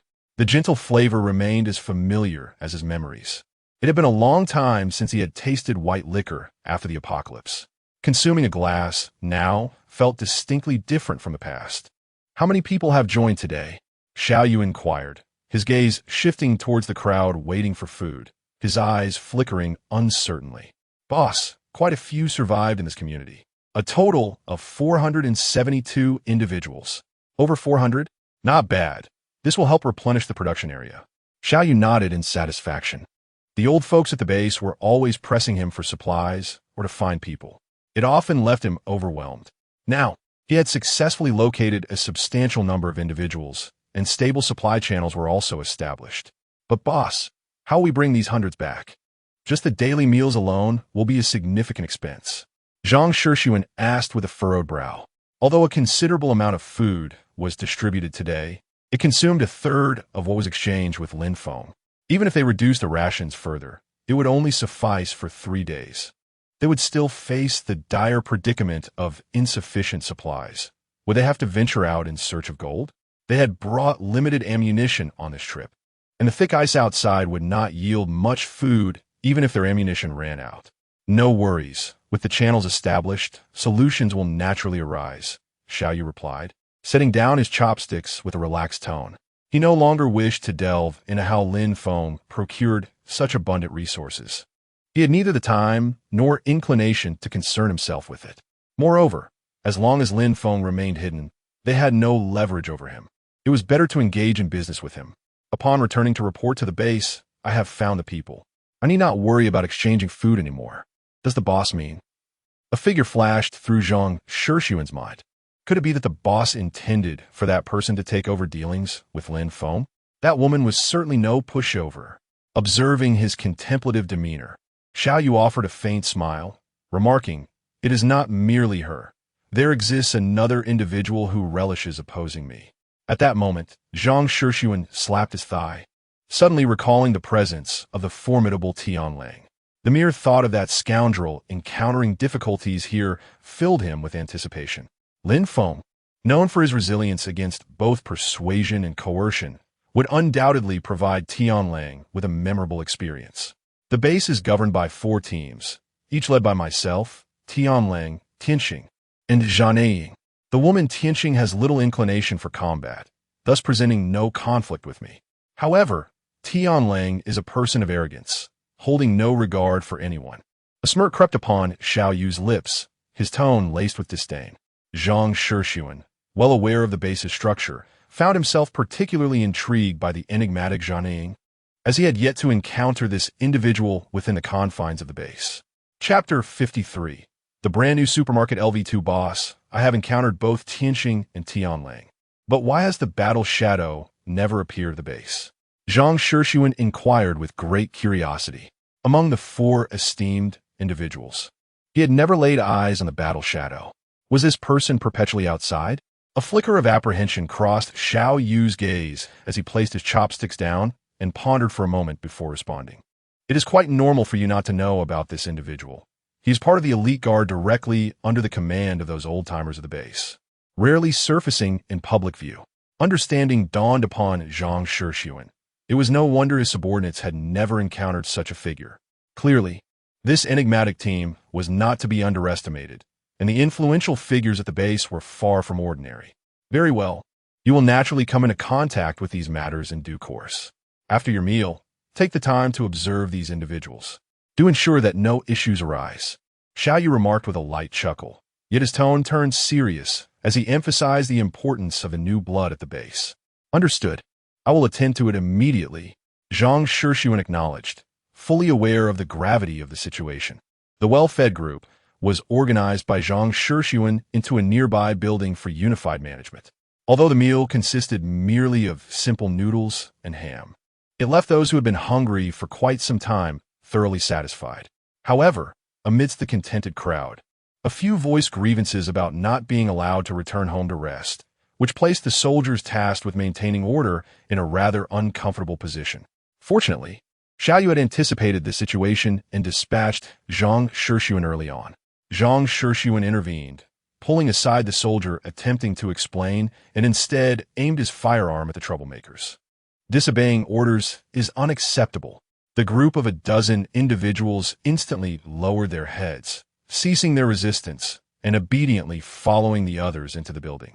"Captain, you truly are impressive," one soldier remarked, his face filled with admiration. "Spare me the flattery.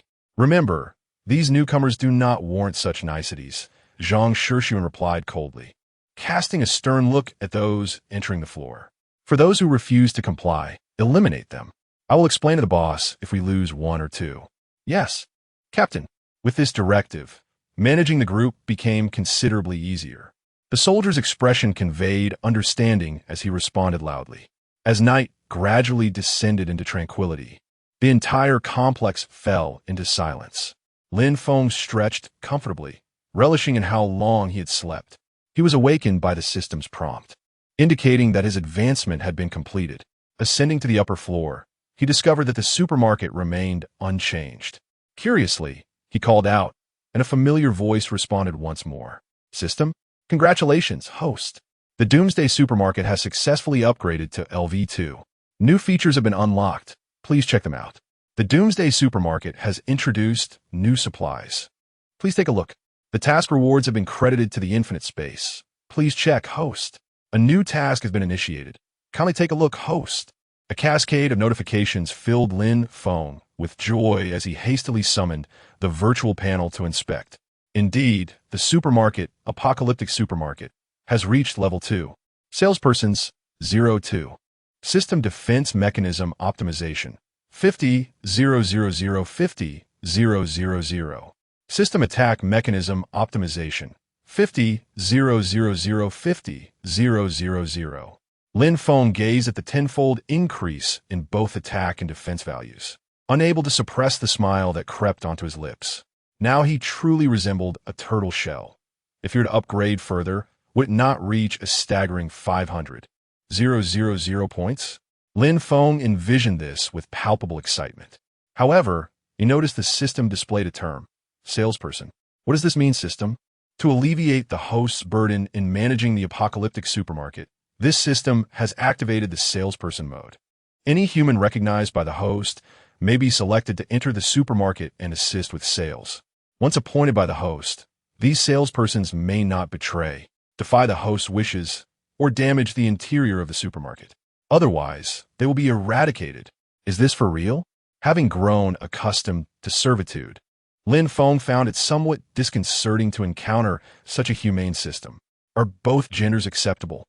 He inquired uncertainly, harboring a bold and rather inappropriate thought. Any living being is eligible. Wait, what does that mean, system? I have no interest in animals whatsoever. Lin Feng rolled his eyes, feeling somewhat exasperated. Afterward, he noticed the system had introduced a range of new products. He hurried to the newly added sales rack and beheld several rows of peculiar foods. Braised pork flavor energy bar, priced at 1 white magic stone, replenishes stamina.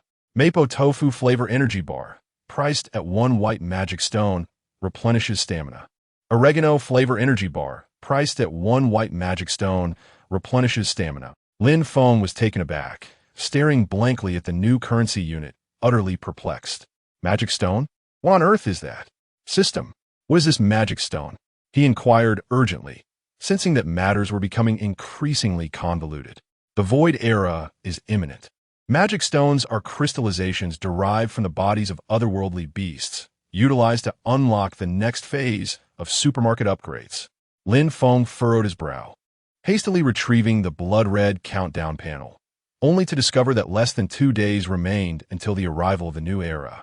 He had initially believed the extreme cold apocalypse had dealt a severe blow to humanity, yet now an even graver calamity was on the horizon. In the face of the massive disappearance of human armed forces, would they be able to contend with these so-called otherworldly beasts? Lin Feng was uncertain. It seemed he would have to wait until 2 days later to comprehend the unfolding events. No wonder the system had fortified defenses so significantly after the upgrade. It was all in preparation for better self-protection. After a moment of contemplation, he opened the new task. Please proceed to the nearest 12-dimensional void rift and establish a branch store, host, and earn 10,000 white magical stones. The system will advance to LV3. What? Open a branch? Is the system out of its mind? If I go out, am I not just seeking death? System, have you lost your senses? Do you see any ability in me to open a branch? Wouldn't I be instantly reduced to nothing by others? Lin Feng expressed his dissatisfaction with resentment. He had been rather pleased initially, but now he found it impossible to feel any excitement. Please check the task rewards. They can ensure the host's safety. The system's voice still exuded a comforting sense of security, just as it had before. Lin Feng breathed a sigh of relief. He thought to himself that the system would not simply send him to his demise for no reason. He quickly stowed away the virtual panel and rubbed the infinite symbol on his finger to enter the infinite space. What on earth is this? Lin Feng stared in awe at the colossal object lying quietly in the space, completely taken aback. Chapter 54. Mission rewards. Lin Feng found himself in a state of stupor as he gazed at a towering RV parked within the infinite space. His face a canvas of astonishment. No, to call it merely an RV would be a disservice. It resembled more a sleek, black armored vehicle, its form merely reminiscent of an RV in size. The vehicle's imposing silhouette, cloaked in a profound ebony sheen, evoked the image of a formidable beast brimming with explosive power. What Lin Feng found particularly unbearable was the system's mischievous decision to affix a large logo atop the vehicle. Very nice supermarket. A twinge of embarrassment washed over him as he beheld the white emblem. Wishing he had chosen a more conventional name, he opened the door to the driver's cabin, only to be greeted by an entirely different scene. The interior was adorned in a rich burgundy hue, and Lin Feng could almost detect the fragrance of the pristine leather seats. With a nimble leap, he entered the driver's seat, settling into a chair that embraced his form perfectly, relishing the comfort beneath him. In that moment, he felt that perhaps a mundane name wasn't so problematic after all. After all, in a post-apocalyptic world, who wouldn't yearn for such a luxurious RV? Ding! Vehicle binding successful, ready for activation. Just as Lin Feng pondered how to start the vehicle, the sweet voice of the system chimed in his ear. A display screen on the side of the steering wheel suddenly illuminated, revealing a radar-like interface. Remarkably, it even boasted a scanning system, allowing him to detect nearby individuals. He hopped out of the RV and moved towards its center, where a black button caught his eye. A gentle press of the button caused the expansive doors to glide open, revealing the interior.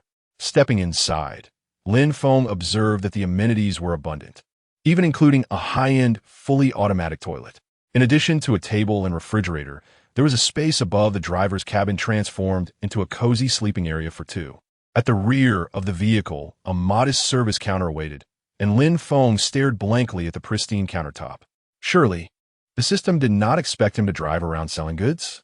The more he contemplated, the more plausible it seemed, especially since this new mission required him to open a new store. Stepping away from the vehicle, Lin Feng surveyed it with satisfaction, yet a question rose in his mind. System, how defensible is this vehicle?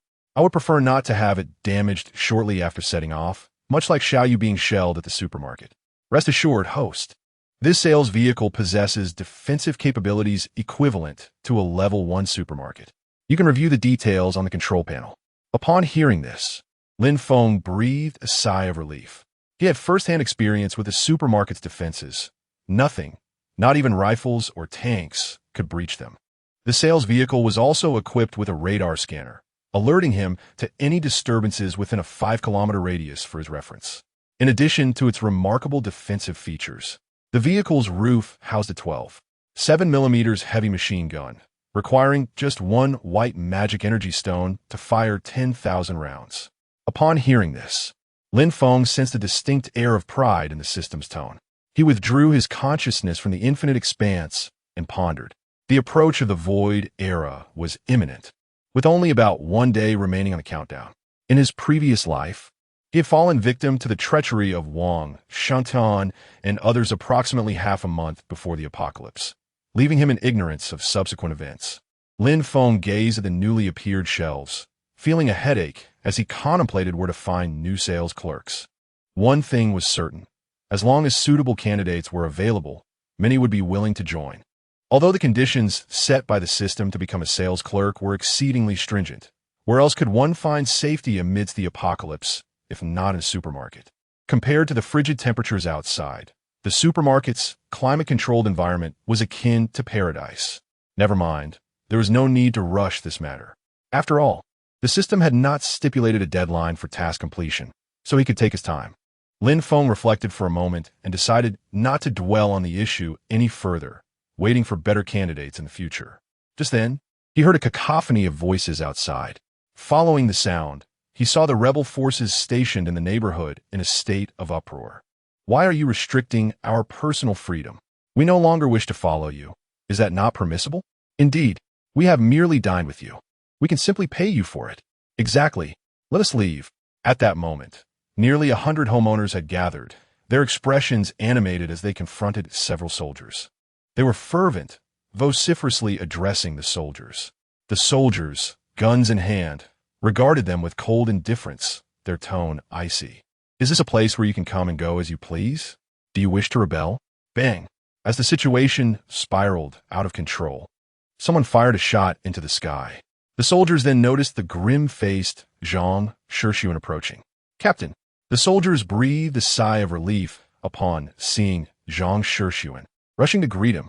What is happening? What do these people want? Zhang Shixuan, with a stern expression, cast a glance at the suddenly silent crowd and inquired with an unfriendly tone. Captain, these individuals have been conspiring together since noon. In the afternoon, they suddenly surged forward, claiming they no longer wish to accompany us to the base. A soldier hastily explained. If it had been just one or two individuals, he could have managed, but with nearly 100 surrounding him, he felt a twinge of panic. Upon hearing this, Zhang Shixuan's eyes flared with anger. It was unexpected that this group would stir up trouble after only one day. Gripping his pistol, he slowly approached the crowd.